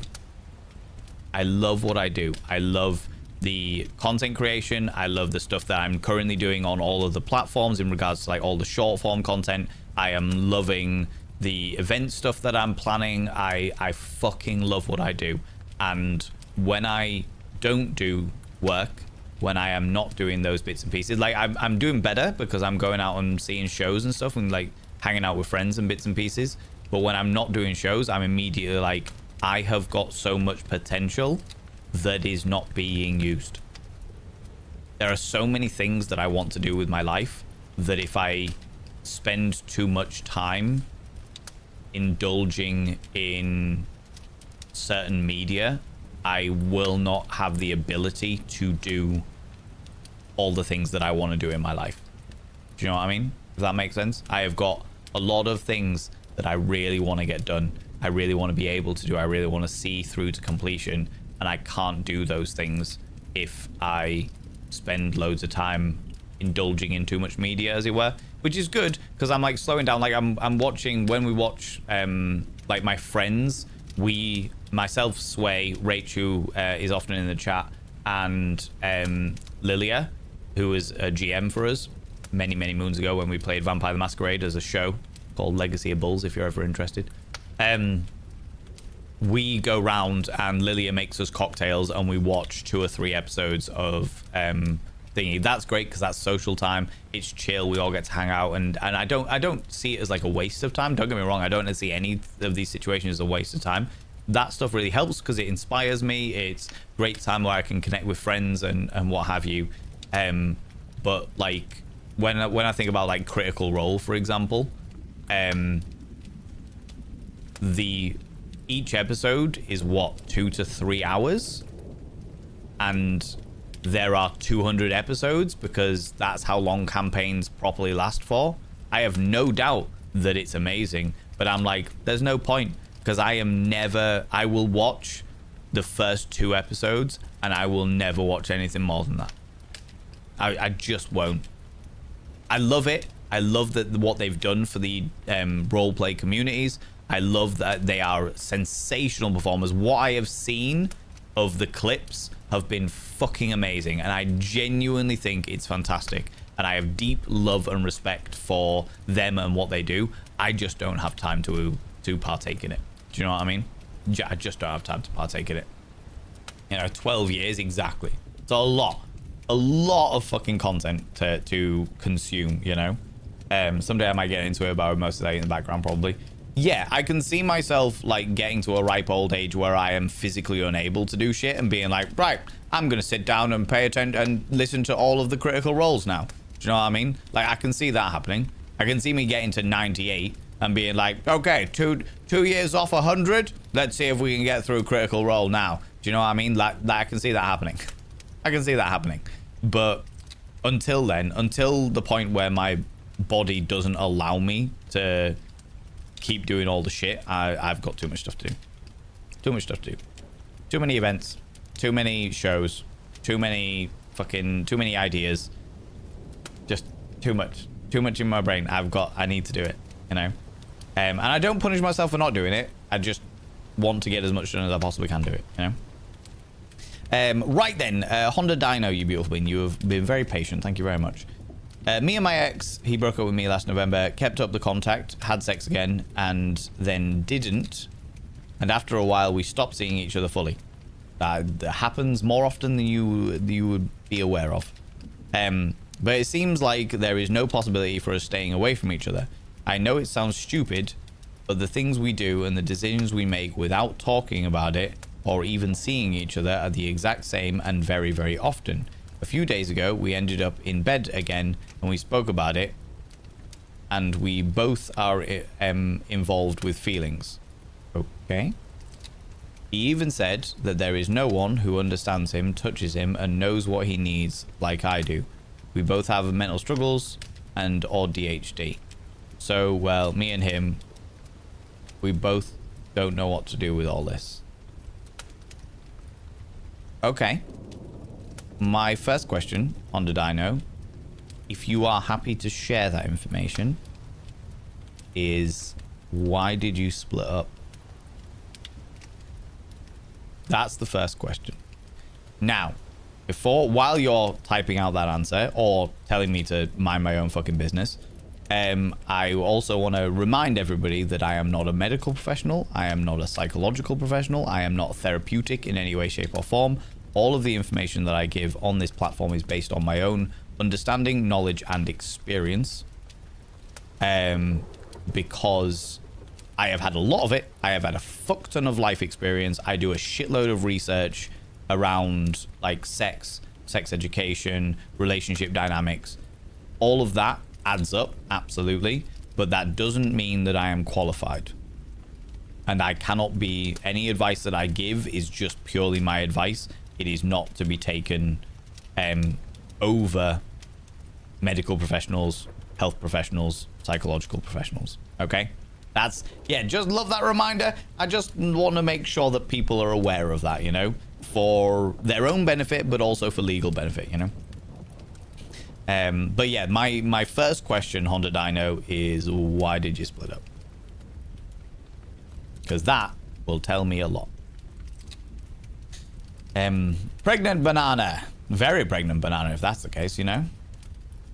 Channel points. It's alright, Qualia. Thank you so much for offering to donate the channel points, but it's okay. I'm happy to open the as we're at the end of the stream, I'm happy to open that up and talk about it for sure.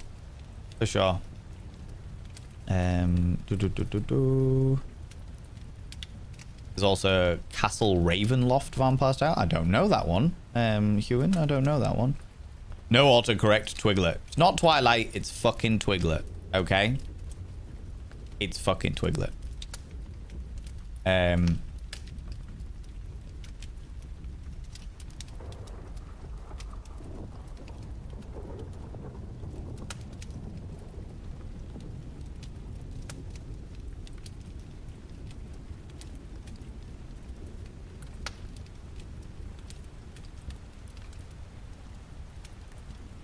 Okay, thanks, Nimrod. Yeah. I have read what you have put. I will read it again and I'll have a gander. I'll have a gander. Buffy is a fun version, but Spikes makes it makes worth all the cheesy bits. James Marston makes it all better. I preferred the Angel TV series to the Buffy one. I think it was more, the writing was deeper. It had more intrigue. Waxing is getting fuller and waning is moving away. Ah, okay, so like the tide coming in, tide going out. I got you. I got you.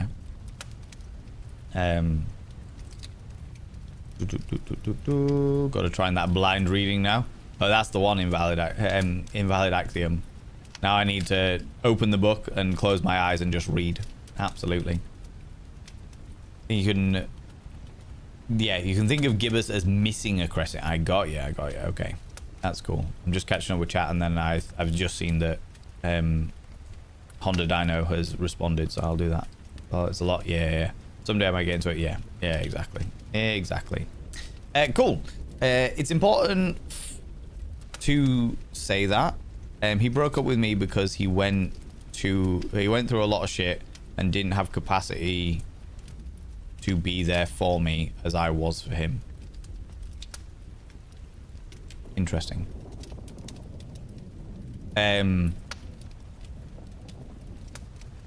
Okay.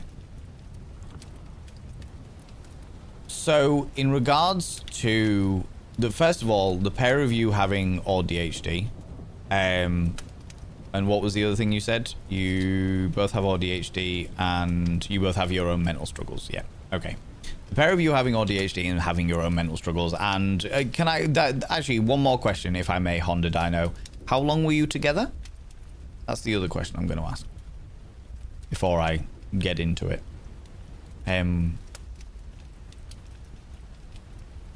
Within that same situation, sometimes as hard as it is, we have to let them go. Really hard when you still have feelings. Oh, absolutely. More than 2 years. Yep, fair enough. So, the bare basic facts of things.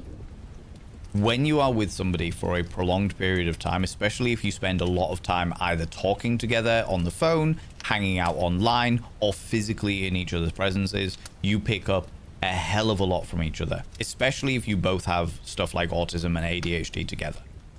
You will pick up each other's mannerisms, you will pick up each other's thought patterns, you will start thinking in very, very similar ways. This doesn't always happen by any stretch of imagination, but it is known to happen.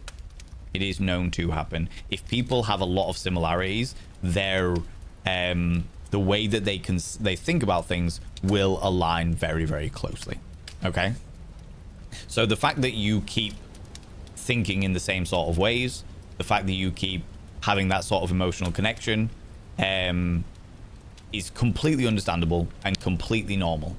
Okay? That is absolutely understandable and normal. Now, something else that needs to be said is that a breakup, when two people break up, can actually take a lot of pressure off of people. So we've talked about like the sexual accelerator and sexual break. Same happens with emotions to a certain degree. When somebody is really, really struggling with their mental health and they are struggling with all of the things going on in their own life, and they have a partner who may be struggling for something else, they may feel the pressure of needing to be there, as you said, for your partner, as well as having to deal with their own shit. And because of that, they don't then see their partner as a release. They don't see them as a way out. They see them as an extra thing they have to deal with. This isn't their fault, and it doesn't mean that you're a fucking burden. All right? Before anybody gets ahead of themselves, it does not mean you're a burden. It does not mean... How's it going, Sparky Crows? It does not mean you're a burden. It doesn't mean anything like that. It just means that they have got a lot on their plate, and they are struggling with their own shit. And when you are struggling so much with your own shit, something has to give, and the only thing that can give is a relationship. I have been in that situation myself, and it fucking sucks. I would rather cheese grate my own scrotum than have to go through something like that again, but it happens, you know? When there's so much fucking pressure in one element of one person's life, something has to give, and quite often the only thing that can give is the relationship. Okay? But once the relationship is then gone, the pressure is removed to constantly be there for your partner. Even if the pressure wasn't even real, it was just a mental perceived pressure. They thought they needed to constantly be there for you, even though they didn't. They put the pressure on themselves to constantly needing to provide and help and be there for you in ways that you never asked them to be. But they put the pressure on themselves because it was like, we're in a relationship. I need to do this. I need to do this. I need to do this. I need to be the one that is always the backbone. I need to be the one that's always the rock. I need to be the one that does these things. As soon as you split up, that pressure's gone. Which means that they're no longer worrying about it. And as they're no longer worrying about it, it means that actually the connection between you becomes so much easier. that connection between the two of you is very simple, nice and easy. You don't have to worry about it because it's like there's no pressure to constantly be there for each other, you know? So the chemistry starts all over again, because it evidently is that you've got chemistry. Now, those are the facts of the matter. Sparky Crows, I'm just dealing with a situation now. I'll deal with you in a moment, okay? Nothing against you, much appreciate you, but I'm in the middle of a conversation about relationships and sex and bits and pieces, and you've told me about your football stuff, and I'm glad for you, but I'm in the middle of something else. Appreciate you, dude.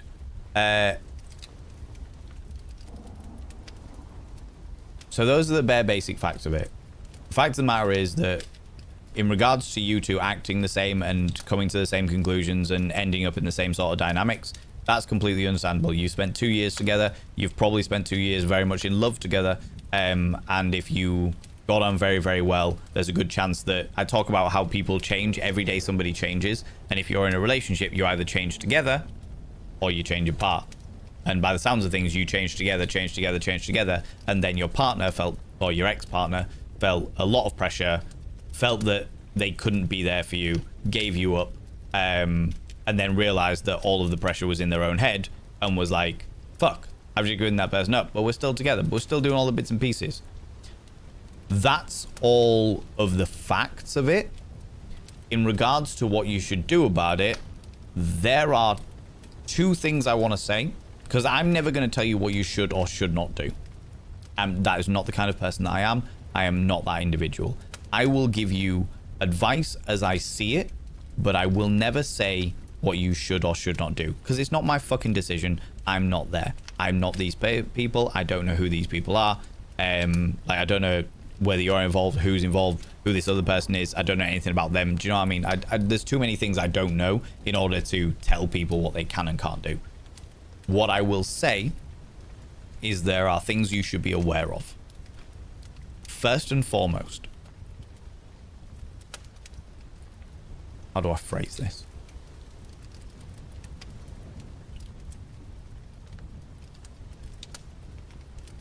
Okay, let's do the negative thing first and then the positive thing. First and foremost, the negative thing. There is a chance that a lot of the negative things that were manifesting at the end of your relationship are being swept aside now because the pressure is now gone, because you're not in a relationship, so you are not owed to each other or anybody else. Everything is nice and easy because there's no pressure of a relationship around that. And there are so many other pressures in your relationship, in that your ex's life and potentially your life as well. And I mean, I can only speculate, you know, that you really need that closeness, dopamine, and escape from the world that you find so easily in each other.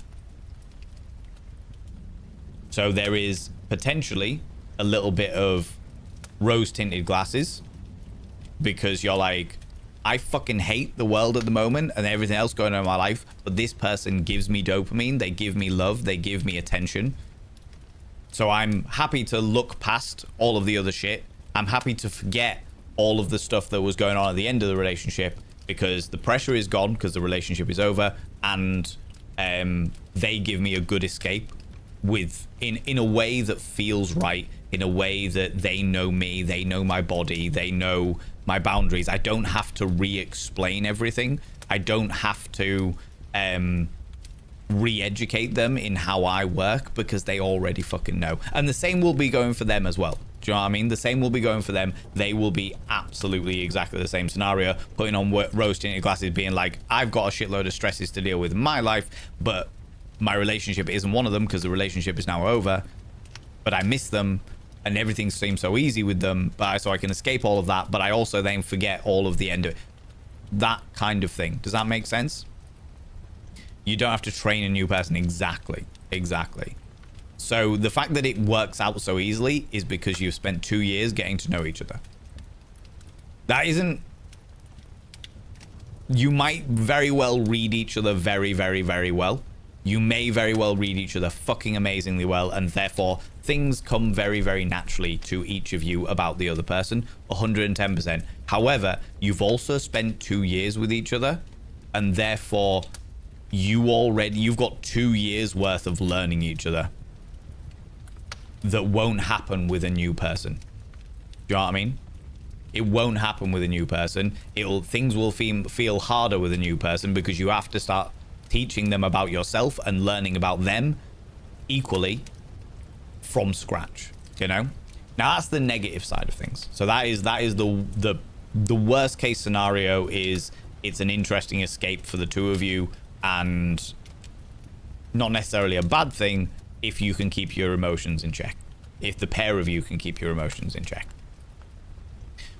The more positive side of it is that if the reason why you did split up was because of so much pressure in their life, not only pressure that was literally going on in their life that they couldn't avoid, but also pressure that they manifested in their own head, feeling like they couldn't be there for you in the way that they think you needed, not necessarily the way that you specify you needed, but in the way that they think you needed, and therefore that pressure split you up. If that's the case, there is no reason why things can't work out between you.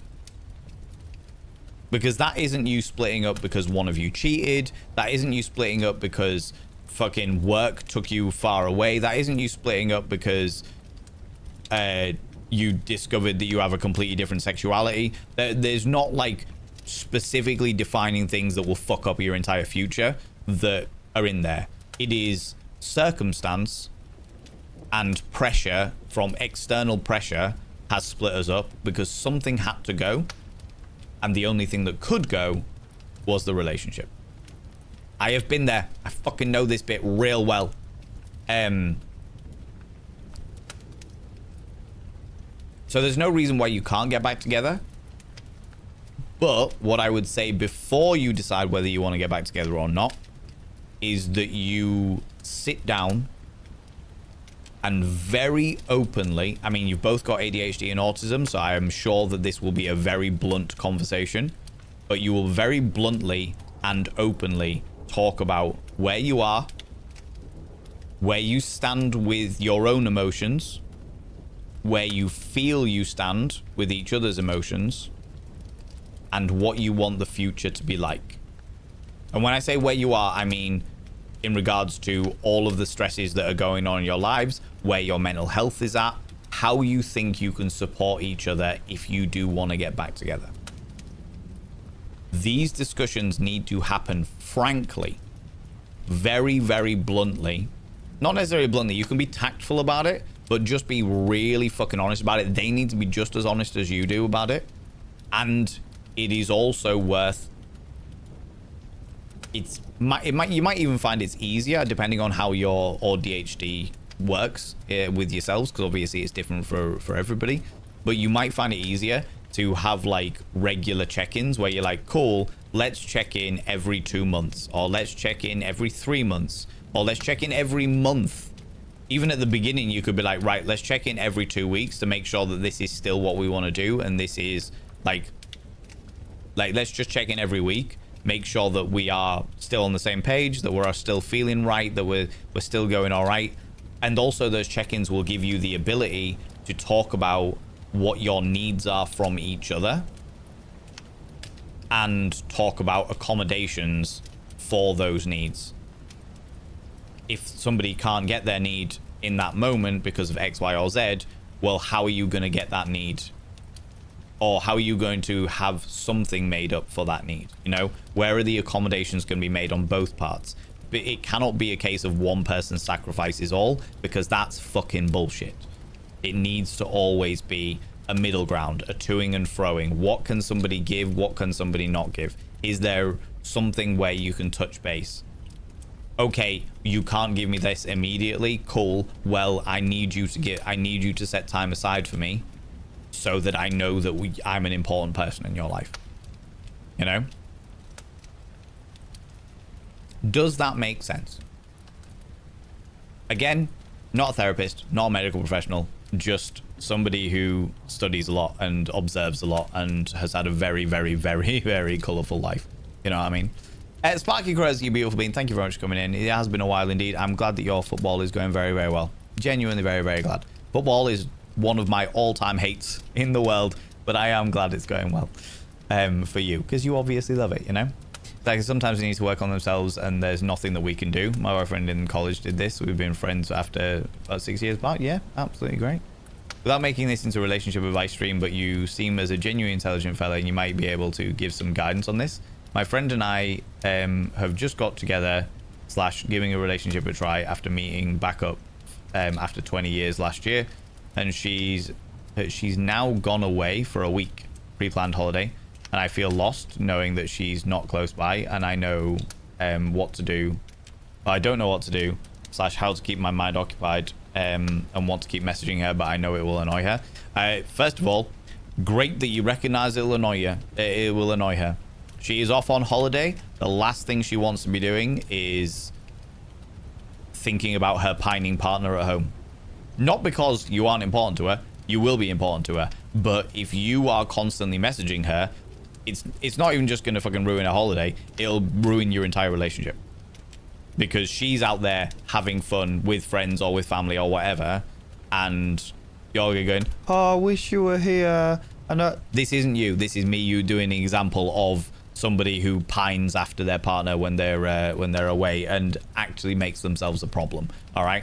But it's like, oh, I wish you were here. I know that you're having fun, but I wish I could be having fun with you. It just brings an entire down on that. So fucking amazing that you have recognized that, Bulls Gaming. Really, really good that you've recognized that.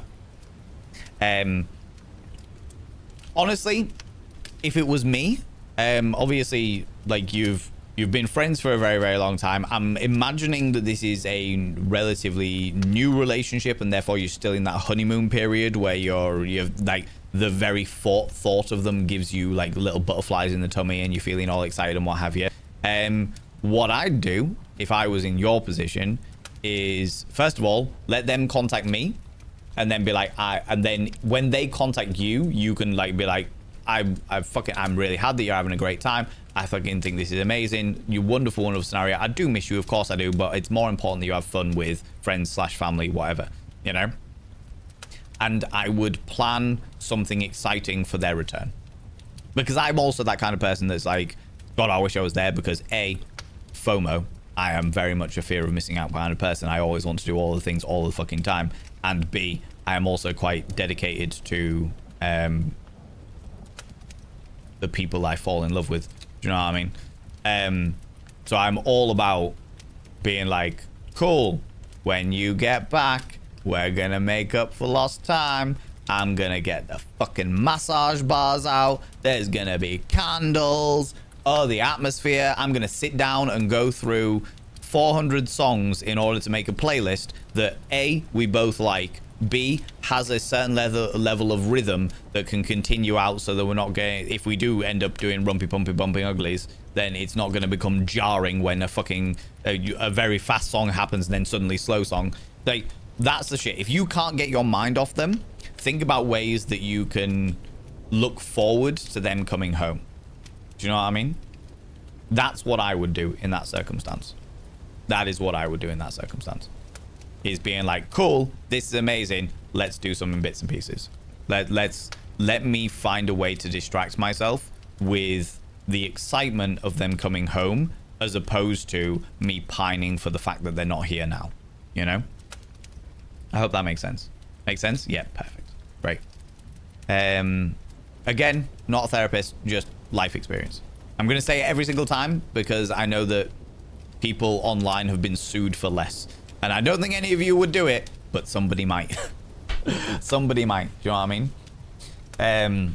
Damn, you might as well be a therapist. I sound like a professional. The Fluffy Bunny Gal, I'm very complimented by your words, but I have not done any of the courses. I've studied it.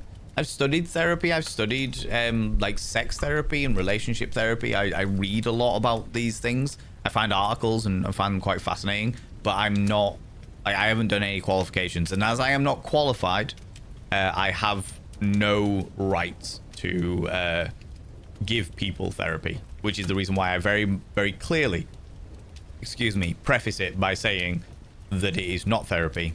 It is merely my perspective, my understanding, my life experience, you know?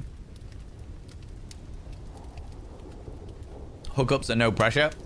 Hookups should be no pressure.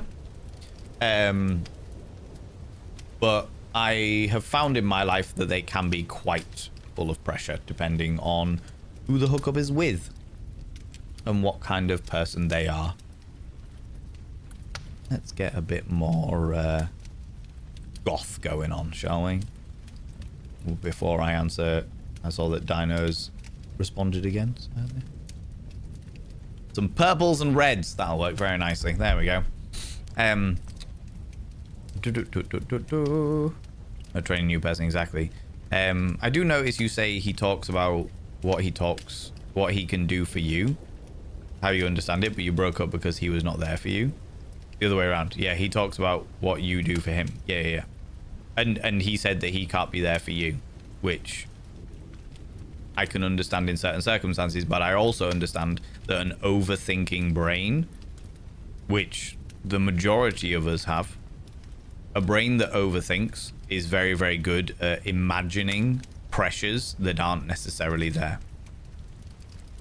I'm great at not overthinking because I deal with things immediately. And I'm also bolshy as fuck, so I'm not afraid of communication. I'm not afraid of arguments. I'm not afraid of confrontation. You know? Which makes my life a lot fucking easier. You know what I mean? How's it going, Pixie Gloom? Giving very elegant pirate today. I'll happily take it. I feel a little bit Fleetwood Mac today, if you get the reference. But I was reading the Call of Cthulhu. We did an audiobook stream. I was reading Call of Cthulhu, so it was interesting to dress up a little bit for it, you know. Also, Pixie Gloom, how you doing? How's it going? Can I get a shout out for Pixie Gloom, please, darling moderators, if I've got somebody available? Communication is very important, most certainly. But communication can be hard if you don't... One of the biggest issues with communication, and this is, if we're going brutal with it, one of the biggest issues with communication is people who think they have enough on their plate, I don't want to bother them now. And I know full well that many of you who have just heard me say that will go, ooh. Because I'm exactly the fucking same. I am exactly the fucking same. Francesca, welcome on in. How you doing? How's it going? First time seeing you after on Instagram for the first few months. Oh, thank you so much for following my Instagram. I really appreciate it. Well, welcome on into the Cult of Vain, our little live stream. I've just done the audiobook of Call of Cthulhu, or the short of Call of Cthulhu within that book, and I've changed the lighting to be a bit more gothic because we're talking relationships and sex now. Yeah, one of the biggest problems with communication is that people think my partner has got so much going on in their life, I don't want to burden them with my own needs. I don't want to burden them with my own thoughts. I don't want to burden them with my own insecurities. And the major issue with that, and speaking as somebody who has been in that exact situation, and that exact situation split their fucking relationship up because I never told them about the shit that I needed. And as a result, when my needs came apparent, it was all fucking surprising. It was like, what the fuck? Oh shit. Oh, everything's going wrong. Fucking hell, this is the worst. Oh look, I've lost the love of my life. Which is a very jovial way of putting one of the worst experiences of my entire fucking life in there. But anyway, a lot of people are afraid to burden their partners with the shit they've got going on in their own brains. Whereas a lot of the time, just the key to it is asking your partner. Instead of going, I don't want to burden them with this problem that I have. I don't want to weigh them down with my own needs because they've got so much going on their own plate. I can cope a little bit longer. I'll do that. Ask your fucking partner. Say, hey, I've got some shit going on in my mind. Oh, can you listen to it? Can you talk? Are we good to talk about this at the moment? No worries if not. I just want to know whether like you've got the capacity to like listen to me, just get this off my chest. You know, it doesn't have to be a big argument, doesn't have to be a big conversation, just something that's bothering me, you know? If they say yes, then it's like, cool. You've asked them and they have taken the responsibility on themselves. Even if they're a people pleaser, which they fucking should learn not to be, even if they're a people pleaser, it is their responsibility what they take on their own shoulders. Just as it is our responsibility what we take on our own shoulders. So you've got to ask them, do you have capacity for me to talk to you about something that's been bothering me? Do you have capacity to just sit here and give me a fucking cuddle for 10 minutes? Because I need a bit of human contact. Do you have capacity to just give me a kiss and reassure me that I matter to you?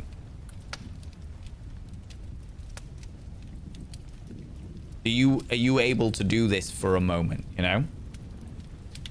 Let them make that decision for themselves. Do not take it on your own shoulders to make decisions for them. It is A, not your responsibility, and B, really fucking damaging to yourself and to your partner.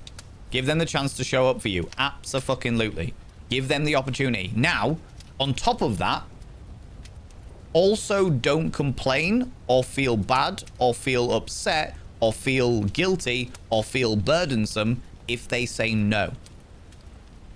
If they say no, it does not mean that they don't want to be there for you. It does not mean that they have no fucking time for you. It does not mean that you are a fucking burden. What it means is, in that moment, they have a lot going on, but they will come back to you.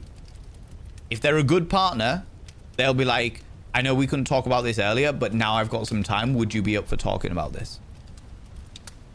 I was really, really busy earlier with this, that, and the other that were really, really stressing me out, and I didn't want to bite your head off because I was already stressed with a different situation. But now I'm calm. Now everything's okay. Can we then... Are you good to pick this up now?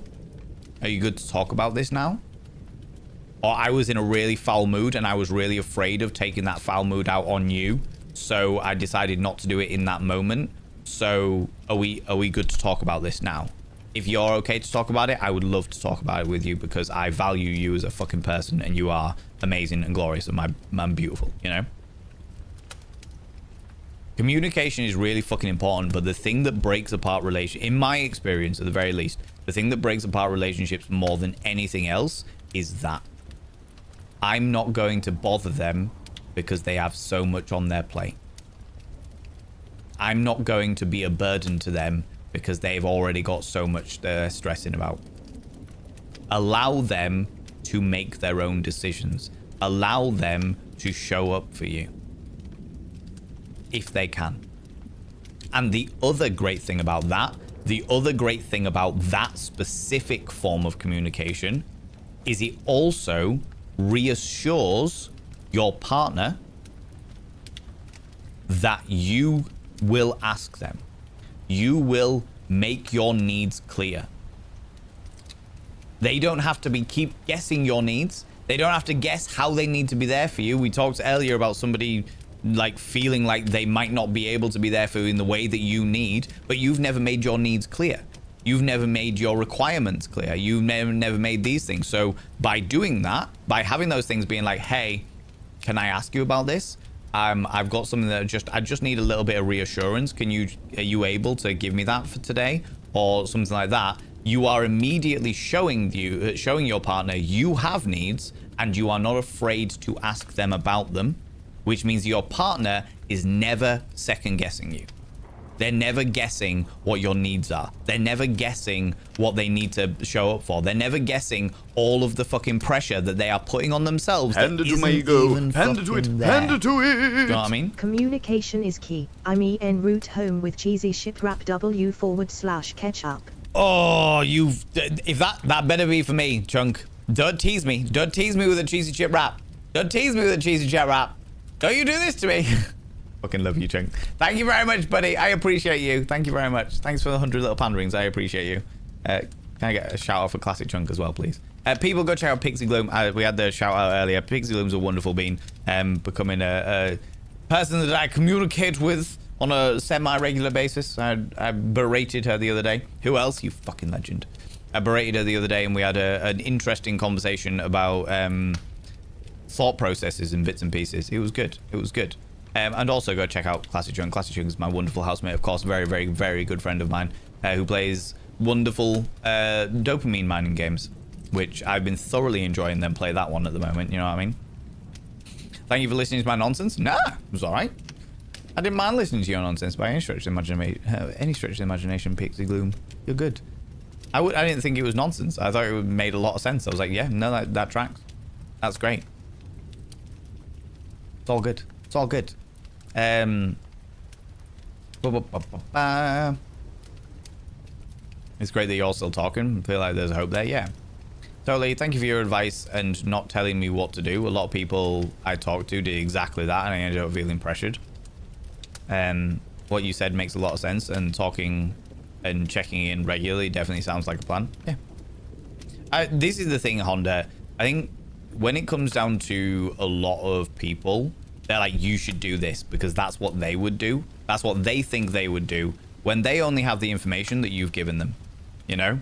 Not only that, but you feel the pressure because if they've told you what to do and you don't do it, you feel like you're disappointing them. Now, I am very fortunate that I know that my responsibility for advice ends once I've given the advice. I don't feel guilty if somebody doesn't follow my advice. It's their own stupid fucking fault. They didn't follow my advice. Do you know what I mean? I give someone advice and I say, hey, this is what I think of this situation based on all the information that I have. And that's my job over. That's it done. They then choose to go and do something completely opposite and their life fucks up and they get really guilty and they feel really bad about it. And then they come back and they're like, oh my God, Valen, I didn't do this thing. And I'm like, all right, cool. I am not running around after people because they make stupid decisions. I give them my advice based on the information that I have. They get to make the decision. I am not responsible for that decision. I'm not going to feel guilty about that decision. I'm not going to feel responsible for that decision. I am not feeling responsible for jack shit of what other people do. The only person I am responsible for is me. Me and my own decisions. And my nephews, if I'm looking after them, because they're under the age of fucking 18. In fact, to be fair, they're under the age of 10. So, you know, even more so. But generally speaking, I'm only responsible for my own decisions. I'm only responsible for my own actions. You know?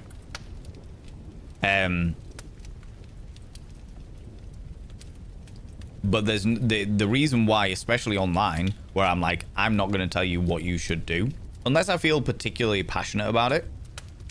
Sometimes somebody will come up with a situation, they'll be like, this is the situation that I'm in, and I'm like, what the ever-living fuck is wrong with you? And I'll be like, these are the reasons why everything you are doing is fucked up.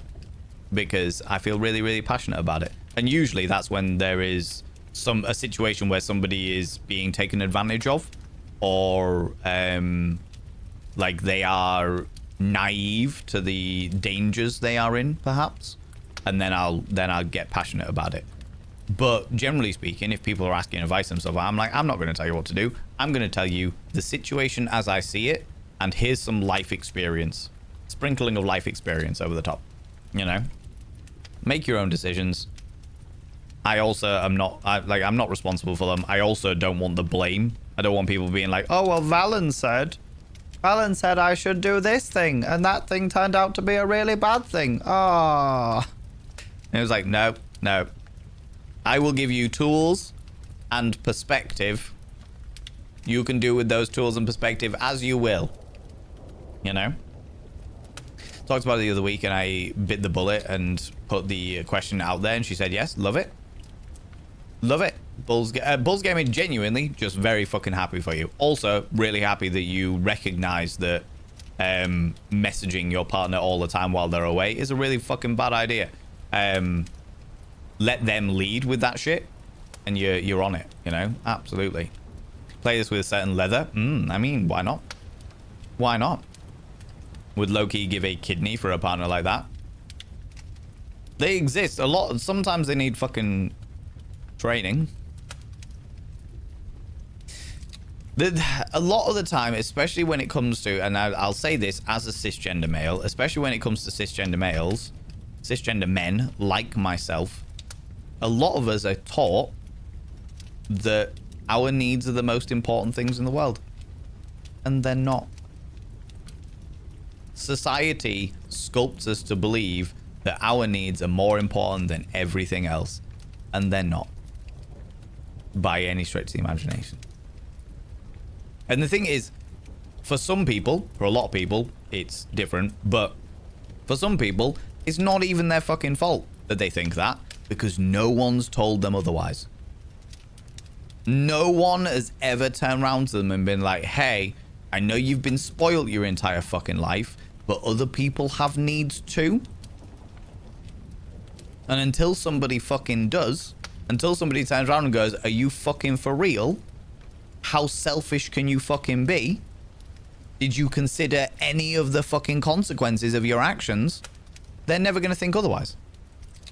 You know? They're not going to do it. What is your take on age gaps? I don't care. As long as everyone's over the age of 18, as long as everyone's a consulting adult, I don't give a shit.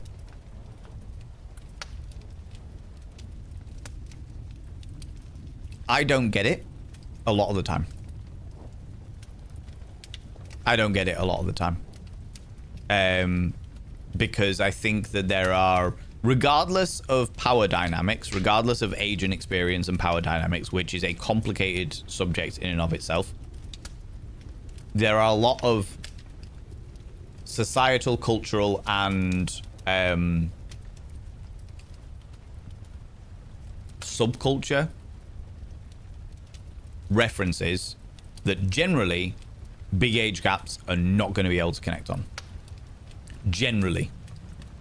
However, if you are all over the age of 18, if you are all consenting adults and not blood relatives, which apparently is a new thing that I apparently need to talk about because some woman on Facebook decided to go off on one about how everyone in the LGBTQIA was obsessed with incest when the only person that mentioned it was her. But anyway,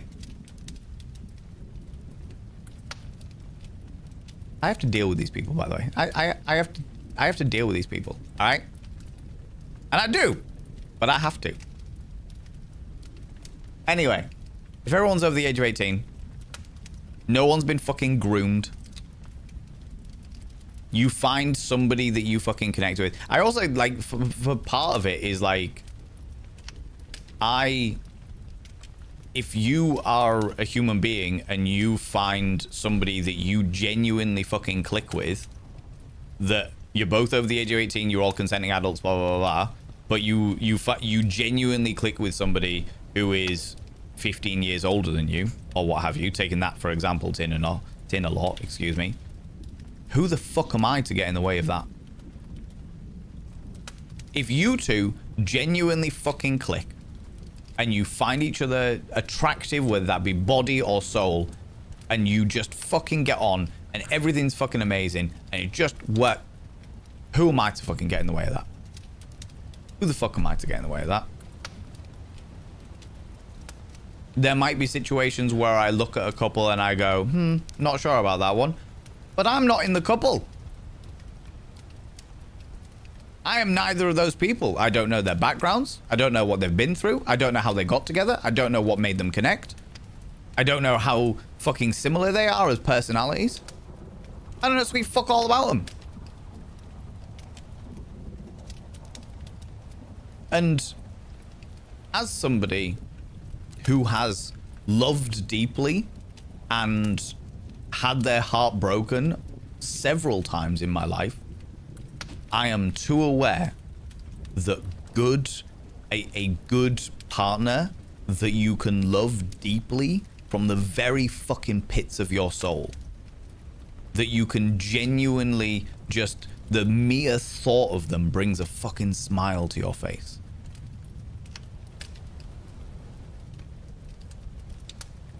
That is such a precious thing that I will be fucking damned if I get in the way of it.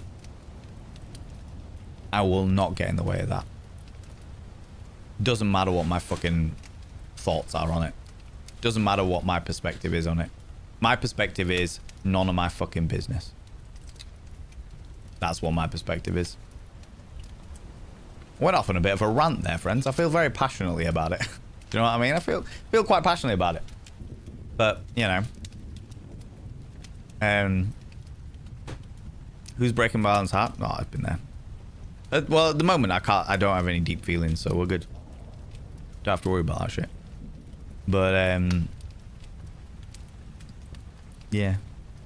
Yeah. I know how rare that is, so I'm definitely not going to get in the way of it. Darius, you beautiful bean. Here's my chance of that. Too damn young to realize that I could have had that. You can still have that. Love doesn't have a fucking sell-by date. Thank you very much for the bits. I genuinely do appreciate the bits. But love doesn't have a sell-by date. You can still have that. And if you don't believe that, you're a fool. You're a fool if you think you are beyond love. Because nobody is beyond love. Nobody.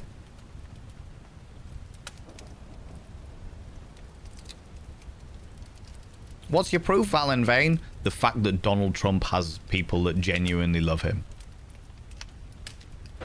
That's my fucking proof. If someone that fucking vile as a human being has... I'm not even talking about his wife. I'm talking about, like, fans that genuinely fucking love him and genuinely think he's the greatest thing that has ever existed and genuinely want to be with him. Fucking hell. If people can enjoy that shit, you're all a catch in a million, do you know what I mean? No one actually loves him, they're all a cult. I disagree. There will be people out there that genuinely do. That genuinely do. As much as I completely agree that a lot of the followers are a cult, there will be people out there that love him, for who he is, and what he represents, and everything like that. And I'm not just talking brainwashing. I'm talking about people that have sat and analytically and been like, yeah, this is what I want in my life. It's true. But you should take that as an encouraging thing. Because if somebody can deal with that, if somebody can deal with such a vile human being like that and genuinely fucking love them for them, then you are all a catch in a million. Every single one of you is a fucking diamond in the rough. You know what I mean? A prize pearl in a sea of clams. I do like a sea of clams. But that's a different thing, alright? It's a different thing.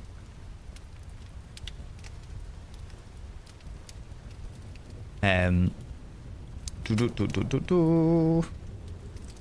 not a therapist, it's still beneficial to hear others' perspectives and get input. Or even if you're not a therapist, it's still beneficial to hear others' perspectives and get input from others without experience. Absolutely, Stefachino. You're 100% right. 100% right, for sure. It's a little Fleetwood Mac, yeah. If they were cooler, how dare you? Fleetwood Mac were great. Actually, they were toxic as shit, but their music was good. I enjoyed the music. Good, how are you? Just ate 3 big pieces of Toblerone. I've got a cheesy chip wrap waiting for me. Waiting for me. I heard Chunk come in earlier, and I'm like, yeah, that cheesy chip wrap's got my name on it. Got my fucking name on it. Problem is I share my thoughts and get treated like a 5-year-old with a broken toy.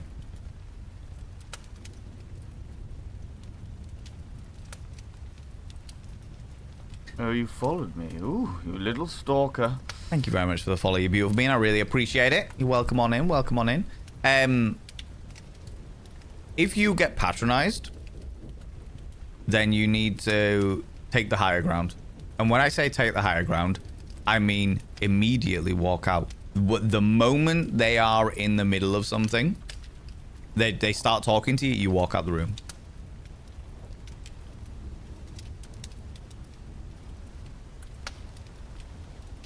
Now I am an antagonistic fuck.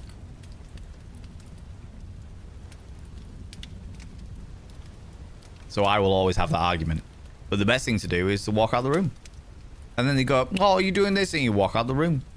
And then eventually they will get pissed off because none of the things that you are, like, none of the things that they want to talk at you about are being listened to.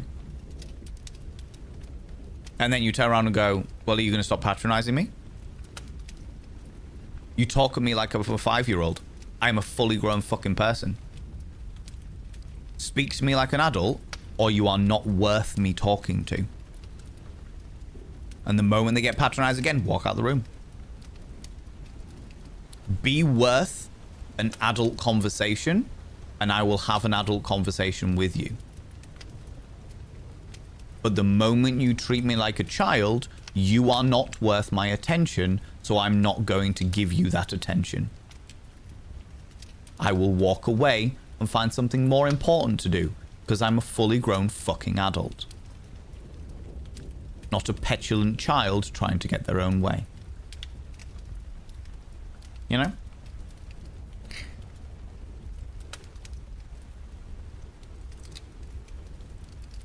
But then I also wouldn't date somebody who is going to be patronizing to me. If I was going to be with somebody and they were patronizing, I'd be like, I'm out. You don't deserve my attention. You treat me like this? No, no, no, no, no, no. I'm gone. Give them a chance to show over. Absolutely, or absolutely. When they say no, maybe ask when would be a better time. Vet, that's not a bad call by any stretch of imagination. If you do ask somebody where to be there for you and they're not able to, he's like, could you let us know when a better time would be? For sure, not a bad call by any stretch of imagination. Feel that so much, yeah. Give them a chance to show up for you, yeah.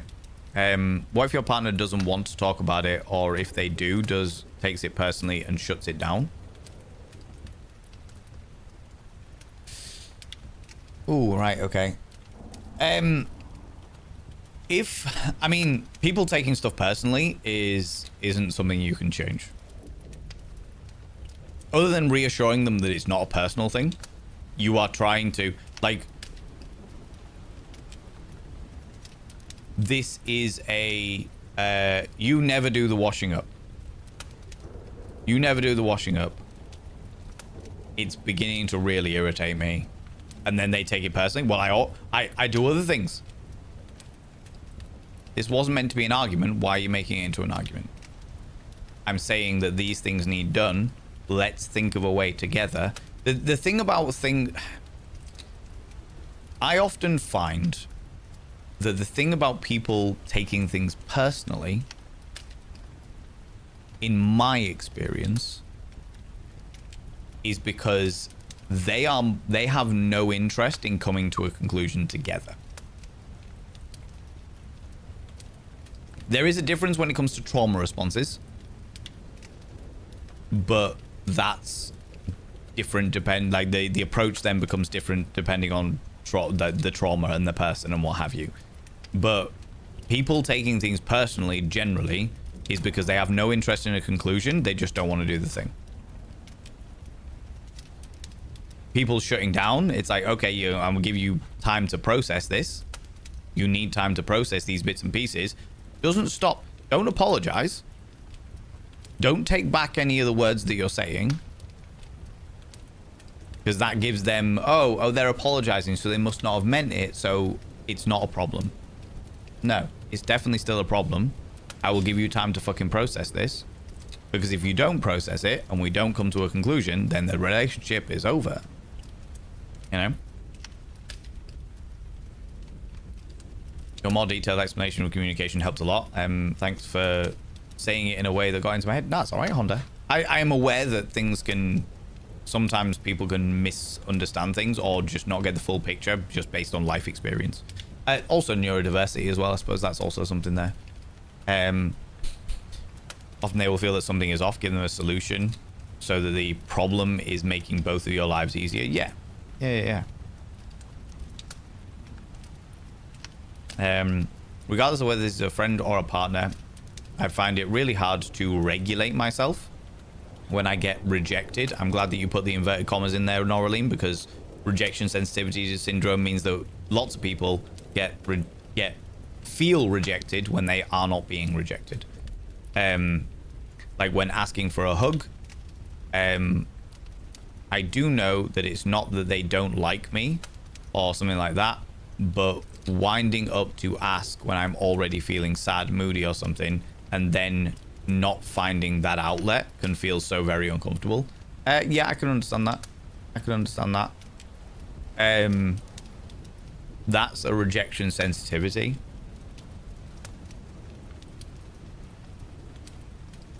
And in that scenario, Noraline, what I would do personally is I would say, when I'm in a good place, I would say to my partner, one of the things that I really like when I'm feeling really sad or I'm feeling down is to be hugged.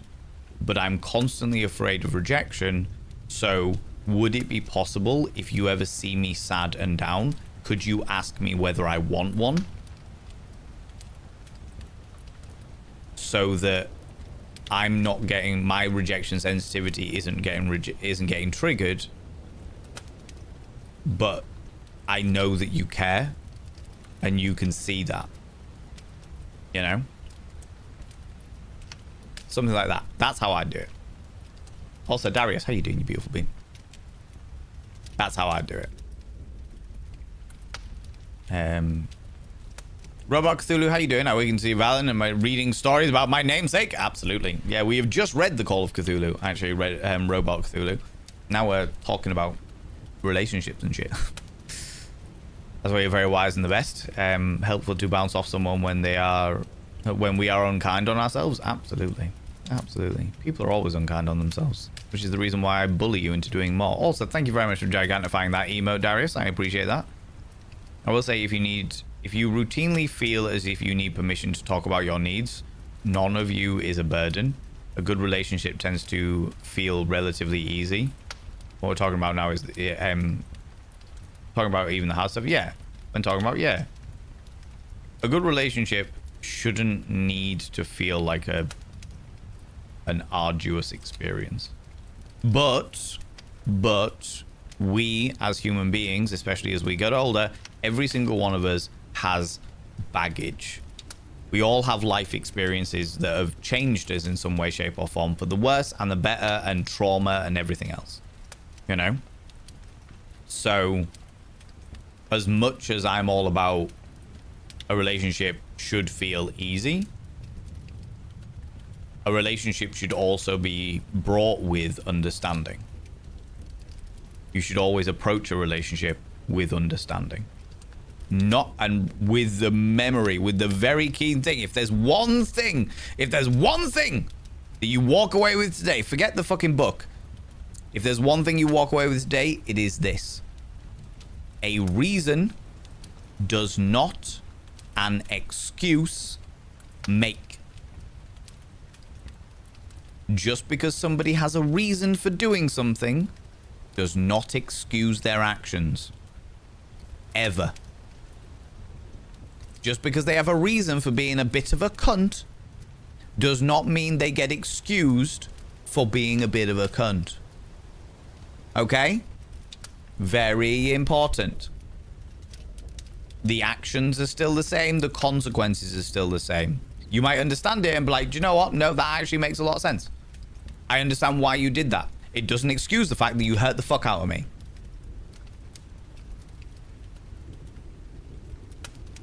A reason does not an excuse make. Exactly. If there's one thing you fucking take away from today's stream, that is it. Balan said not to eat mushrooms, and I did it anyway, because you're a fool. You're a fool, Midgard. Prometheus, how you doing? How's it going? Dizai?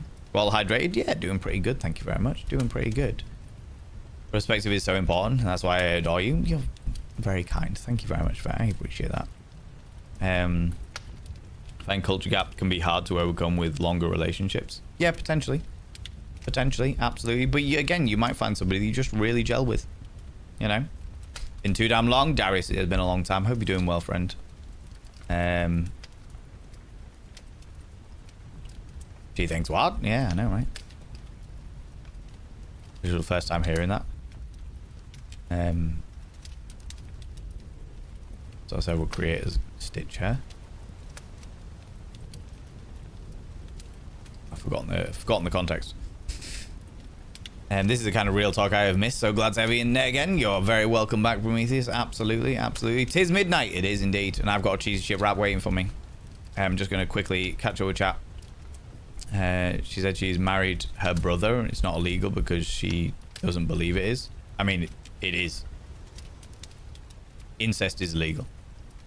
In most places. Blood brothers or blood relatives, yeah, usually.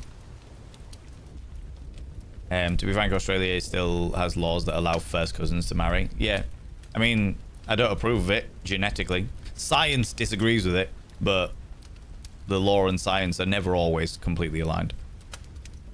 And what do you think about the everyone is reasonable for their own emotions stuff? Oh, everyone is responsible for their own emotion stuff? Because for me, as an ADHD person, self-regulating my emotions can be super hard, and regulation is very sparsely available. I do think everyone is responsible for their own emotions. That doesn't mean that it's easy. That doesn't mean that other people can't be there for you. That doesn't mean that, like, just because you are responsible for your own emotions does not mean that you can't seek help. I'm responsible for keeping my front garden and back garden tidy and usable. I can't fucking do that, so I have somebody else to help me out doing it. I think that every single person in the entire world is responsible for their own emotions.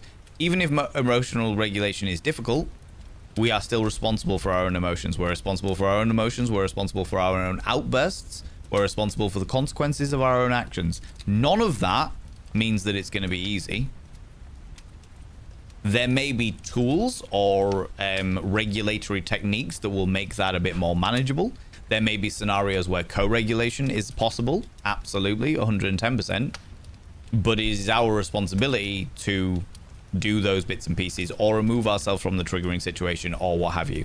Like, I'm not saying it's easy by any stretch of the imagination. I am saying that the only person that can be responsible for our emotions is ourselves. Whether we like it or not. And I'm also not saying that people shouldn't be given empathy. If I see somebody who's struggling with their emotions, I'll probably go and help if I can, purely because I have empathy. I care that somebody is struggling, and I'll help if there is a way that I am able to help. But the responsibility still is on them for their own emotions, you know? And I also say that, Noraline, with a lot of experience, because through the 8 years of streaming history that I have had, I have seen many people come into this chat, come into many chats across Twitch, and expect the streamer to be their emotional buffer. And it is not my fucking responsibility. It is not any streamer's responsibility to be a viewer's emotional buffer. It is not our responsibility to take for other people getting emotional about stuff. If the as I've always said, and this isn't directed to you, Noraline, by any stretch of imagination, but generally speaking, if a conversation is too tough or you don't want to be part of it, you don't have to announce your exit. You can just leave. This is not an airport. You can just fuck off and go and look after yourself, you know, which is the important bit. I'd rather you left the conversation that was upsetting you and you went and you looked after yourself than continue to be in a conversation that was upsetting you. You know, abso-fucking-lutely. But the only person that can do that is you. The only person responsible to get you to do that is you. You know?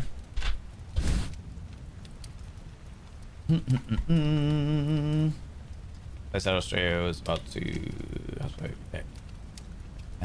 missed my chance. That's all, Jerry's. Just wanted to give some bits. I very much appreciate that. I lost track of it 20 years ago. Find somebody new, Darius. There is no such thing as true love. There is no such thing as the one for you. There are billions of people in the world, and there will be ones that you find love that is true with. There will be ones that you find that could be your person, but that doesn't mean that they are the only one that will ever be your person. When I was 18 years old, I fell in love. I thought they would be the only person for me. When we split up, it took me over a decade to get over her. Oh, you followed me. Ooh, you little stalker. It took me over a decade. Thank you very much for the follow. But I had to let her go to give myself a chance at love with somebody else. And I found that love. And that love was even more beautiful, even more raw, even more tantalizing and fulfilling and exquisite. And I would not have done that if I hadn't have been like, okay, this was a love. It was a beautiful love, but this can also be a love. It can be a beautiful love. And things didn't work out with that person either, unfortunately. And that tore me to pieces. And as much as I suffer and I struggle with feeling because my brain's like, hey, you can't deal with these emotions now, so you're not gonna fucking deal with these emotions now. You can't deal with the grief. You can't deal with the sorrow. You can't deal with the heartbreak. All you can deal with right now is numbness of the of deep emotions. As much as that is entirely fucking true, I know that I will love again. I know that I will process. I will eventually get through this, and I will fall in love again. Just as you can, if you allow yourself to. You know? Definitely isn't your wife for that. Oh yeah, absolutely, Robot Cthulhu for sure. And thank you very much, Nibirin, for reminding everybody of no politics. It was more of an example of him as a human being, but yeah. Came for dirty jokes, and instead I got a tear in my eye. How sincerely you said that. We're having a serious conversation, Prometheus. It happens every so often, you know. You know. Why are you here if it's getting cold? Yeah, exactly. Exactly. You have elite meals. I'm always jealous. Say after I just have full dinner and Toblerone. Yeah. Sometimes it'd be like that, you know. Sometimes you just need extra bits and pieces. I had noodles before stream. Check it. All the nudes. All of the nudes. Setting and enforcing boundaries is so powerful. Yeah, and it also makes life so much easier. You know what I mean? Not long ago, I cooked pasta dish that used grilled Italian sausage boiled in Pinot Grigio with onions. It was actually amazing. I recommend doing it. As if I wasn't a vegetarian, I probably would. But I appreciate that. Other people that are not vegetarians, there's a good dish for you. Treating like a child, I'd argue that oftentimes kids should not be treated like they are. Depends on the scenario. Depends on the scenario. I've been a kids entertainer. I'm pretty clued up on all that shit. But I'm also not a parent, so I'm never going to turn around to a parent to tell them how they should or should not treat their children unless that child is coming to harm. You know? Trying to find out what a cheesy chip wrap is. A cheesy chip wrap, so imagine fries if you're from America. Like French fries. Covered in like mozzarella. With a squirt of ketchup. Wrapped in a tortilla. Nom nom nom nom nom nom. Nom nom nom nom nom nom nom. What I was most impressed by hearing is how much you like to spend time with your partner and put effort into making the most of the time you have together. Unfortunately, not something I've experienced personally. I've apparently just been a tool or accessory. Won't settle for that again. Good. I'm glad you won't settle for that again. Genuinely very, very glad. But I'll also say, Tint of Ginge, in my last relationship, that I was so afraid of commitment that I pretty much ruined the first 4 months of us being together because I was afraid of showing that side of me. I was afraid of committing that side of me after having been burnt so many times before. I was afraid of giving all that I could in order to make them happy, and I should have given it from the off. I didn't. But I didn't, and I have to live with that, you know what I mean?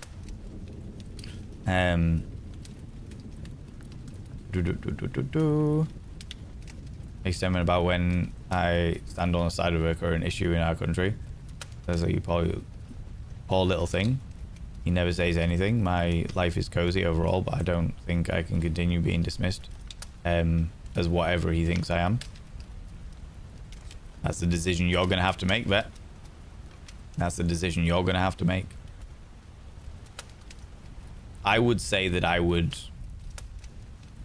I personally would never want to be with somebody who doesn't see me as an equal.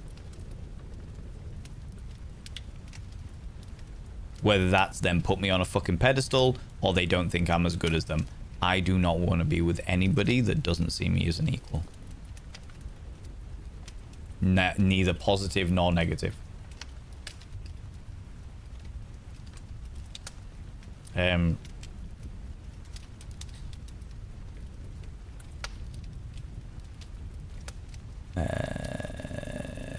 Right, friends. It is now nearly midnight.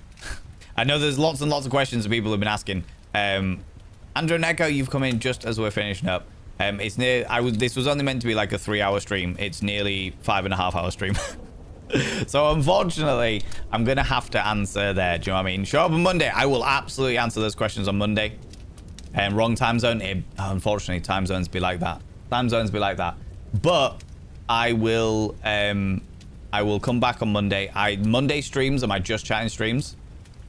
And I am absolutely more than happy to have these conversations. I'm also happy to have the conversations on the Tuesday and Wednesday streams before we jump into the game and stuff like that. But right now I've got a cheese chip wrap that is getting cold behind me. All right. So friends, we are going to go raid somebody because I always go raid somebody because I think it's the right thing to do to show all of you beautiful people. Yeah, say goodbye. Absolutely. Thank you very much for the 200 little panderings there, Mr. Hyde. I appreciate you. We're going to go raid somebody because we always go raid somebody. We'll always go throw some love at another delightful individual to show you to somebody new and to allow my new friends to see all of you beautiful people because you're all wonderful and I appreciate it so very, very much. Yeah, we're definitely going to go see you because you're fun. So friends, we're going to go throw some love at another delightful individual. Before we go anywhere, could you do me a massive favor and throw some mod loves in the channel? Wolfex, thank you very much for thanking the mods. Throw some mod loves in the channel. You can use any kind of love hearts from any kind of channel. You can use any kind of mod loves from any kind of channel. We love to see different emotes from different channels. So the more emotes that I can see from different channels with the love hearts and stuff like that to say thank you to the mods, I would really, really appreciate it. Mods, thank you so much for all that you do. Thank you so much for all you do in and out of stream, all the stuff you do for me behind the scenes, and all the stuff you do for this wonderful, wonderful community. I really, really appreciate it. You are wonderful and spectacular, especially today and especially tomorrow, because those are days that I don't normally stream, and you're still turning up anyway, you beautiful individuals. I really appreciate it. Running away at midnight, giving Cinderella, absolutely. You know it. I've got to go sit my ass on a pumpkin, all right? Shoving that pumpkin right up my sphincter, just like Cinderella did, okay? Just like Cinderella did. Fantastic. Thank you very much, Nibrin. Friends, if you can copy the first raid message if you are a subscriber, and the second raid message if you are not a subscriber. That's the first Botavane raid message for subscribers. The second Botavane raid message for non-subscribers. Ooh, let me spell it right. Friends, we are shackled. It's true. It's true. We're going to go see my friend Jess playing. Jess Playing is a wonderful, wonderful, wonderful human being who's fucking hilarious. And I know that all of you love dad jokes. Well, Jess Playing is the absolute pinnacle of places to go get dad jokes. Friends, if you are a subscriber, please copy and paste the first raid message. Not a subscriber, please copy and paste the second message. If you are not in the raid up at the top here, please click on the link that I have just thrown out down here so we can go throw Jess some love. We used to do a shout out, which would do a pop-up and you can see what they're all about. We don't do that anymore because it gives them a heads up that we're coming, and I don't like to spoil the surprise. Do you know what I mean? Fucking hell, there's loads of you in here considering it's midnight on a Saturday morning for me. But friends, thank you so much for being here. Thanks so much for raids and subs, gift subs, all the cheeky little bitties. Thank you so much for spending your time here. Thanks so much for enduring the wonders of the Call of Cthulhu. I'll be back tomorrow. Fucking hell, tomorrow. I'll be back tomorrow at 7 p.m. BST again, where we're going to be doing the Labyrinth roleplay stream, chapter 2, which will be very, very exciting. And then I'll be back on Monday as well, again at 7 p.m, where we're going to be chatting some shit and probably relationship and sex shit, because that's what we tend to talk about. Anyway, to all you beautiful lurkers, or should I say watchers from the void, I appreciate you being here. And all you beautiful people on the VODs channel, thank you so much for hanging out. I really, really appreciate it. Until tomorrow, you beautiful beings. Don't do anything I wouldn't do. If I wouldn't do it, it'll fucking kill you. See you all later. Bye.